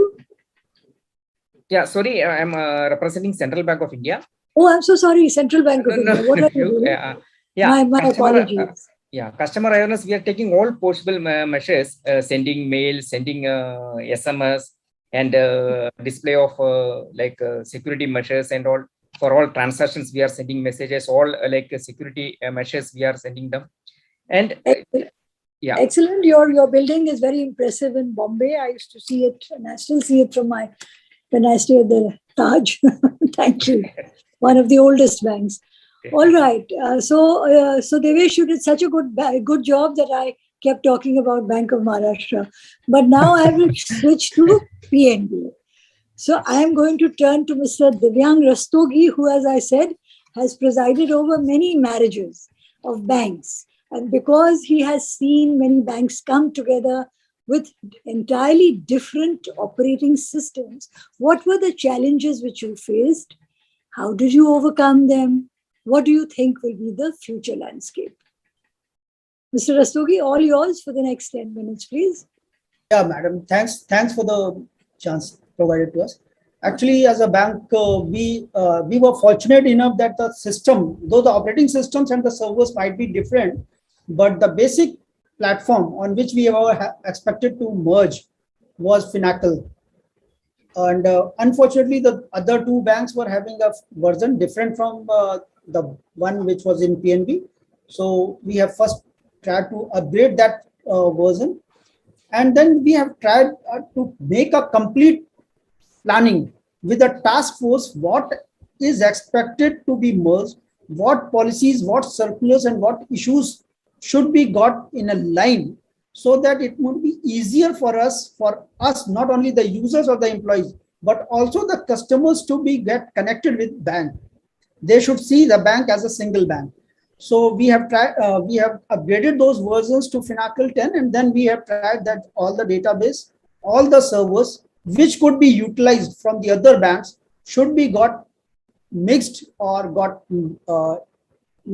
connected with each other. And then we have shifted to a single database, single platform. The main point which we have tried, it was that while shifting or while merging, we should not have a iota of data loss. No data loss should be there. No security should be breached. So there were a lot of security products which were being used in different banks. That entities then merged, and we have used all those security products which could be utilized for this particular consolidation, and it helped us a lot. It was really because of our planning and our succession, we have done each and every plan how we have to do. It has done within a month. We could do that. So that has been, we have shifted to a single bank, single database, single platform, and now we are stabilizing it with that all the security products where we were utilizing a percentage basis. Some of the earlier security product was of one of the bank was being used for some of the servers. So now we are trying to mix it up, and we will be having a complete consolidated security architecture and all the database, all the customers. The main point was the customer should get connected with the bank. They should not think that they have been taken out of it. So that awareness creation was being the part. We have tried. This is great, but I have one small question for you. Yeah, vendor dependence or pardon? Ma'am, you are not audible. Ma'am, I think connectivity has lost from. As far as vendor dependence, the word which I could get that time. So that, let me be very clear. As far as our earlier structure was that, though the products were being taken from the vendor, their engineers were with us, but supervision monitoring was with the bank itself. And we ourselves have tried to gather that information, that knowledge, so that we can transform from one to other. So our dependence was not that too on vendor.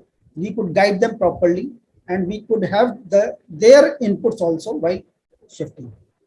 So, excellent, because I will share a personal experience which you will find funny. Once I was working on something very important, and suddenly the PC went off. So there was panic. We called the man.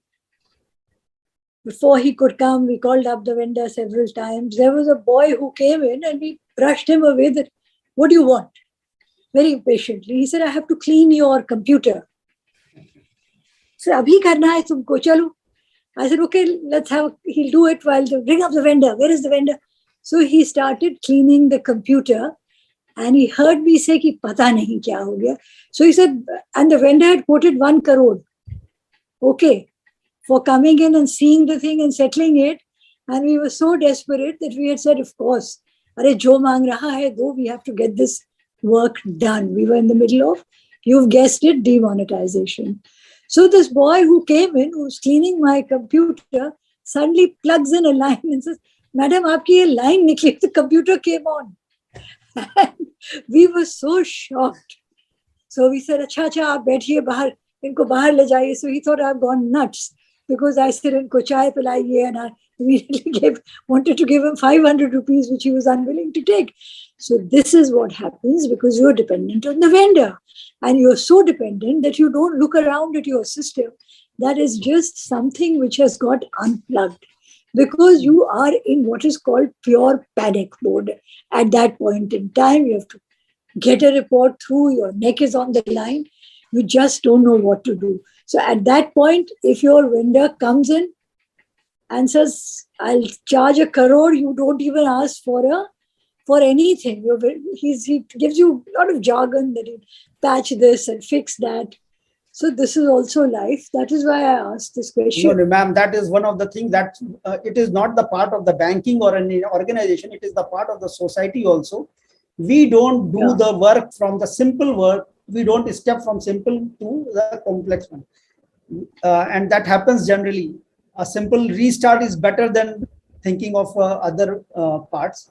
Anyway, as far as the vendor dependencies, you've given a good thing. We try to. And firewalls. What are the Chinese walls or what are your firewalls? So we do have firewalls. We have a security operations center. Does everybody, how often do you change your passwords of your employees? There is a forced password change structure in the system. Otherwise, we have given that the transaction password should be got changed within 30 days or 60 days maximum. Which is very good because in the RBI, somebody did a system survey audit and discovered that all of us had passwords which were RBI at 1, 2, 3, 4. And we were all very angry that don't change this. Isko kisne kaha badalne ko? Keep it as it is. Ma'am, we are moving to a single sign-on technology also. So that we should, the issue is not that the password is the default password or a single password.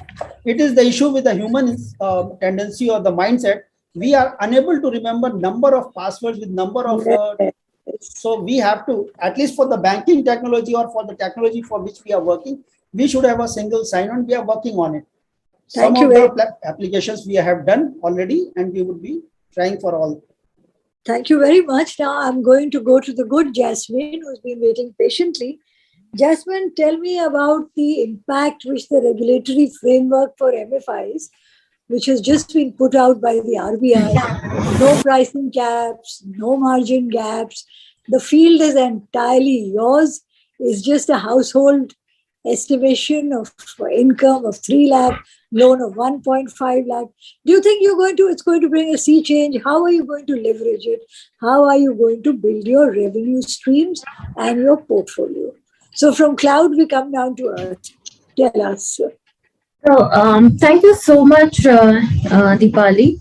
Just to add here that Equitas is no more a microfinance company. It has become a bank, and since last 5 years, it is a small finance bank. So but I would like have to a vertical on the digital banking aspect of Equitas rather than the microfinance because it may not be applicable. It will not be applicable to Equitas Bank. Right, not to worry. We have a friend from AU Finance Bank. You see, Vishwanathan used to be a great friend of mine in Hyderabad. They used to keep making presentations. So to me about how he was going to leverage his portfolio. If you see him, say hi. But to go back now, RBI has taken out instructions just 2 days back on digital banking units. Do you think the customer service points are going to morph to these digital banking units? What is your bank's vision of the digital banking units? What is the extent of digital penetration you do, and how are you going about it? How are you giving a step up to your customers in digital through digital banking? Right. So I think it's a great initiative by RBI in terms of having 75 digital banking units across the country. Now, there are multiple models that the banks can follow as far as the digital banking units are concerned. Now, we have seen in last 1 or 2 years, especially after the pandemic, that the entire banking has become digital end to end. So we have seen a lot of business models wherein banks have collaborated with fintechs, wherein banks have created their own digital banks or challenger banks within the banks. And the digital banking units are going to be a step forward and going to give a strong push to these banks, especially the incumbent banks, to go digital in a much faster, bigger manner. Now, this digital banking units will be a physical point, or maybe the only physical point of a virtual banking scenario for each of these banks. And of course, it is not just going to be digital services, but all the digital products. So whether we talk of digital liability products or digital asset products, digital payment products, all of these are going to be served in this digital banking unit. Now, having said that, the infrastructure is also going to be aligned in such a way that it is going to be do it yourself. So once a person steps into this digital banking unit, maybe there won't be any human element to it. It will be all do it yourself mode, and at the most a video banking or an assisted model. Now, okay, Jasmine, now coming back to Jasmine, 1 second. You heard our good friend Devesh telling us all about the Bank of Maharashtra. Then Mr. Divyang told us all about the PNB, and Suryanarayana Garu about Central Bank of India. Divyang also told us all the challenges he faced in the technology and how he worked around the financial issue. You tell me, from the perspective of Equitas Bank, what is the present state of play in Equitas? What is the projection, and how will you adapt to these new guidelines? And what is the customer literacy you're going to build in this? Someone like me will be very scared of so many walls, so many APIs. How will we manage? So, the bank is at the forefront of the neo-banking and the fintech revolution, and it is one of the most fintech-friendly banks in the country, along with some of the 4-5 prominent banks. If I have to give an example of what we have launched in last couple of years, it is one of the fastest neobank in the country, which is Neo. Now, with Neo, what we have been able to do is convert the 3 to 4 days of account opening journey to a less than 100-second account opening journey. Now, this is, of course, the speed, this agility has been possible only because of the collaboration with the fintechs, because fintechs are fast, agile, nimble-footed, and are able to innovate and co-create solutions along with the bank. So I would be very happy and proud to say that within 9 to 10 months, we have actually crossed 1 million customers. And I think that's the fastest growth that any new bank has seen in the digital banking space. Having said that, this also gives the bank the opportunity to create more such newer neobanks. And when we talk of neobanks, I think every neobank is a separate use case. It's an individual story. So every neobank is very target segment specific. So, for example, we see neobanks for women, for millennials, for salaries. So, what about the downsides? For factory workers. Jasmine, that's great. But what are the downsides and how are you protecting yourself from those downsides? So there is always a risk involved as far as digital account acquisition is concerned. And with digital acquisition, we have to also be very innovative in our risk management activities. So for that purpose, of course, we have to come out with creative solutions wherein, say, for example, we have a solution wherein we track and score the digital footprint of every customer who wants to enter into the bank digitally. How do we do the scoring? It is all based on his digital activities done throughout so many years. So, for example, a customer's email account, how old is the email account that he is using for opening the account? Where all is he doing the activities? Is he active on Skype? Does he have an account on Twitter? What is his activities on Facebook? How frequently is he posting? How recent is his phone number? All of these things are tracked, monitored, and a score is given, basis which we allow or disallow the customer to enter into the ecosystem digitally. Because we have our limitations, we don't see the customer face to face, and we have, of course, seen the kind of risks that exist. These are, I think, a lot of innovative solutions coming out to help us control risk to some extent. Okay, thank you. Be alive to risk. And I now go to Sunanda.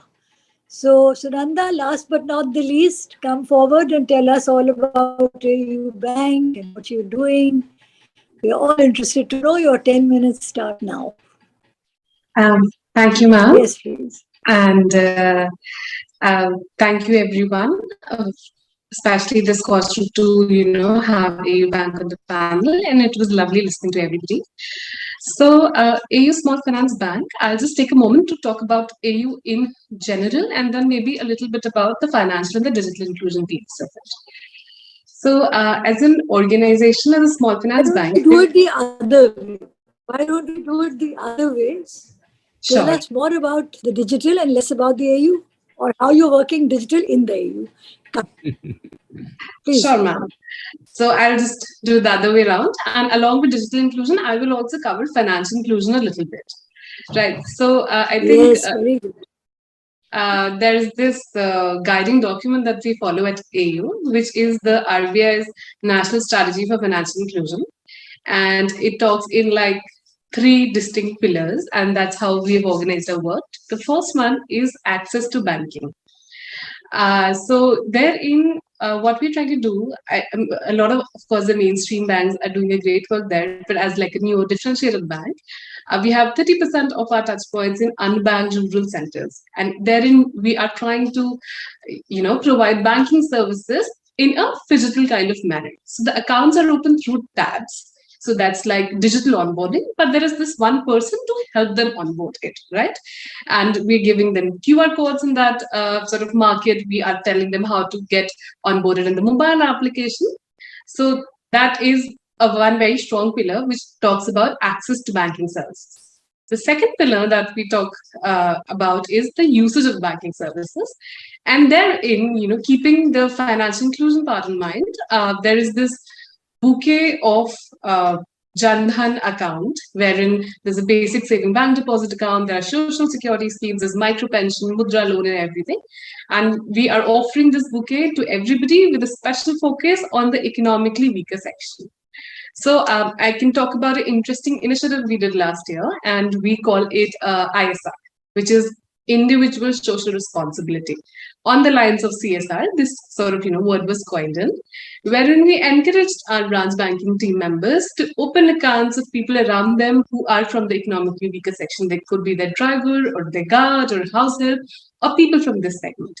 And I think, all over we did achieve a phenomenal number of about 80,000 accounts of these kind of people were opened last year. And the third pillar, along with access and usage, is the quality of services. So, of course, what we understand is, I think one of the dharmas of being a small finance bank is going to the underserved people and, sort of help them not only with the access of the product, but also understand what's happening in the financial sort of services areas.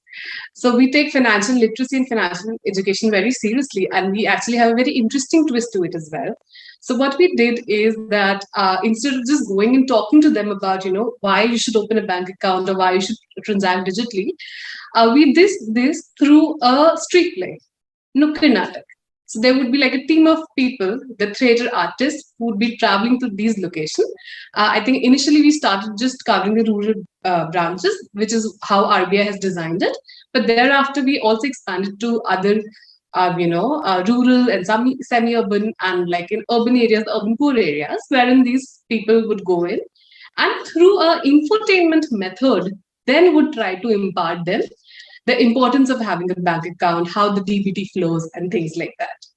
So this is the way we have sort of organized the financial inclusion part of it, embedding the digital inclusion everywhere. Like as a bank, we have almost 30% of our customers who are digitally active. I think like all other banks, we also have like a digital first approach in today's age. And we have this app, it's called 0101. And 30% of my customers are onboarded in, and we are doing a lot of understanding of the people in rural areas also. For example, if I have people in unbanked areas, would they have the necessary infrastructure in terms of mobile phone to be onboarded on an application? So we're doing these studies, and it was very interesting to find out of a study of 10,000 people who was BSBD account holders. We found out that almost 60 to 70% people also had a smartphone. So there's a general tendency of saying that, these are in rural people, they may or may not have a smartphone, they may not have the necessary infrastructure, or they wouldn't understand. But to our surprise, that we were able to find that there is a sizable market opportunity in that area also, but it has to be just approached in a certain manner. So yes, we are also sort of working towards not only the... So how about the script of your play? The script for me is, well, savings, credit, remittance, insurance, pensions, and most importantly, transactions. So after you open the account, how many transactions are taking place? I have also traveled in rural Rajasthan around Udaipur and quite a bit of Rajasthan. And I found that the women were quite alert, because once I stopped my woman and she said, "Sarkar साहब हम सपेरे हैं, हमको नरेगा का पूरा पैसा पंचायत नहीं देती."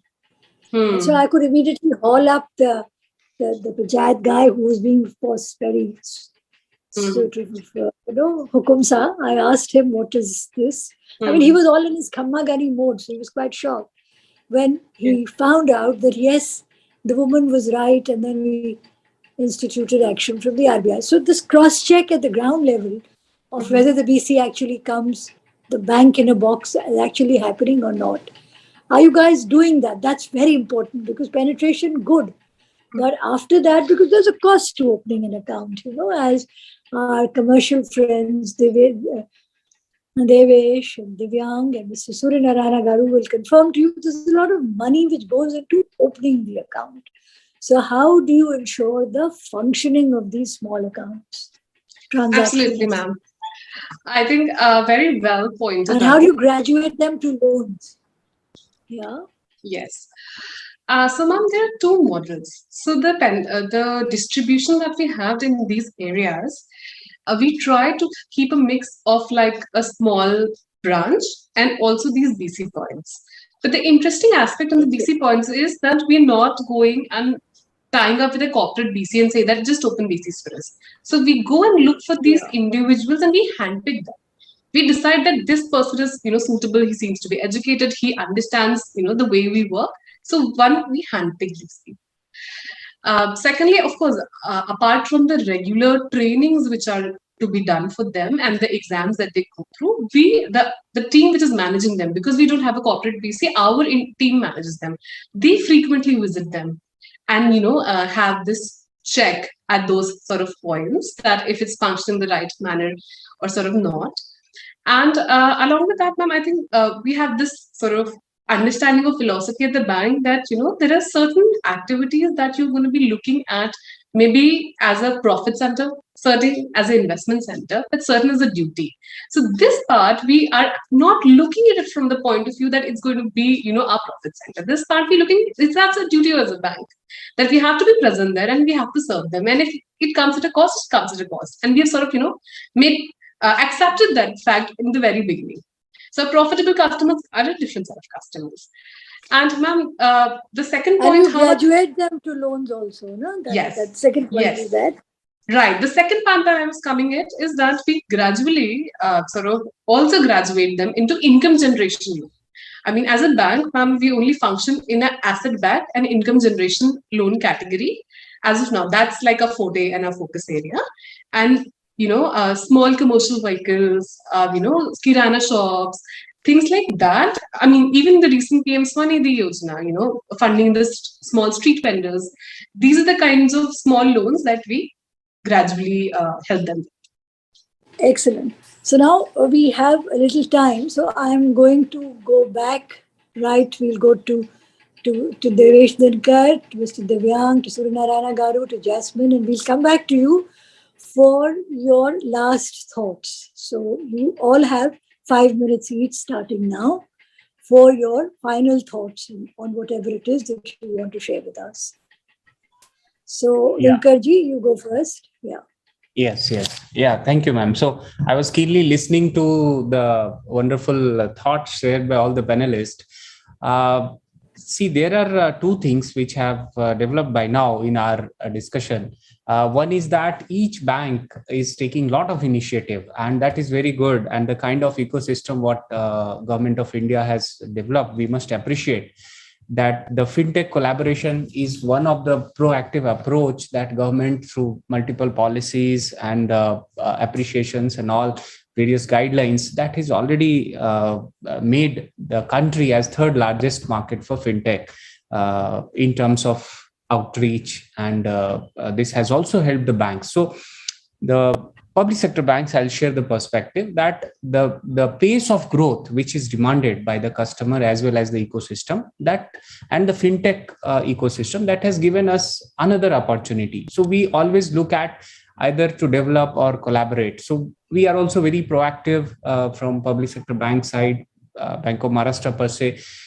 We have had number of initiatives taken in terms of collaboration with fintechs also in case of service delivery. So you will be happy to note that bank has been proactive, and the first day of the year has been celebrated as Fintech Day. So 1st April, we have had a fintech meet right in our corporate office, and that was followed by a joint program hosted by Bank of Maharashtra and NPCI.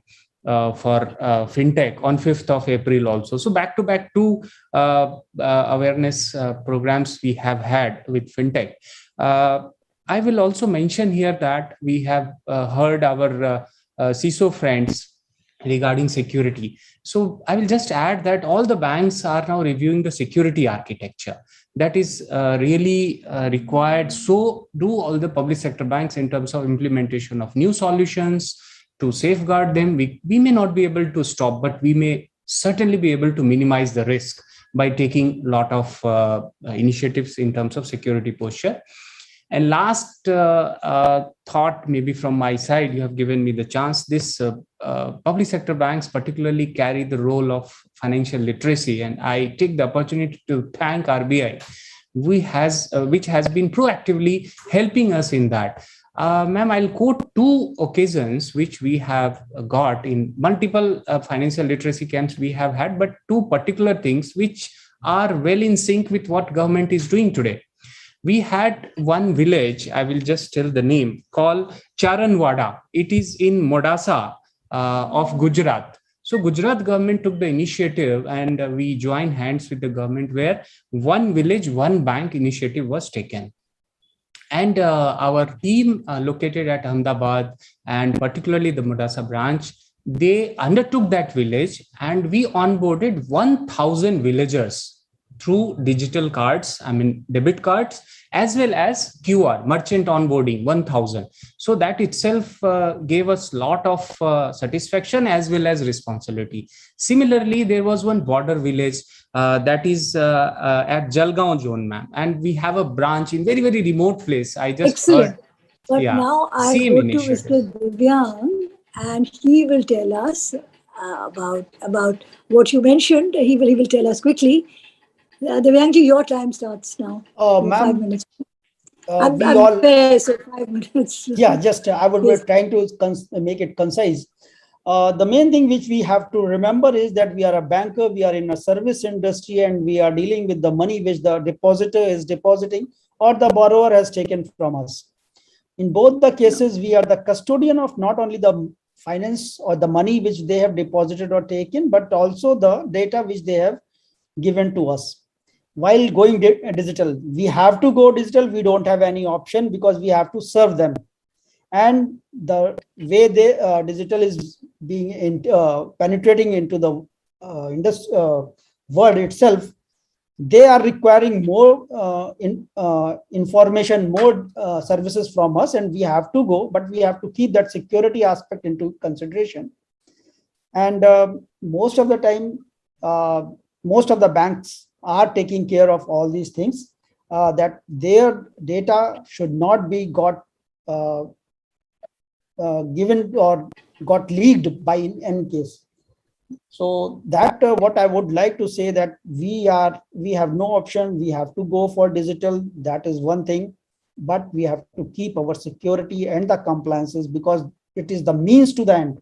We can't think of the end itself, that we could gather more and more business, but it should be in a proper manner, so that the confidence level of the customer and us should be always intact.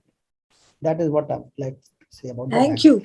And Suryanarayana Garu from the Central Bank of India, give me your last words, your last thoughts. Yeah, yes, ma'am. Actually, in the current scenario, cyber security is not an option. It is a very basic requirement for the survival of the banks and, for that matter, any organization. Because once customer lost his confidence, then the bank is no more. So banks are taking all steps to protect their data and protect their money. And one challenge we are facing, that is for the matter all banks may be facing. See, there are so many technology solutions available in the market for various types of security purpose, whether it is network level security, whether it is application level, infrastructure level. But the banks are flooded with the multiple vendors, because the one particular solution will satisfy only very small part of the requirement of the security. And most of the solutions are overlapping in their functionality. So because of these multiple vendors and multiple support systems, banks are flooded with so many vendors, and the management is becoming very difficult. So there should be some approach from so that some like uniformity in the adoption of security. Yeah. That's good. That's But RBI always wants to be a little agnostic and not prescriptive on the vendor, for reasons you can understand. But anyway, Jasmine, now quickly, your last thoughts. Yeah, so I think a couple of months back, Niti Aayog had sent out some recommendation note on licensing of digital banks. So I definitely look forward to that taking shape, because RBI guidelines are there now, Vijay. If you go to the RBI website, right, the digital banking unit guidelines are there. Yeah. So one is the digital banking units, which has already been shared. Another one was digital banking licenses, wherein the requirements is 200 crores of capital and specific licenses only for only digital banks with no physical branch presence at all. So that is something that the entire industry is looking forward to, and it is envisaged that the digital industry and the new banking industry going forward will be a $85 billion industry by 2025. So this will definitely be an enabler to the entire industry, and we look forward to it. So, okay, very good, short, sweet. Now, Sunanda, your turn. Just towards the end, I'd like to say that we're very grateful to be present on like a banking platform. Its power is immense, and like Mr. Stogi was saying, that it's a platform of where you handle public goods. There's public money which is sort of deployed as loans for the economy, and I think we recognize that it's a it's a very responsible position that we're in. But at the same time, I think we are also sort of leading with innovations in this sector.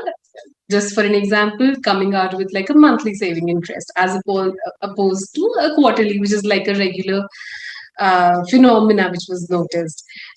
Coming out with saying that, we will have no deposit slips. If you are a customer of the bank will instead give you a slip rather than, asking those people who are little less literate or low literate to sort of fill up slips. So just removing these difficulties for people to access bank. And yes, that'd be all. Thank you. Okay, that was great. Now to sum up, I've learned a lot from all of you because you have talked to me. Of course, Mr. Devesh Dinkar from the Bank of Maharashtra has explained a lot about digital literacy and in practice the 2 villages adopted by his bank. Mr. Divyang has explained a great deal about the challenges which he has already overcome in meshing the banks, and he has talked to me at great length about the cyber security. Suryanarayana Garu, you have completely reassured me as to the compliances, and the point which you raised about too many cooks spoiling the broth, too many vendors is valid, but the regulator hesitates to prescribe a particular vendor in these and just gives broad guidelines. So you may, depending on the needs of your bank, customize solutions for your own banking verticals going forward. Jasmine, your points are good, but just look at those guidelines on the digital banking units. They, of course, emphasize the need for a lot of infrastructure. And as Sunanda was explaining to us, but Sunanda, thank you also for this telling us about the vulnerable and weaker sections. Because now what is going to happen in the banking segment? You used to have a retail book earlier. Now you'll have a retail book and a digital banking book. And because of the increase in the working age population with growing disposable incomes, demand for banking and related services will rise a lot. And the millennials are also the 10-minute guys. You want your Domino's pizza, whatever you want has to be instant, not even an immediate flag on it. It has to be instant. So you will always have to be on a curve to meet these rising demands, to innovate, to ensure cyber security. And of course, Suryanarayana Garu, I agree that compliance is very, very important. So I take this opportunity to thank Mr. Devesh Dinkar very much of the Bank of Maharashtra, Mr. Divyang Rastogi of the PNB Bank, Mr. Suryanarayanan Garu from the Central Bank of India, Jasmine Gupta, Sunanda Sharma, and Mr. Gosharan Dhanjal for sharing all your knowledge with us and enriching us a lot in this discussion. Thank you very much. And we come to a close now. Thank you. Bye-bye, boys and girls. Have a nice evening. Thank you. Thanks, madam. Thank you. Thank you, Scotch. Thank you. Thanks, Balaji, Scotch this also. was an absolutely amazing session. Thank you very much for steering it so well and making it very lively and very involved. And I thank all the panelists similarly so for participating with equal enthusiasm and forward. Thank you. And all our listeners, we thank all our listeners for keying in and Absolutely. tuning in and hope they benefit. And if any of you want to reach me, you can get my email from Mr. Dhanjal. I will be happy to respond. Love to do that. Thank you. So with this, we move on to our next panel discussion on the state of insurance. And we have the privilege of having with us Mr. Nilesh Sathe, former member live from IRDAI, and he's our chair and moderator today. And let me spend a couple of minutes introducing him. He was a member IRDAI from 2015 to 2019 and handled life and non-life as well. He was earlier CEO and director of LIC Nomura Mutual Fund Asset Management Company and zonal manager of LIC of India prior to that. He brings with him a rich experience of over 4 decades in the banking, insurance, and mutual fund industry. He's a certified associate of Indian Institute of Bankers. Welcome, sir. Thank you. We are joined by Ms. Ajita Menon, Chief Operating Officer, Vidal Health Insurance TPA Private Limited, who is a commerce graduate with MBA in Marketing and Finance, Associate in Insurance with Business Studies from Oxford, and been with Vidal for over 18 years, handling customer service, business development, and drives government schemes.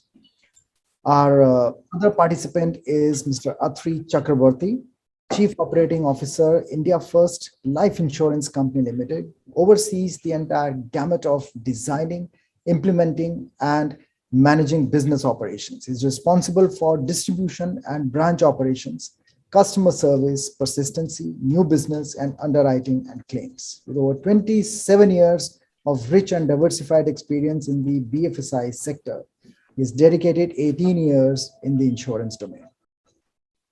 Mr. Ashish Saxena, who is Head of Health Claims and Provider Networks from Future Generali India Insurance Company, been with the industry for over 18 years and worked with IFCO Tokyo General and Bajaj Allianz General earlier.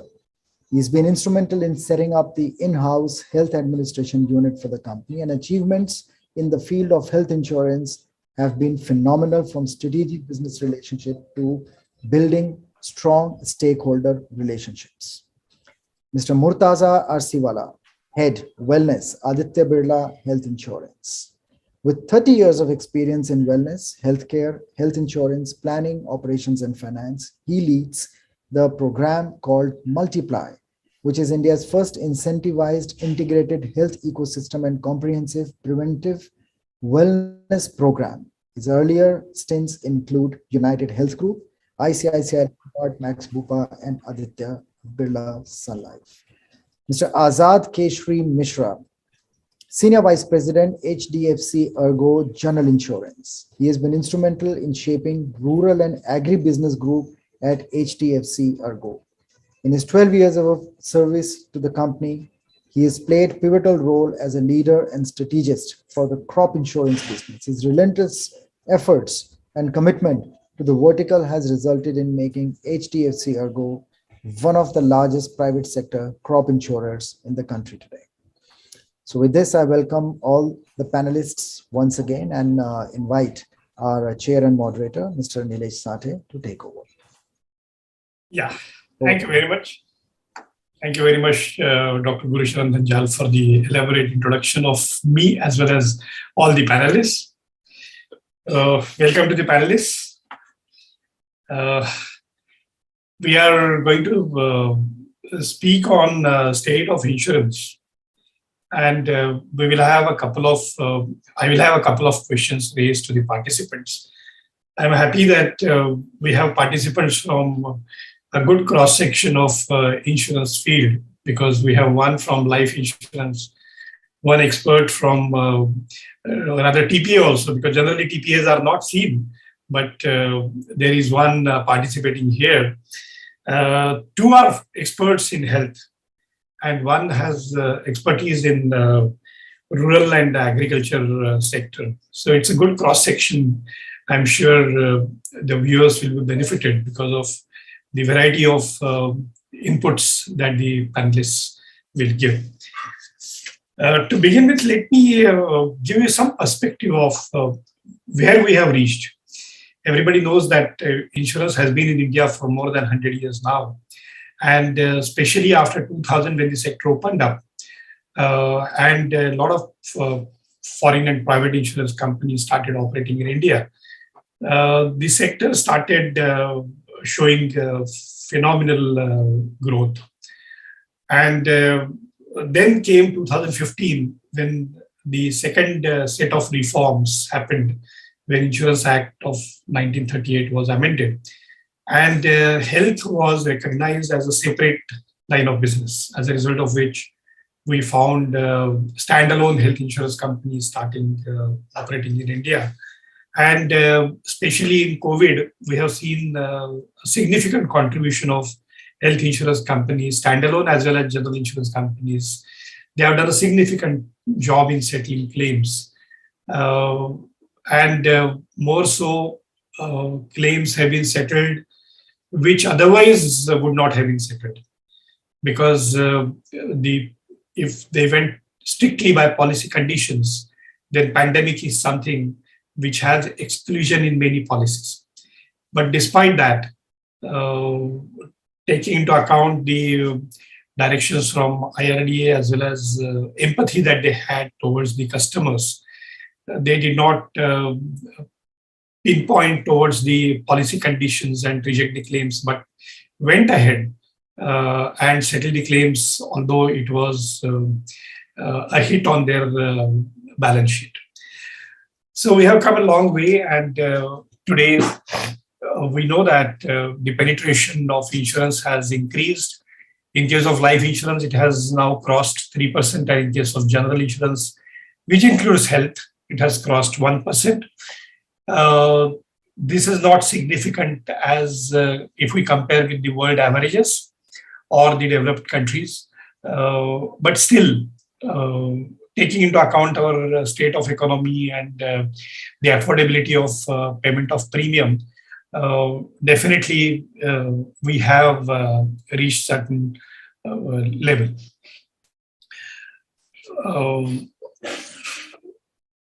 While the insurance premium in India has been steadily growing at over 8% in the last couple of years, the global insurance premium increase has been less than 0.5%.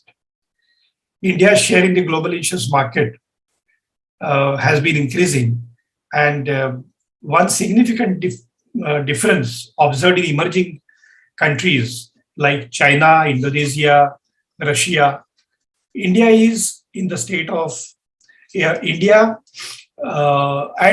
is that the share of life insurance premium is much higher than the general insurance premium. In India, life insurance premium accounts for almost 75% of the total annual premium, while in developed countries, it is below 25%. General insurance penetration is higher than life insurance penetration in USA, UK, Australia, and many other developed countries. This again shows, one is there is a huge amount of possibility of growth for the general insurance industry. And second is the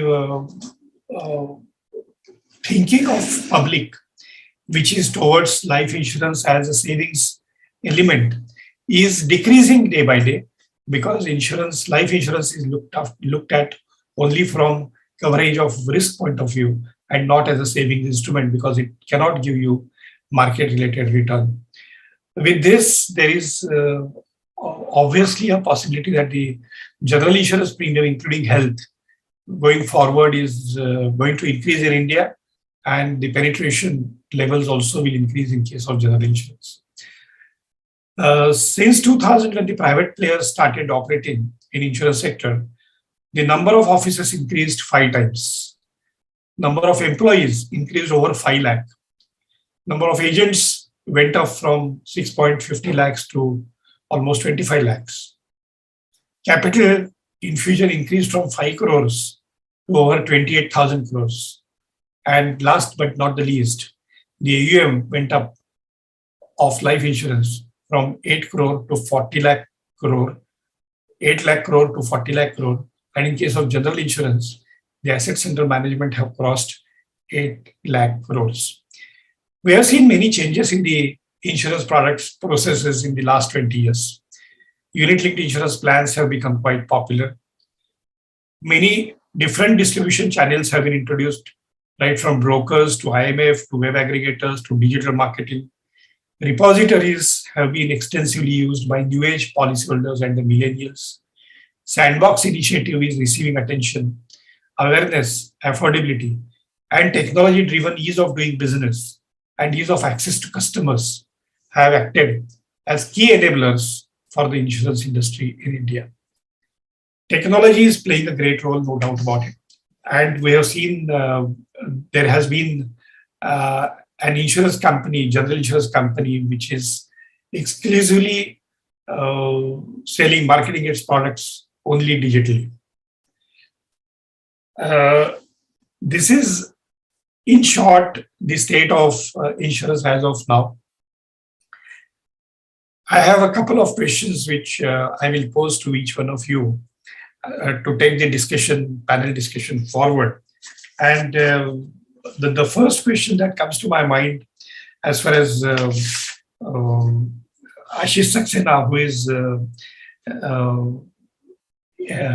expert in health from Future generally, is during the pandemic in the last 2.5 years, your company specifically and industry as a whole, what was the impact of pandemic on the insurance sector, rather the insurance companies? Mr. Ashish. Okay, so thank you, Mr. Nilesh and the SKOCH for having me here. And so, as asked by you, pandemic is something which is not any industry or company specific. It has hit the industry very hard, and there was no company or industry which was untouched. Same goes for us, where we have also seen that during pandemic, once it started, the first wave came. No one was prepared for it. Some were I mean, each company has their own ways of dealing with it. Some were at advanced stage, some were at the nascent stage, but every company, I must say, that have taken actions, and within couple of months they prepared or geared themselves to take the situation under controls, and same went with us. If I talk about future generally as a company, frankly, prior to pandemic, we were heavily depending upon the physical work, the paper based claim process and everything. The moment pandemic started or lockdown started, we were in a fix how to handle the situations. We never wanted our customers to keep the claims on hold. I'm talking specifically from the claim side because I manage claims, and immediately we took a decision. We have to do something where we can reach out to our customers and help them, support them. And in fact, the nomination what we made for SKOCH was for the digital claims journey, where within very specific 2.5 months time, we created a project team of business experts, IT experts, and strategy people. And we thought of making something which may not be best in class, but it has to have three features which were on our priority list. That was number one, simplicity, because we were not making a flashy app or portal. It was something which customer and all segment of customers, so not only keeping urban customers in mind, urban, rural, any segment of customer can easily operate from their smartphone or their laptop or desktop. And second is the security, keeping all the data privacy guidelines in mind, the data security and how the customer is going to upload, scan, keeping that in mind. And the third was the making the experience seamless, so that they should not feel that even the earlier process of couriering the document was better than doing it online. So keeping these three fundamental pillars in mind, we started working, and within a month, I mean period of 2.5 months, we came up with a digital claims journey for our customers from both the avenues. One was the portal and the second is the mobile app. Any customer sitting across anywhere could have just within less than 2 minutes time. So, and there were three phases. One is you enter a bare minimum information. Based on my 18 years of experience, I can also say sometimes I realize, I'm not talking about every company, but most of them, the kind of information we ask from our customer at each claim stage is not something which is necessary, because a lot of information is already lying in our system. But instead of retrieving it from there, we assume that anyways customer is filling a form, let me ask 10 more questions. We thought we should not do that. If only 4 or 5 fields are mandatory or important, let us only ask those. Let us sync our systems in a way where we can retrieve those information rather than asking customer to fill it again and again. We also thought that, okay, hospitals may give scanned copies to customers, but there is one mandatory document which is called claim form. And in case of lockdown, every customer might not have printer at home. How will they manage this situation? They will still have to get a printout and fill. We came up with ideas that should we make editable PDFs where they can fill. And then we thought, what is a claim form? What is the information it contains? If you look at, basically it has two components. One is the information about the customer. Second is information about the treatment. If I talk about health. Right. Customer can anyways very easily fill this information on the screen itself, which can be converted in a claim form because that is the requirement. And the signature requirement can easily be taken care of with OTP authentication. Keeping all these things in mind, we made that process also simple. So the customer need not even scan anything. Everything is available. They have to just upload either through a mobile phone or the portal. In terms of, so that is how we made this claims journey very, very simple. And even we were not expecting that the adoption will be very high, but within a month, I mean a period of around 6 months, more than 80% of claims have already started flowing through this avenue. So there's no email, there is no hard copies. Customers are quite satisfied with the process. Teething issues were there, which we managed. Now, if I talk about the impact of COVID on the industry and the future generally as a company, I mean, like other companies, we were also hit very hard, and specifically with these two products, which were COVID Rakshak and Kavach. These were the someone which a regulator made it mandatory for every Yes. company to launch, and I think pricing was left to the companies every. So the reality, pricing was Yeah. something which every company have done on their own. Whatever was the rationale behind it, but I mean, we are a company who believes that at the time of claim, no underwriting is to be done. So at the time of claim, you have to pay your claim. At the time of underwriting, if whether you have done it right or wrong, you have to honor your claim. So that is the philosophy, and we followed, and we went ahead with that philosophy, and we settled so many claims. Sir, you are aware that during pandemic, the regulator has made it mandatory to issue COVID cashless within 60 minutes.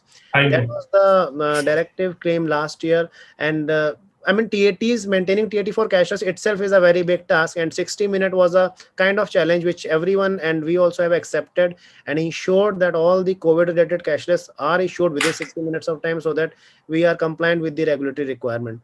Those also were some of the challenges. Very good. Good. Good to know that you could quickly, find solution to the problem. Yeah. Because that is what is important. Just last statement, sir. The most important thing this pandemic taught us is there were many things which were in pipeline in discussions. Pandemic has taught us how to do things. Right. Actually, that is what happens. Necessity is the mother of inventions. Exactly. Since it was absolutely essential, everybody worked on it, and quickly it was rolled out. Right. Good. I will come to Azad Keshri Mishra, who is senior vice president of the HDFC Ergo General Insurance. He is expert on rural and agri business. We have seen in the last couple of years, government also has been focusing on insurance, which should spread to the agriculture sector. And Fasal Bima Yojana is one which is promoted by government on a large scale. Although there have been hiccups year after year, we have been listening that the government keeps saying that claims are not paid on time. Some state governments have decided to have their own insurance scheme and withdrawing schemes from the general insurance companies. What has been your experience, especially on Fasal Bima Yojana, which is very much talked about scheme of the government? Thank you, sir. I would like to just thank the SKOCH team who have invited me as a panel for this panel discussion. As you mentioned regarding Pradhan Mantri Fasal Bima Yojana, which was launched way back in 2016 by Government of India. The primary objective was to provide financial support to farmers, to stabilize the income of farmers, ensuring flow of credit to the agriculture sector, the informal agriculture sector. And one specific focus was mentioned about bringing in technological initiative. So, sir, I can tell you our experience. Currently, we are implementing Pradhan Mantri Fasal Bima Yojana in 9 states, 69 districts, and I think more than 550 blocks. What we have observed prior to 2016, when the crop insurance scheme, earlier crop insurance scheme was there, at that point of time, the crop insurance penetration was very low. From 2016 onwards, we have seen the non-loanee percentage. The non-loanee, when we say the voluntary farmers, basically under crop insurance, till 2020, all loanee farmers used to be mandatorily covered, and all non-loanee farmers used to take it as a voluntary scheme. From 2020 onwards, Government of India had changed the guideline, and now it has made an opt-out option also been given to the loanee farmers. But what is good to know that from a post-launch of Pradhan Mantri Fasal Bima Yojana, the non-loanee percentage, which used to be around 6-7% prior to 2016, now it has gone up to around 27%.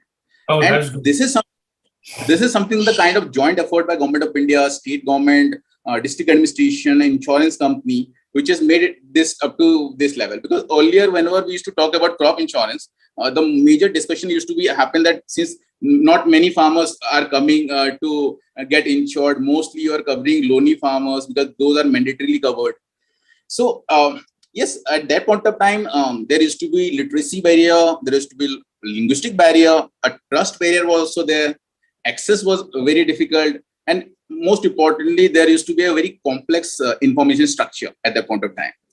But certainly, the kind of effort that has been made by Government of India, involving state government, district administration, insurance companies, last few years, certainly the awareness about the scheme has substantially increased, sir. So I can tell you, this year, last year, we are celebrating Amrut Mahotsav, Azadi Ka 75th Independence. And during Kharif 2021, Government of India launched Crop Insurance Week in the month of August. Then similarly, in the month of December also, they have launched this program. Now they are talking about distributing each individual inland letters having the policy information to farmers. And there is a campaign that is going on called Mera Policy Mere Haath, which has been started by Government of India from Rabi season. So earlier we used to have these problems. There are 2-3 problems. One, obviously, farmers were not much aware. So what I can tell you that based on the kind of initiative that is being taken by all stakeholders, the awareness has substantially increased, and which is very much reflected in the penetration of non-loaning farmers. Then the issue was, explaining them about the product features, explaining them what is the process of claim settlement. Obviously, claims is the most important part. Right. And as you mentioned, sir, something my colleague, our panelist was mentioning regarding COVID lockdown.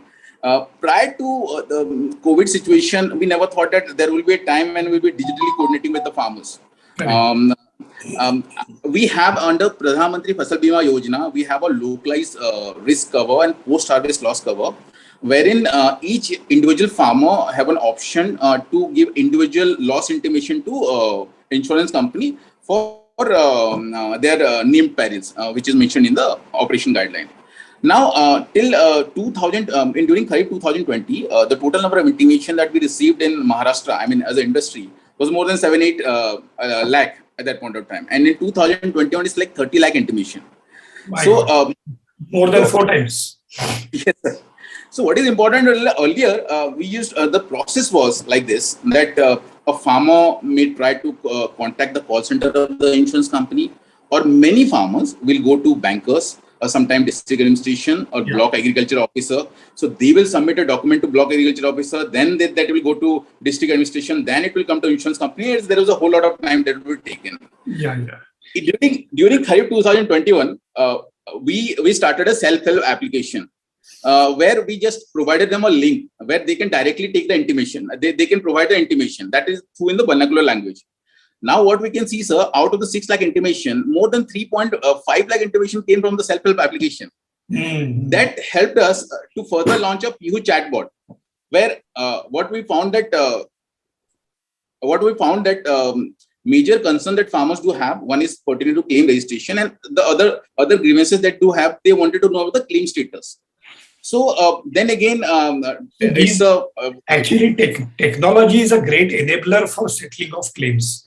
And yes, sir. Yes, you intervened the claim settlement process with technology at an appropriate time, as a result of which the customer satisfaction level must have gone up.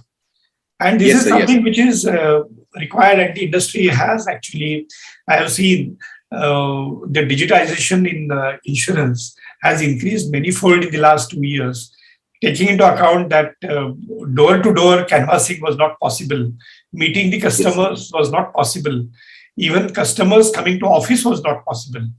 So the insurance companies made whatever was possible to ensure that the face-to-face connectivity is replaced by digital technology. And that has actually yielded results. I have got one supplementary question to you, and then I will move on to the other panelists. What has been the experience of Fasal Bima Yojana as far as claim ratios are concerned? Claim ratios are from 2016 onwards. I think overall industry basis, I think as per the Government of India report, if you look into the average loss ratio from 2016 to 2018, it is more than 80%. So in terms of number, one significant change that was made during the launch of Pradhan Mantri Fasal Bima Yojana was to increase the sum insured per hectare up to the scale of finance. So Yeah. now the average sum insured for the farmer is more than 1.8 times what used to be earlier. So I think majority, if you look into majority of state who are implementing PMFBY, the percentage claims beneficiary under the scheme and average ticket size of the claim amount per farmer has substantially increased over the years under PMFBY. Okay, but still it is in manageable levels, in the sense it's not that there is heavy loss to the industry in running the schemes. It doesn't appear to be. Sorry, it's like it's a different experience to different companies, sir. I can tell you. Right. As far as your company is concerned, it's still going good, because otherwise you would have withdrawn from the participation in Fasal Bima Yojana, which some of the insurance companies have done. Good. Let me now move on to Atri Chakravarti, who is Chief Operating Officer of India First Life Insurance Company Limited. And Atri has a great experience for over 27 years. And customer satisfaction is something which the life insurance companies always focus on, because it is always said that the purpose of insurance is ultimately when a claim is settled, or maybe maturity claim or a death claim. And Atri, from that point of view, in your company as well, now maturities must have started coming, because 15-20 years have passed. So the initial policyholders, their maturities must have been due. And death claim, of course, start coming from day one. How is it that you have changed your digital structure in the last 2 years, especially during pandemic, to ensure that the death claims get settled quickly? Because as we all know, it was not possible for customers to come to office and lodge a claim. So how did you manage it? What was your experience? You are probably on mute. Please unmute it. Sorry. Yeah, go ahead. Good afternoon to everyone. So I'll first talk about a little on the way we have enabled digital across all the entire customer journey. I think claims is obviously the most important part of the customer journey. So in India First, and I'm sure this is true for the entire industry per se, today the entire customer onboarding process is completely digital. Yeah. Whether it is servicing, whether it is renewals, whether it is the claims, I think what the pandemic has done is really expedited the process of digital adoption. So we were not left with an option. I think the journey to moving to a digital landscape was embarked by all the life insurance companies, general insurance companies, but clearly what really expedited that is the experience of COVID. Now today, as an organization, 99% of all policies that we source on the retail side, I'm not talking about the group schemes, is digitally onboarded. Very good. So only 1% of our policies is where we have a physical form. And clearly, this is something which has led to much faster issuance of policies. It has led to customer satisfaction.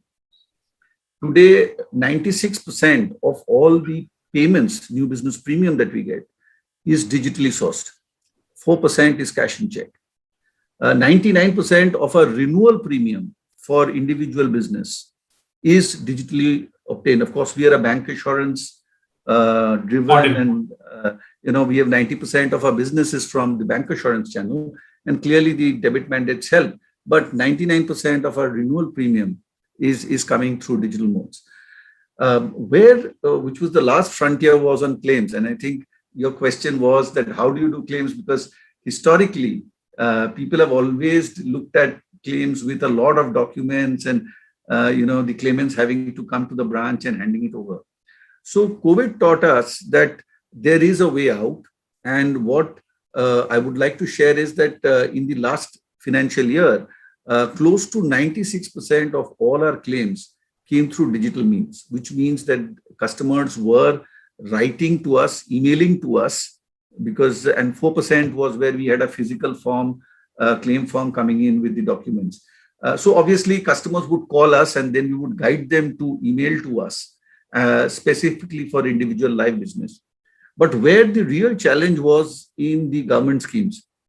So we have more than 60 lakh members in the Pradhan Mantri Jeevan Jyoti Bima Yojana through our banks, Bank of Baroda and the rural regional banks. So there, the model which has been driven, and of course, DFS has been involved in this and in their guidance and the focus, I would say, has helped us. So all the claims today, which is coming through the bank branches, we've developed a portal, they upload the documents. Near to 100% of PMJJBY claims today is coming through the portal. Very good. Near to 100. I mean, I'm talking about a few branches where there is a network connectivity and all of that. May be an issue. But that has been a remarkable change, because these are high volume claims that we are talking about. And that's where the country has moved to, and we are glad that we are part of that journey. Good. Let me move on to the TPA, because the state insurance companies, general insurance companies, which are public sector, they handle their claims only through TPAs. And during this era of pandemic, how is it that the Vidal Health Insurance, TPA, could manage it? Because in general, the public sector insurance companies are low at digital penetration. And for you, unless the inputs are received from them, you cannot process anything beyond this. So how is it you could manage it? And what was the TAT turnaround time for the customers for getting their claims settled? And TPA has a big challenge, because unless you settle the claim, the hospital doesn't discharge the patient. So how is it you could manage it so well, I will say? Please let us have your input on that. You're on mute, I suppose. Ajita, you are on mute. Yes, Ajita. Thank you, SKOCH, and thanking all of you all, and a very warm good afternoon to all the panelists here. As you rightly said, sir, we are governed by various bodies, and then it was not easy for us to scale through during the pandemic. But then as a TPA, with very good support from the public sector companies, we could manage, right, working offline, right, and online and offline. See, the reasons are, initially we found it very, very difficult, because it was all of a sudden, and we ran short of laptops, which was very, very important, because it was all desktop given and people were asked to come to office to work. So that was a quick transmission, right? Within a week's time, we could hire some laptops, ask people to work from home. Based on the instructions given by the insurance company, we created a portal. We created a call center exclusively for this. And then all the grievances were routed through the call center, and immediately the scanning was done. People were asked to upload the claims through the on the portal, and it was all done in a way which did not create much hindrance to both the public and the beneficiaries at large. The hospitals were also quick enough to adapt to this emergency services, and they also fine-tuned well to work accordingly. Very important, when I talk about all those things, the government schemes also played a very important role. I specifically lead the government schemes here. Very, very important role was played by the government schemes also, especially the Ayushman Bharat scheme, which was launched in the year 2018. With all those quick actions taken by the state governments by way of protocols, by way of restrictions, right, this was quickly passed on to the insurance companies, saying that we can also put a lay here saying that these are the instructions given by the respective state governments, instructing us what to do, what not to do, how many beds allocation, and where they will go, the government hospitals. And through us working in both the channels, we as the TPA currently work for 9 states for Ayushman Bharat. So with all those inputs from the state governments, we quickly converted this and gave away these to the insurance companies for them to act accordingly. Otherwise, There was no restrictions on the price here. The medicines were all at a throwaway price given by the hospitals. With all those circulars being given by the state governments, we put it across to all public sectors and private sectors companies, saying that we have a regulatory board saying that these are the prices fixed, these are the beds available, and this information was also passed out. And moreover, Vidal as the TPA could collect the number of beds available during the pandemic from all the hospitals, the medicines available, the remdesivir available, and we quickly put it across to all insurance companies, and wherever there was a call for us, it was all adhered to. So a good number of people were on the field. Like all of us were online, but entire field staff here working for the government schemes were offline. They were working in the district, collecting data from all the hospitals, uploading it, and helping the entire country to see where the medicines are available, where the beds are available, and where the occupancy rates are low. We used to shift the people from one end to the other end. And simultaneously, apart from this, the claims were also settled accordingly with the help. Insurance company gave us a tremendous support, right? Whenever calls were made, they used to pick up the calls. If there is no accessibility, they used to message us. Right? It is not that you need to have a mail. They used to do messaging. All instructions were given online. There was a lot of video conferencing happening saying that these are to be paid, these are not to be paid. Mm-hmm. And it is just an adjustment all of us quickly made within a matter of probably 10-15 days time. And we could adhere and we could settle the claims as well. Yeah, Ajita, I can understand because the claims under Ayushman Bharat were so huge in number as against the individual policyholders getting admitted, because where the claim settlement is not with TPA, the individual insurance companies, they manage their claims, but the number will not be so huge as the TPAs have been settling, especially on Ayushman Bharat. So it must be a Herculean task that you people must have done. And that is why I am finding... The entire team, sir. Not me, the entire team. Entire team. It's not, of course, it's not an individual who can do it. It's a teamwork. And I think that is the reason why you could do it, because Lord Ganesha, lot of, yes. I'm finding a lot of images of Lord Ganesha behind you. So it has helped you to come out of this difficult situation. Yes. So anyway, I'm thankful to you for the inputs that you have given. Now let me move on to Murtuza Arasiwala, who is Head Wellness, Aditya Birla Health Insurance. Wellness is something which health insurance companies of late have started talking about, because it's not a question of insuring a person on health, but if he continues to have good health year after year, then of course the claim experience will be favorable. He also will not feel a pinch of increase in premium. And as a result of which, if he is using some wellness devices, then some credit can be given to him by way of reduction in premiums, so on and so forth. So wellness is something new, like telematics that we have been talking about in case of, especially in motor insurance. This wellness, what sort of wellness appliances do you offer, and what benefits do you give to the customers using those wellness apps? Sure. Good evening. Good afternoon, Mr. Sate. Yes, good afternoon. So good to see you, sir, after a long time. Yeah. A very good afternoon to all my fellow panelists and all the audience as well.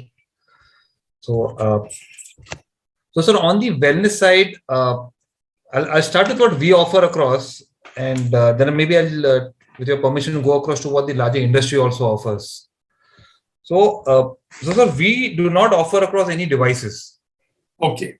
But what we offer across is, wellness benefits which are integrated as a part of our product offering. Okay. Okay. So, with the philosophy that we go with, I mean, this is the purpose that which we run our organization, is that we want to empower Indian families to live a healthy and active life. Right. It's a very, I'm just going to the principle, the DNA of, the philosophy that we follow in our organization. And to that effect, our customer promises, I'm happy to pay a claim in case, you get hospitalized, but I don't want you to get hospitalized. Nobody wants to. Right. Okay. So how do I move a customer from, curative to preventive to promotive? Right. Because insurance, the fact of life is, we all are it's been a better and better. It's a push product. Yeah. But if I were to go and sell wellness or a health outcome to a customer, I mean, if the whole world will want to buy it. Yeah. So why, we don't have a health outcome which I can, sell to a customer, or I don't have a magic pill. If I had a magic pill to go and sell in the market, okay, sir, buy this pill and you won't fall sick for 1 year, the whole country would buy it. That doesn't happen. Right. So, but what we have done across is we have tried to put across a set of wellness benefits in our product, which we believe will excite the customer to, live a more healthy and active life. And then we have put incentives so that the customers go and use those benefits. No, but how do we check whether he is not telling a lie? I will come to that, sir. I'm just Yes. coming to that. So, one of the benefits that we have across is we have put a feature called as health returns. Okay. Health returns is a feature that we have in our product, which gives the customer premium back in lieu of he or she taking care of his or her health. Okay. So how do we do that across? We track across when the person comes in, we do a health checkup and we give somebody a healthy heart score, which is the outcome of the health checkup. A healthy heart score could be either a red, amber, or green, depending on the health condition of a consumer. And we pay for this. As an organization, we pay for this health checkup. Very good. Thereafter, on an ongoing basis, we have defined something called as an active day. An active day is wherever a customer does 10,000 steps in a day, or they burn 300 calories in a swimming or a gymming or an exercise session, or they go to any gym which is a part of our network. If a customer does this, we give them an active day, and then depending on every month, how many active days they have done, he has, and what is their healthy heart score, right, we give them a percentage of the premium back. Right. So, sir, when we started across, it was a 30% of the premium that we're giving back to the customer. And we had a lot of people taking up this benefit. Mm-hmm. So we have almost 50% of the people going in for health checkups. I mean, in my earlier experiences, it was never more than 2%, 3%, sir. But this time we, followed it up. We were so encouraged that we then launched a product which was giving 50% health returns back. And January 21, we launched a product which was giving 100% health returns back. So if a customer takes care of his or her health checkup, full premium back. Great. I mean, it's been 1 year now. We have got the 300 odd people who have taken across, 100% of the premium back from us. So yes, sir. So that's been our journey across in terms of the current offerings that we have on the wellness side that we offer to our customers. Great. Do you have any idea whether the wellness apps have been used by other insurance companies, especially health? Sure. So, sir, a lot of the industry has done a lot of good work on the wellness side. I think we have all made a lot of movement from moving from funding for only sickness to now funding for wellness. Okay, the sandbox has been a big enabler over here. Okay, and I think a lot of companies have started using integration across with wearable devices, Fitbit, Goki, Samsung Health, Apple Health. I think they have all integrated. That's become like an industry standard. Okay, the industry has also integrated across into digital tele consultation. So a doctor on call, a doctor on chat, a specialist consultation, they have also become hygiene in the industry. Right. Okay, another item which we do across, I'm not sure about the industry, but a lot of people do it, is mental wellness. Yes. So I think mental wellness offering across, access to pharmacy, access across to non-allopathic modes of treatment. So I think these are some of the areas that the industry is moving into. Another shift which I see the industry doing, sir, is moving across into health management. So if we really have to control the claims cost of people, okay, and in turn, actually, it's also an indication of the how happy our customers and how loyal they are. If we can identify customers who are at high risk, and if we start investing in terms of managing their condition, okay, I think it's worked very well for us. We have started doing the journey, and these customers where we do health interventions and we engage with them, their claim ratio is lower by 6%, and their persistency is high by 26%. Yes, actually, this is one thing, Murtuza, which I have observed, that the persistency in case of such always have at the back of their mind that something is going to happen to them tomorrow, which is not so. When some healthy person comes to you for insurance, he thinks, oh, I have been paying premium for the last 5 years, nothing has happened to me, so let me stop. But this is not the case with somebody who has got some illness. So the persistence is always high. Yes, and absolutely. That helps everybody, because since you also ask him to focus on his health, he also thinks that insurance company is taking care of me. So he continues to be loyal to you. So that is one more advantage. Yeah, rightly said, Mr. Sate. If you can make a difference to somebody's health, in terms of either helping them lose weight or helping them control a chronic condition which they might have, for example, I think the customer is yours forever. I think you have developed a bond, which is much beyond just selling them an insurance product. Right. So, friends, our first set of questions to everybody is over. And I find the time is also 4:20, so another 10-15 minutes left. So I will do one thing. I have got a general question to each one of you. You can deliberate one after the other. I will start with Ashish Saxena. Ashish, this question is common for everybody. How do you see the positioning of insurance industry in the next decade, next 10 years? And what are the pain points? Because maybe pain points from government, pain points from regulator, pain points from ecosystem.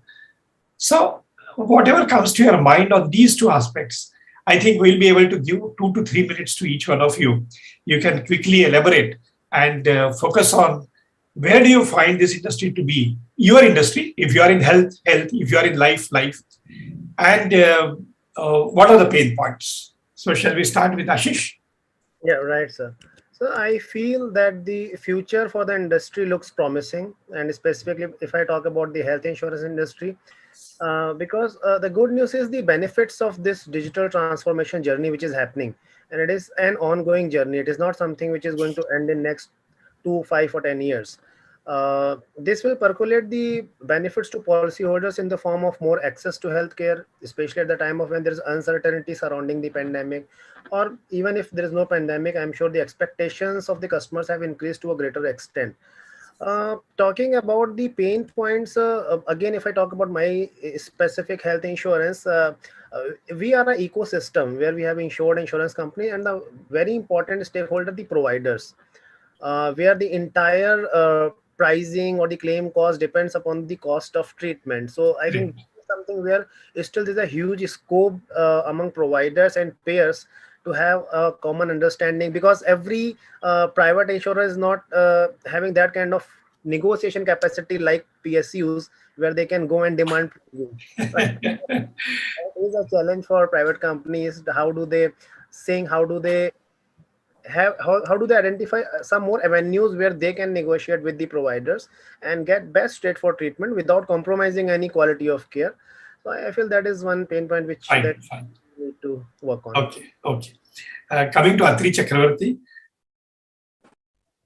Yes, so I think, again, it's an ongoing journey, and the couple of areas which I can think of, I mean, I won't say they are pain points, but we need to work on. One, clearly policyholder protection, which is where there is still instances of, malpractices, mis-selling, which, how do we curb that? I mean, how do we completely eliminate that as an industry so that customers can trust us? I think that's one. Two, there is obviously frauds, which there are areas where we see that frauds impact the industry, and how do we, again, as an industry, get together and prevent and detect such frauds. Third, I think the pricing of certain government schemes, I think we as an industry have been going back to the government as well on certain products like PMJJBY. I think the support from the government on this would be helpful on the pricing side. And clearly, the regulator has been very, very supportive in terms of the development of the industry. But I think everywhere, like we want to be more responsive to customers, I think the regulator, we need to work with the regulator, and the responsiveness needs to be much faster on products, and how do we get more and more innovation in the industry. So these are some of the thoughts that I have. Atri, can you throw some light on Section 45, because of which probably it is reported that the claims get reported only after 3 years when you cannot reject a claim? So this is something where again the industry is looking at specifically for the fraudulent claims. Yes. So so today we can call a policy into action within 3 years of the policy being in existence. But there are instances where there is medical non-disclosure. Right. There are fraudulent intent which is behind taking a policy, and which is where the Section 45 restricts the life insurance company to investigate within the 3 years to call a policy into question. So I think it is all good for policyholder protection, but very clearly the industry should stand behind genuine claims, and that's that's the objective of life insurance. Obviously. Good. So I think that's my thoughts on it, and as an industry we are sharing some of our thoughts with the regulator. Good. I will ask the similar question to Azad Keshri Mishra as to where do you find the industry maybe 10 years going forward, and if at all there are any issues which you think that need to be looked into by government or by regulator? Sir, obviously, I feel that the focus will be on the rural Bharat, not because I'm part of the rural team, because there has been huge disparity, as you mentioned about the 1% penetration, insurance penetration in GI industry, for India. There is a lot more disparity if you see the insurance penetration at the urban level and the rural area. So it will be important for us to develop a small ticket size product which will be easy to comprehend, which you can clearly communicate. We should try out various digital initiatives to create awareness among why insurance is necessary for them. I think government regulators are also trying different mechanisms how to increase the penetration. There has been a discussion on the sort of model village for insurance adoption. There is a separate discussion that is going on. Yes. So all these things will, and there are a lot of relaxation that is in the regulator also, whether it's appointing micro insurance agents or village level entrepreneur common service centers have been allowed to distribute insurance policy all across. Yes. So these are some things that will be the future, I feel, sir. Don't you have any issue with the state governments not paying you premium on time in case of crop insurance? Is it not a pain point? It's a pain point, sir. It's a pain point. It's a major pain point because technically you cannot undertake risk unless premium is received. And obviously it will have an implication of the solvency margin also. So it's a pain point discussion with state and metro. Okay, good. Now moving on to Ajita Menon, from TPA perspective, I would like your views to be heard on what issues do you face actually, and what are the challenges that you may have going forward. Nilesh, if I may interject just for a moment here. Yes. Very interesting discussion, and I hate to interrupt it. If you want to take maybe another 5-10 minutes, let's go ahead and do it. I'm okay with that. Okay, thank you. Yes. The industry is poised to go, and so we expect the TPAs also to grow accordingly.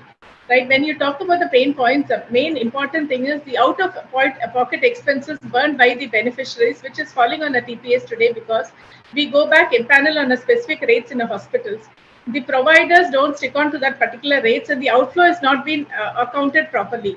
So the very important pain point for us is when we sign an MOU, we'll have to ensure the hospitals stick on to the rate so that the beneficiaries also get the benefit out of it. They have not been asked to pay more, and the insurance company also get the benefit because they know the outflow actually what is happening. That will be very, very important for us to control. It is not only controlling, to make sure, right, we know what the expenditure is, the out-of-pocket expenditure, and secondly, the audit and the risk, right? We'll have to have an IT infrastructure in place so that human intervention is always not possible going around doing this.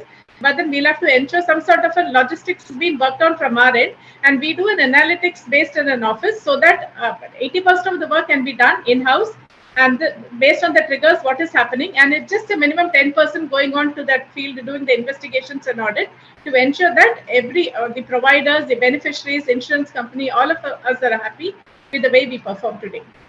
Ajita, there has been a talk that when some patient goes to a hospital, the hospital authorities first ask him whether do you have health insurance. Correct. And if so, the bills get inflated to that extent. Correct, sir. What is your experience on that, and whether hospitals should be regulated? Is it high time that hospitals are not regulated, as a result of which, for the same line of treatment, the hospitals charge X amount of money to one who doesn't have insurance and X plus something for somebody who has insurance? Correct. It has been the experience. So what is your view on whether hospitals Definitely, need to be regulated? Yeah. So when we go back and talk to the hospitals, for the same treatment, we find different sort of billing happening even today. When we talk to the hospitals, they do agree saying that they look at the patients, they look at the corporate policies they've been given, and they bill accordingly. That is where I said when I sign an MOU with the hospitals, my pain today is to ensure that they don't collect anything more. So Correct. that will be the work for the TPA from now to ensure that when a hospital signs an MOU, we'll have to be, whether it's a BPL population or a corporate policy or a retail policy, right, we need to ensure that they don't collect anything more, and it is just one billing which is happening across both to all hospitals. Correct. That is our pain point, and we'll ensure we work for it, sir. That is required. Okay. The last is Murtaza. I would request you to throw some light on these 2 points, where the industry is likely to be, and what are the pain points that you may anticipate. Murtaza.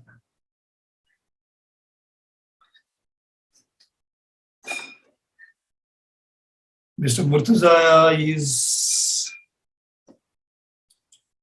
He's very much there. Anyway, it seems the link is lost. That's his job. Yeah. It appears to be. So we end our discussion here.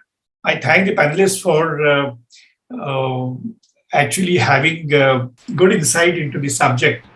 And since there were a variety of panelists today, the discussion was quite useful, and it had a different angle, because otherwise everybody will keep on saying the same thing. But because you were from the different health, general insurance, agriculture, rural, and TPA, so it was really quite interesting. I must thank you for actually giving me a different perspective as well on various issues. And I'm sure the market is going to increase exponentially in India, because one is everybody knows the 3 trillion economy is going to be 5 trillion quite soon. Obviously, the per capita income is going to increase, and with per capita income increasing, the allocation of family towards health, towards insurance, towards property, vehicle insurance, so on and so forth, is definitely going to increase.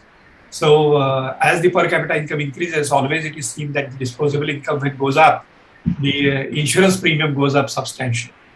So I am quite hopeful on the insurance sector, insurance penetration going up steadily year after year. And whatever pain points you have raised, I'm sure they will be taken care of at your industry level with the regulator and with the government as well. I thank Dr. Gurisharan Dhanjal for giving me the opportunity to moderate this panel, which was quite interesting. And I'm sure the viewers also would have found the discussion quite interesting. So we stop here. Thank you very much, SKOCH, and thank you very much, Dr. Gurisharan. It was absolutely an exhilarating experience. I must congratulate and compliment the way you bound the panel together, because the panelists coming from diverse fields, as you rightly said in the beginning itself, that this is quite a diverse panel and putting all of them together on the even keel and running with the discussion and with a clean takeaway.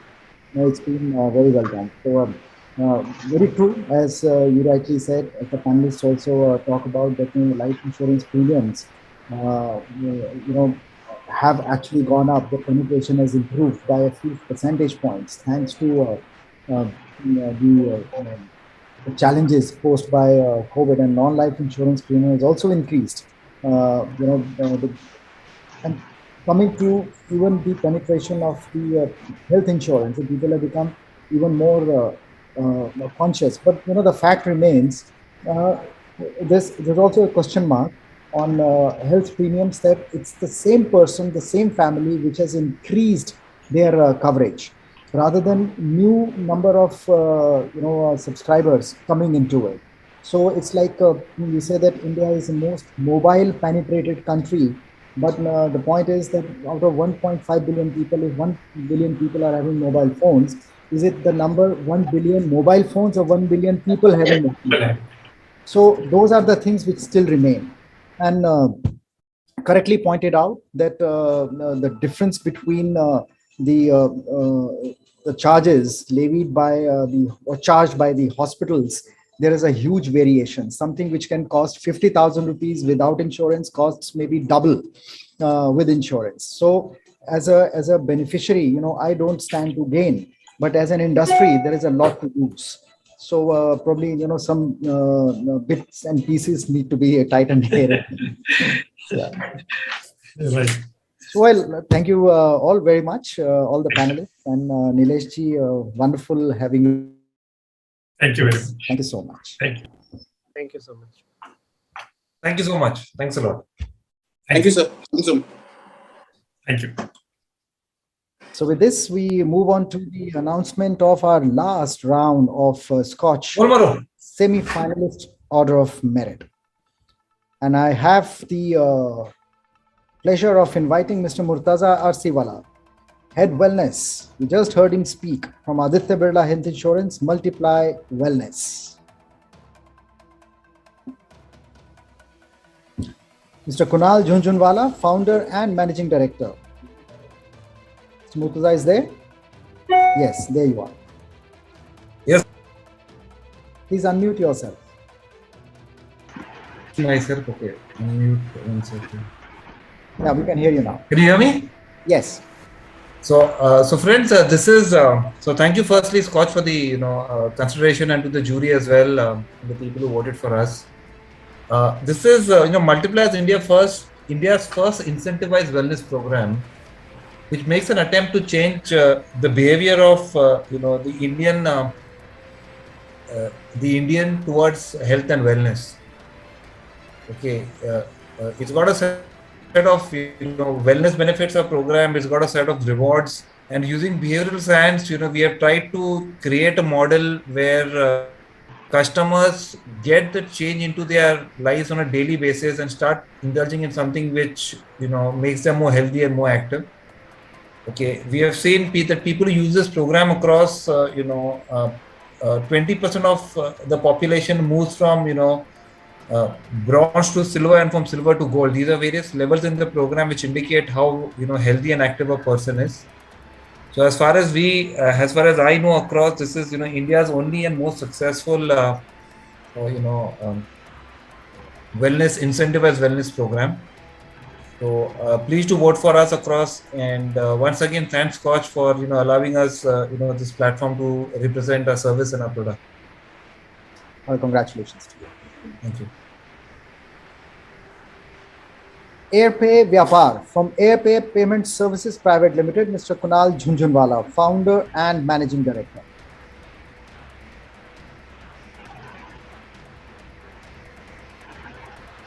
Akshaya Telemedia Insurance Marketing for Cooperation and Coordination during COVID, Mr. Sudhir Joglekar, Chief Executive Officer.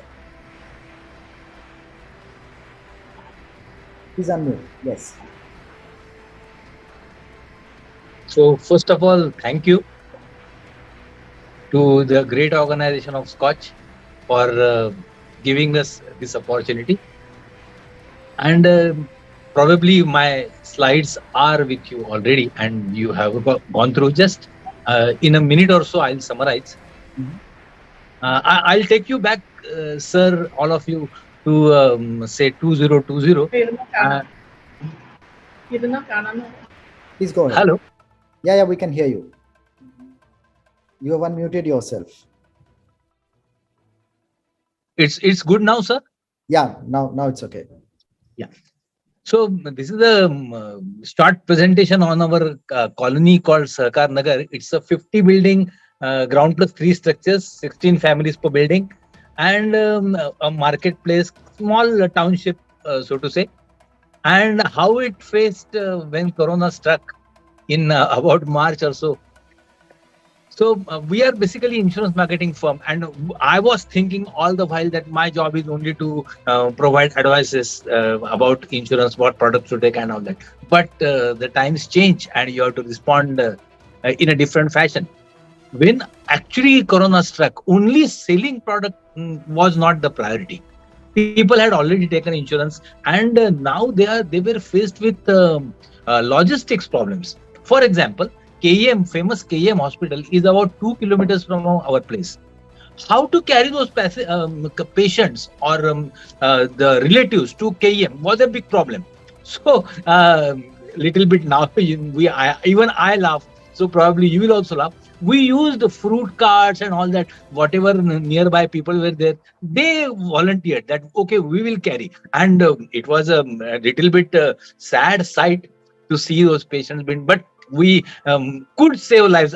Now I can certainly say that we could save some lives. Secondly, about claims, what we did was we started representing to TPAs that please make it what you say, advance payment, give them some advance payment or cashless, whatever we call. So we used videos, and our thanks to TPAs and our insurance companies, insurers, who after a bit of pursuing them, they agreed and they started recognizing whatever our this mobile video work, that this is the patient, please speak with him, how will he arrange funds and all that. But they responded beautifully.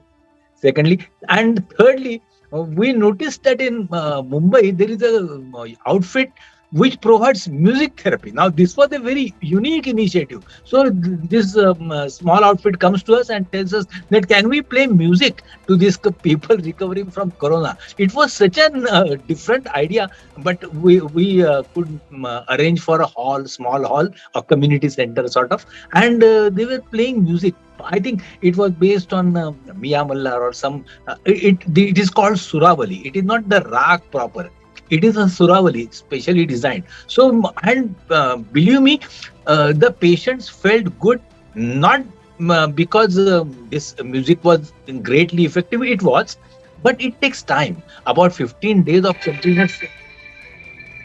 continuous listening to that music that helped them, and the fact that somebody is giving them attention, somebody is paying them attention, somebody is looking after them, that was a great plus point for them.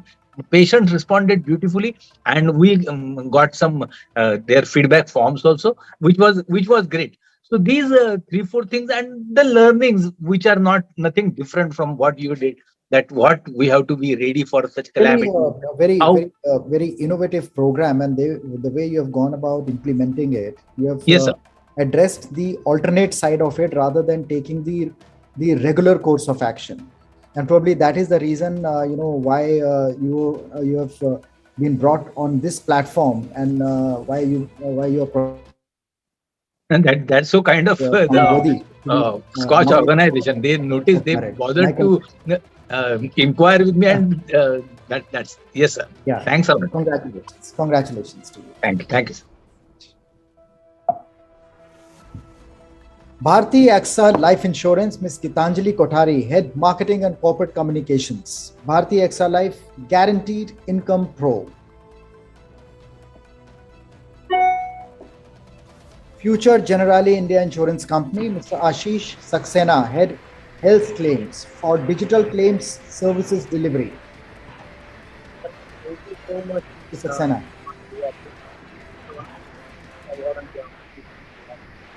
deeply honored and for recognizing our work. Congratulations. Now invite Go Digit General Insurance, Mr. Vivek Chaturvedi, Chief Marketing Officer and Head, Direct Sales, simplifying insurance and customer journey.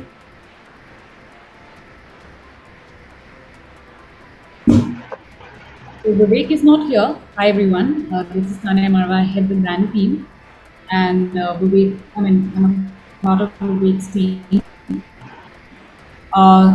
I was a part of the presentation as well, and I'm so glad that we made it to semi-finals. And it is lovely to hear everybody's views, especially talking about the little things that we are doing for the customers and not just about the big loudspeaker events that we do. Right, just now Sir was talking about how the idea was to enable people to get to the hospital. That is the main thing.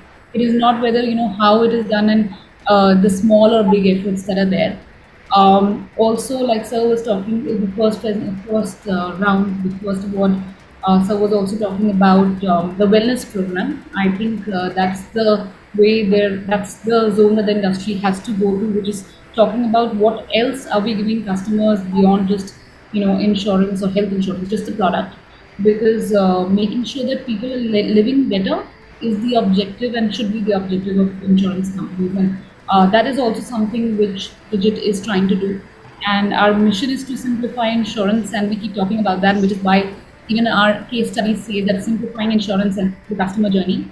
So right from making sure that people just have to take pictures of their damaged vehicles or pictures of their documents when someone needs to submit a claim, to make sure that we are proactively moving to the customers wherever we can from an automated standpoint, is what Digit is trying to do.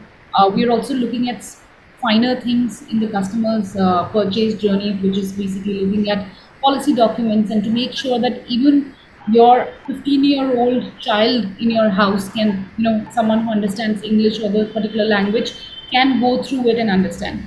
And to be very honest, I am someone who's not from the insurance industry, and I belong to actually advertising and e-commerce. And when I first came to insurance, I was like, this is too complicated for me. I had my own policies for my car. I didn't own health insurance as well.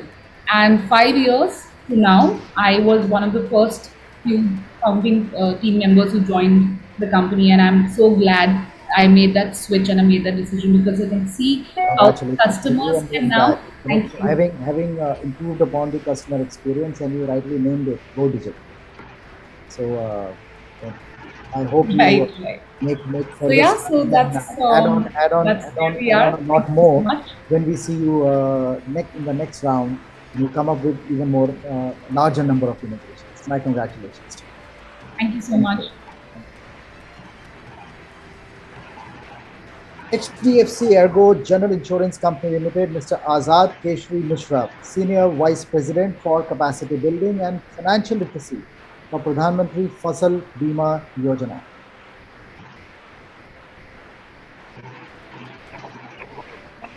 Next one also goes to HDFC Ergo. Technological Excellence and Citizen Services Delivery. Right. Thank you, Scott and jury. I humbly take this recognition on behalf of my 9 million farmer applications that we have serviced through and serviced in a leveraged geography, which is really spanning across 59 districts.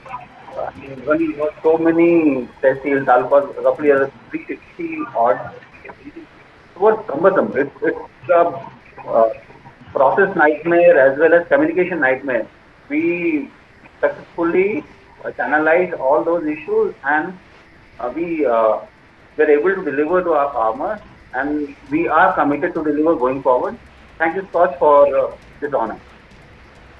Congratulations. And the next one also is on the Technological Excellence in Citizen Services Delivery. Yeah, I would like to just add upon, this is the first AI-enabled rural chatbot for our farmers, and it has done a tremendous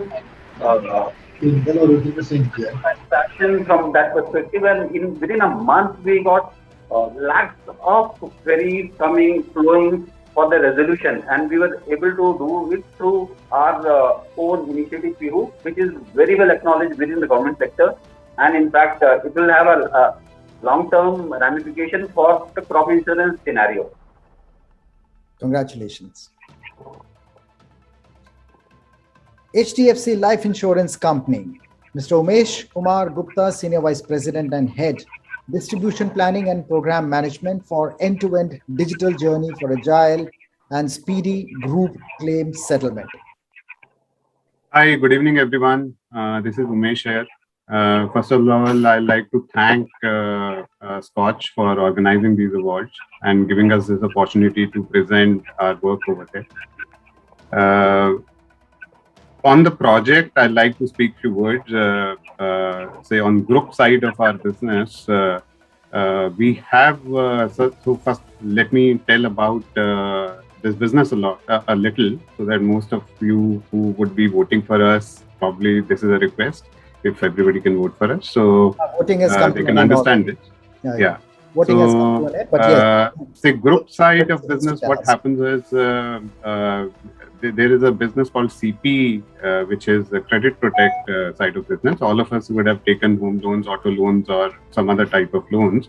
When each one of us take a loan, there is a risk that if the life assured passes away, the burden of the loan can pass on to the family, and especially in housing loan, the loan is of crores of rupees, and the family can be in trouble.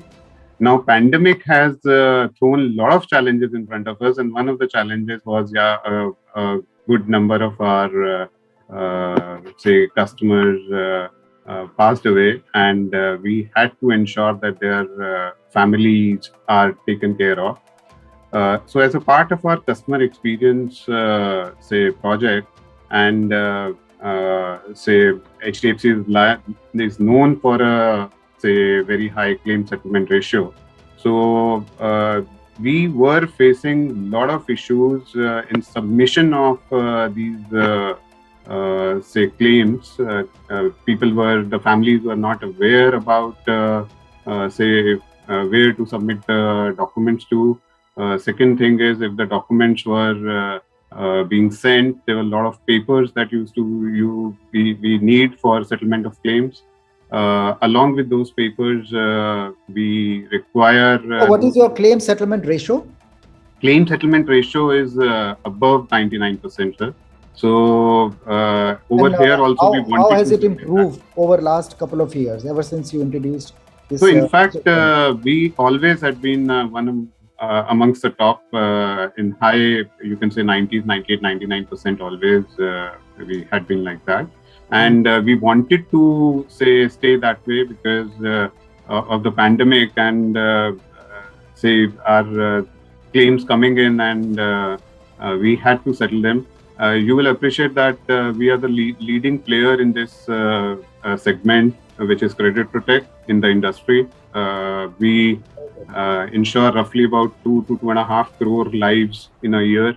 So, which was really a big task in front of us to ensure that. Mr. Gupta, this has been that is where we. So I'm sure as we move forward, we will have more opportunity to interact with you and learn from your experience as to how to improve upon overall distribution planning and program management, which is what has been your forte. And my congratulations to you and the entire team, because this is something during these trying times not been very, very easy to achieve. So thanks a lot, Dr. Bush. Thank you. Thanks a lot. Yeah. India First Life Insurance Company for Guaranteed Protection Plan, Mr. Atri Chakrabarti, Chief Operating Officer. Good evening, and I would like to thank SKOCH and the jury for the recognition. Our objective as an organization is securing lives and creating value. This is one product where we launched during the COVID times, and we believe that the financial protection that a life insurance company is supposed to give, this is a product which was suited for that. It is innovative. Customers have liked it. We've sold more than 20,000 policies, and we believe that this would go a long way in securing lives of all our customers. Sure. Thank you. Congratulations. Wonderful. The next one also goes to you for enterprise risk management. Yes, so I think as an industry, risk management is very key to us. We are in the business of managing risk. That's what life insurance is all about. And we built a framework which was not really top down, but we looked at how we develop risk experts within every department within the organization. So in the program that we've nominated ourselves for, 30 risk experts were certified within the organization. 100% of our standard operating procedures were reviewed, and that has led to a lot of financial gains in terms of how we've mitigated risks. We believe that this is the way forward. And again, thank you for recognizing our efforts. Congratulations. And there we are with the third one, settlement of 34% of unclaimed amount in a span of 3 months. So this is again something which we would like to highlight. Unclaimed amounts, I'll take 30 seconds to quickly tell all the viewers that when we make payments, it is not only claims and death claims that life insurance companies pay. There are maturity benefits, there are survival benefits which are paid. Whenever a bank account number is not available to us because the customer forgets or he does not give us an updated bank account, these payments are not made and this money lies with us and moves into unclaimed. So we, in the span of 3 months, reduced the unclaimed amount from 19 crores to 13 crores. When we reduced 6.5 crores of unclaimed, we proactively reached out to customers by various means so that they could actually benefit out of the money which is actually theirs. In the industry, we have the lowest unclaimed percentage as a percentage of the new business premium. And that really, we haven't stopped our journey. As we speak, we ended the financial year with less than 10 crores of unclaimed. So we will continue to ensure that we give to customers what is their due. Thank you once again for recognizing us for this. Congratulations once again. Ananda, by Life Insurance Corporation of India, Mr. L.K. Shamasundar, Executive Director. Social Impact Lending Scheme, Monexo Fintech Private Limited, Mr. Mukesh Bubna, Founder and CEO. Nearby Technologies Private Limited, for Pay Nearby, Mr. Anand Kumar Bajaj, Founder, MD and CEO. Cyber Security, Reliance Nippon Life Insurance, Mr. Amol Desai, Chief Manager. Hi everyone. Good evening. This is for this cybersecurity application was given for basically overlapping controls on during the pandemic times and post the pandemic times, and we have had got multiple overlapping controls which were designed for especially for the remote working area, the remote working users. And during the pandemic, as you know, most of the it was literally 100% was working from home, working from remote location, which was especially a challenge for cybersecurity. And we had certain controls overlapped to take care of the risks, cyber risk. So we have submitted our presentation. Thanks for the votes which we have garnered, and wish we received the Future SKOCH Award, at least in the top first 3 awards. Thanks, SKOCH Group, and thanks to the organizers and the esteemed jury members. Thank you. Congratulations. The next one also goes to Reliance Nippon Life Insurance for Governance. Sir, I'm accepting this award on behalf of our Chief Financial Officer, Ms. Purnima Subramanian. This is on governance related to the financial value of new business. The challenge statement was that to increase the value of new business margins, and due to various steps taken by the management and the executive committee on the governance areas, we have achieved a sizable amount of the proper governance on value of new business margins. Thanks a lot. Thanks, SKOCH. Once again. Mr. Atul Shingal, founder and CEO, Scriptbox Advisors Private Limited for Financial Technology. Hi, good evening, everyone. My name is Ruthi Tiwari. I had customer success at Scriptbox, and I'll be accepting this award for Mr. Atul Shingal.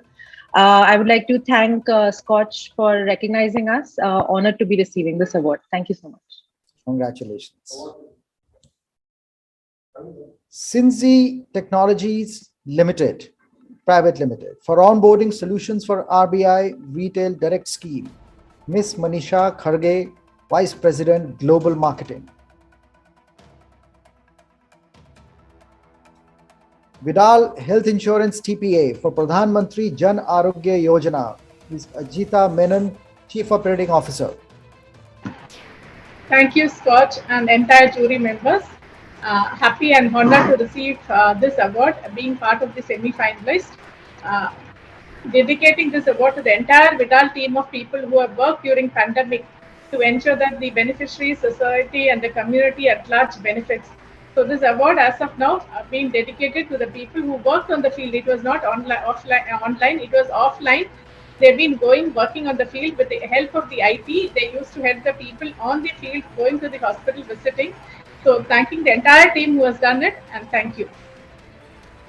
Congratulations to you. And this brings us to the end of the announcement, 80th SKOCH Awards that concludes today.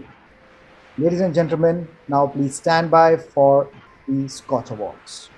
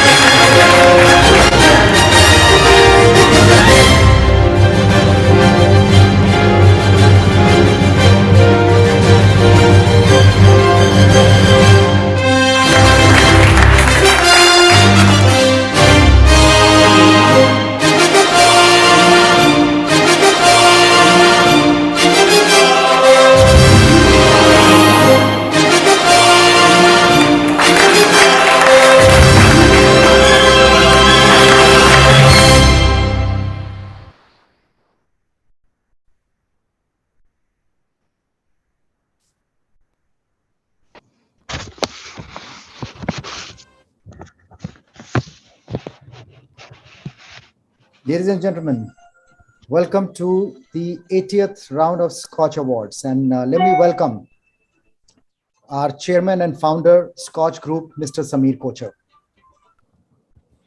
Namaskar. And here we go with the announcement of the awardees. Now I have the pleasure of inviting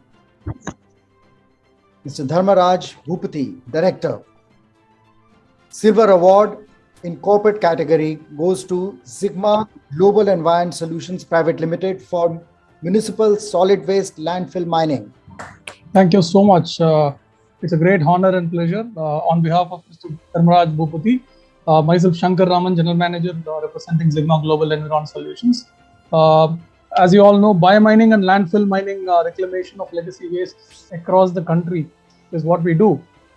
It tangibly and positively impacts the environment by providing clean air, better groundwater quality, less carbon emissions and less methane emissions. So how we have done this? By adopting to a 4T approach, by adopting to technology right from the day one, ever since we started this biomining as a practice. Stringent testing methodologies, which we have set certain high levels of gold standards. Traceability of the aggregates, which are the residues of the biomining activity, are scientifically disposed for the scientifically disposed aggregates. Then the transparency by implementing state-of-the-art ERP solution, which is given to the urban local bodies to real-time monitor the dump sites. So it's been a very tough journey, but it's been really worth, and we are heartfelt thanks to the SKOCH jury for giving us this award. Thank you, one and all. Congratulations. For public sector undertakings, silver goes to Engineers India Limited for development of technology for conversion of furfural to furfuryl alcohol. Mr. Suresh Chandra Gupta, Chief General Manager. Please unmute yourself. Thank you, SKOCH committee, sir. I would like to receive the award on behalf of Mr. Suresh Chandra Gupta.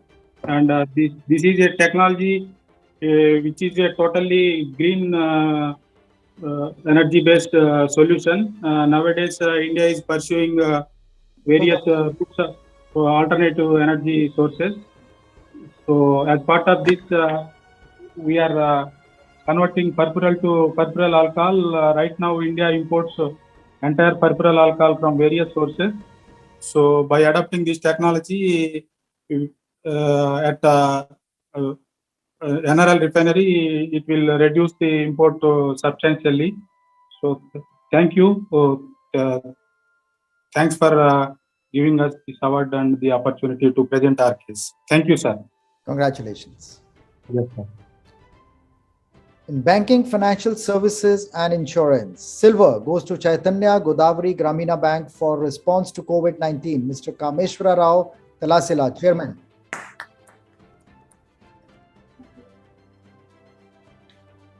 We have Mr. Talasila with us.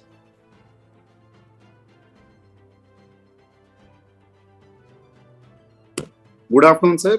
Thank you very much, sir, for recognizing our work. It will definitely boost our entire workforce morale to do much better in the years to come, sir.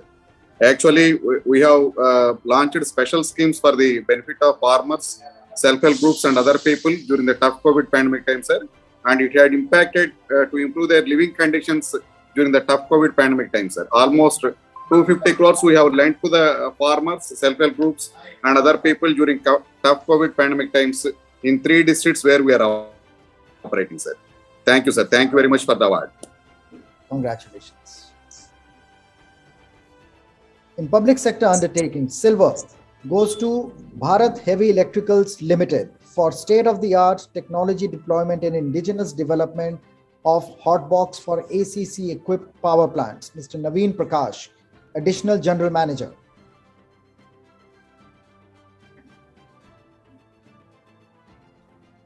Sir Rahul Tandon, Head Digital Transformation from Bharat Petroleum Corporation for Project Anubhav. Silver. Mr. Tandon. Yeah. Thank you very much, SKOCH, and thank you very much to the jury for appreciating and acknowledging BPCL's effort. I take this opportunity along with Mr. T. Pitambaram, our Executive Director, IS, in taking this award on behalf of Bharat Petroleum. Thank you very much. Thanks a lot. Congratulations to you. Thank you. The silver in BFSI goes to Bank of Baroda for BOB World, the super app of Bank of Baroda, Mr. Akhil Hada, Chief Digital Officer.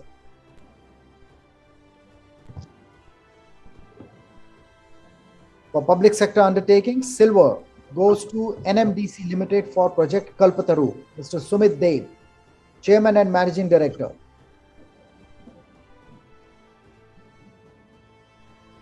DF sir will attend on behalf of NMDC. Well, this is Amitabh Mukherjee, Director of Finance. I would like to thank SKOCH for this award, and I think our team has worked. The Project Kalpataru team under Mr. Rai has worked round the clock even during pandemic days, and this has been an watershed project for us in digitization. We have huge plans of digitization, and the entire digitization process further is based on this ERP SAP for HANA backbone. And I would like to thank SKOCH for recognizing this extraordinary hard work, which will boost our morale hugely. Thank you so much. Congratulations. Silver in BFSI Box Advisors for Financial Technology, Mr. Atul Shingal, founder and CEO. Hi, hello everyone again. Thank you again to the SKOCH Group and to the jury for recognizing us. I'm honored to be accepting this award on behalf of everyone at Scriptbox. Thank you. Congrats. Silver in BFSI goes to Aditya Birla Health Insurance Limited for Multiply Wellness, Mr. Murtaza Arsiwala, Head Wellness. Mr. Murtaza.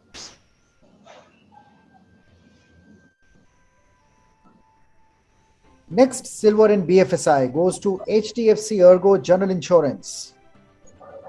Capacity building and financial literacy for Pradhan Mantri Fasal Bima Yojana, Mr. Azad Keshri Mishra, Senior Vice President. On behalf of Azad and HDFC General Insurance, I would like to thank SKOCH for the award. Thank you so much. Congratulations. Next silver in BFSI goes to Future Generali India Insurance Company for digital claims, service delivery, positive impact on customers. Mr. Ashish Saxena, Head Health Claims. Thank you so much to SKOCH, to the jury and the people who have voted for us. Thank you so much.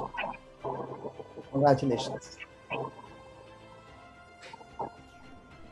Silver in BFSI goes to Equitas Small Finance Bank for digital savings account by Equitas SFB in partnership with NEO.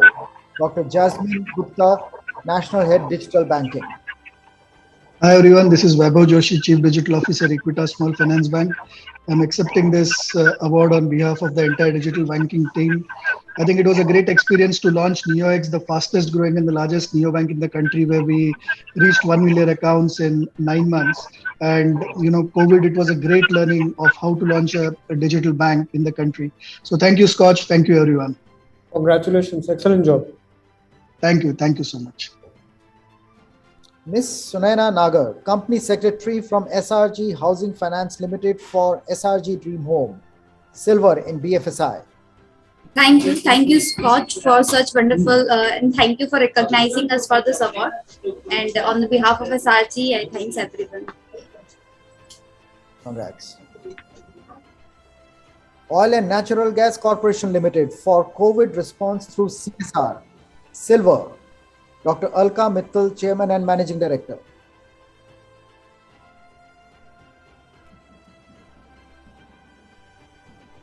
Rail Vikas Nigam Limited for response to COVID, silver in public sector undertaking category. Mr. Rajesh Prasad, Director Operations. Very good afternoon, sir. On this auspicious day of Durgashtami, on behalf of Rail Vikas Nigam Limited, feeling privileged to be part of this award ceremony function by SKOCH Group. We are very happy that our efforts are getting recognized for this transformational performance during the adversity by RVNL. We had achieved all the physical and the financial targets, for FY 2021 and FY 21-22. Thank you once again, sir. Congratulations, Mr. Prasad. Excellent. Congratulations. Silver in BFSI for Punjab Grameen Bank for Financial Inclusion, Mr. Sanjeev Kumar Dubey, Chairman.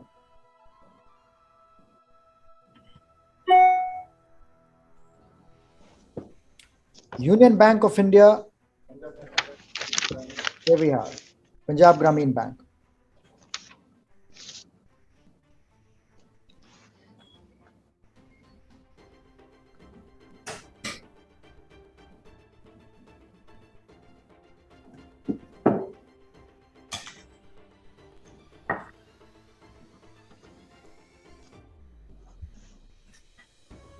There is no audio, I think. Yeah, we've lost the audio.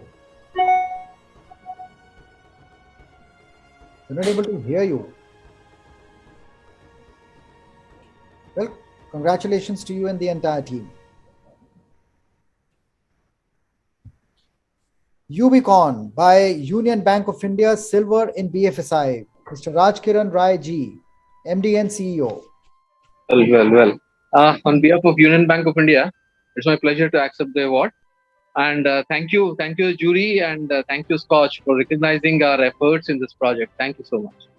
Congratulations. Thank you. SN Tech Information Technology Private Limited for Nagar Karyavali, Silver Incorporate, Mr. Ashutosh Vital Samant, Managing Director.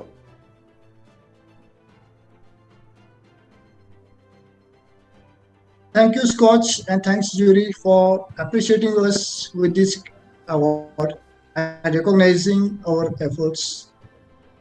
SKOCH award is always valuable for us due to its high standards of an evaluation process. Actually, this award is a reward to my team who has been writing constantly success stories. And of course, thanks to my clients who has been always cooperative to us. And thanks again. I'd like to thank to SKOCH Group for selecting this for us for this precious award. Thank you. Congratulations, Mr. Samant. Excellent work. Congratulations. Gold in BFSI, Vidal Health Insurance TPA for Pradhan Mantri Jan Arogya Yojana, Ms. Ajitha Menon, Chief Operating Officer. Thank you so much, sir. Thank you, SKOCH Group. Thank you, the entire jury members. We are so happy and privileged to receive this honor. This gives a lot of encouragement to my team who has worked harder, and we will continue to work hard. Thank you so much, sir. Excellent, excellent. This is Menon. Next year, let's look at you getting platinum. Thanking the entire team of Vidal for making this happen. Thank you. ERA's Lucknow Medical College and Hospital, Gold in Health for Innovations in Medical Education and Healthcare, Mr. Zaw Ali Khan, Additional Director, Research and Development.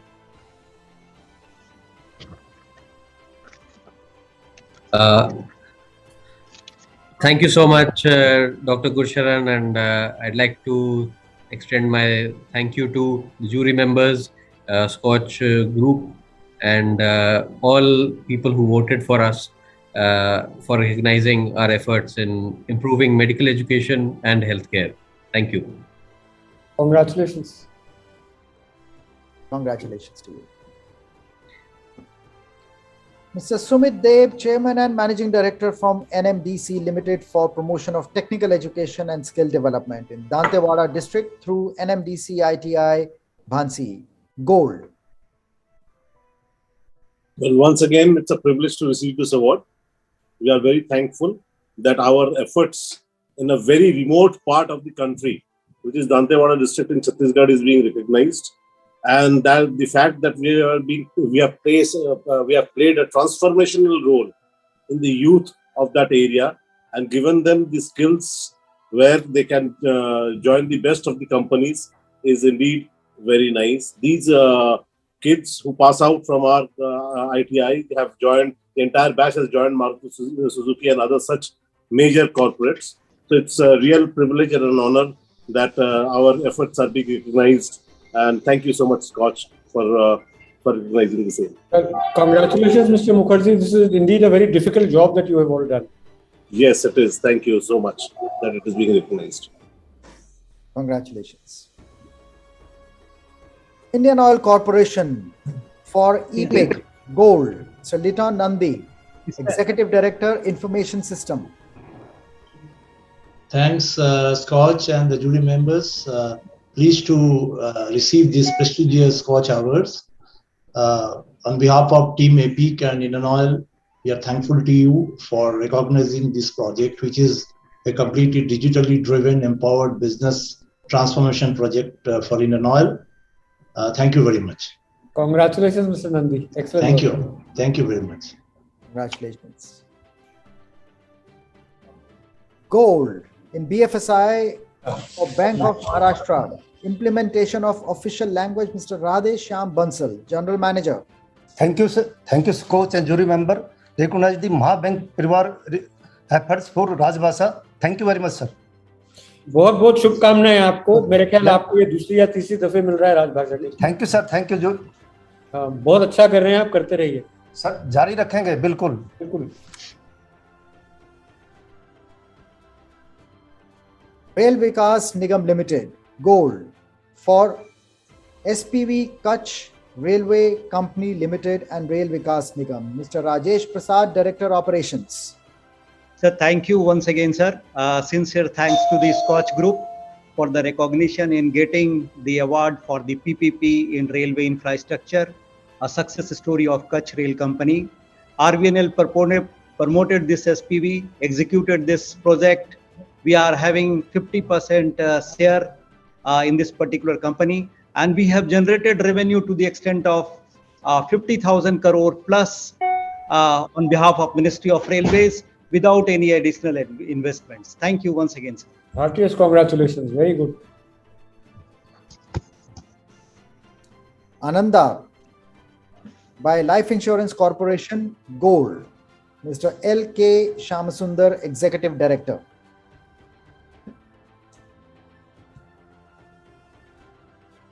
Shipping Corporation of India Limited for all women officers sailing on MT Swarna Krishna, Harjeet Kaur Joshi, Chairman and Managing Director, Gold.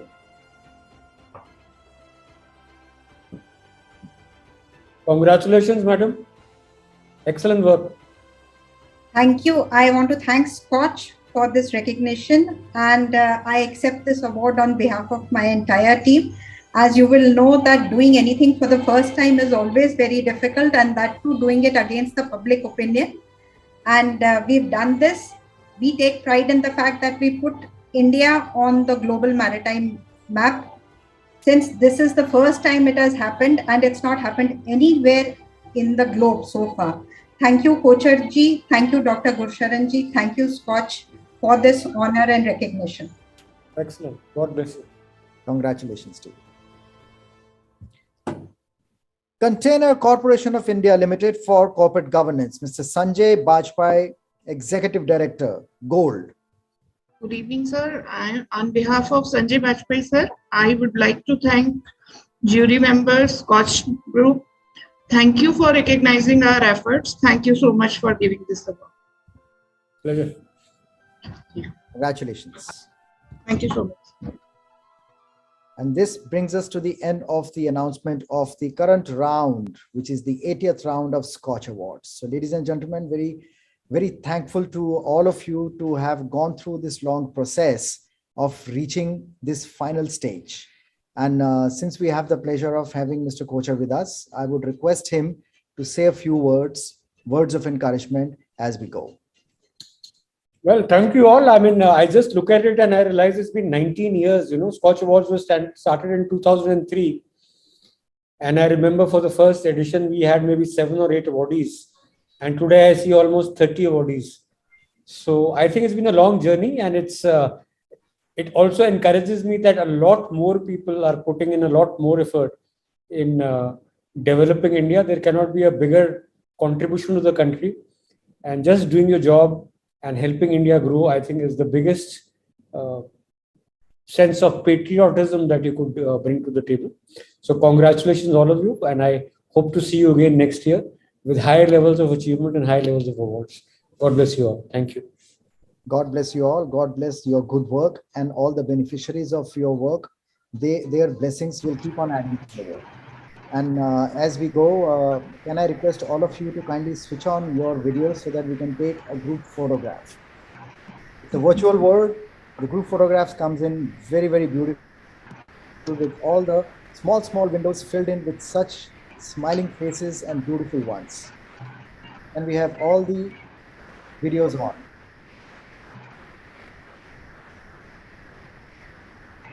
That's great.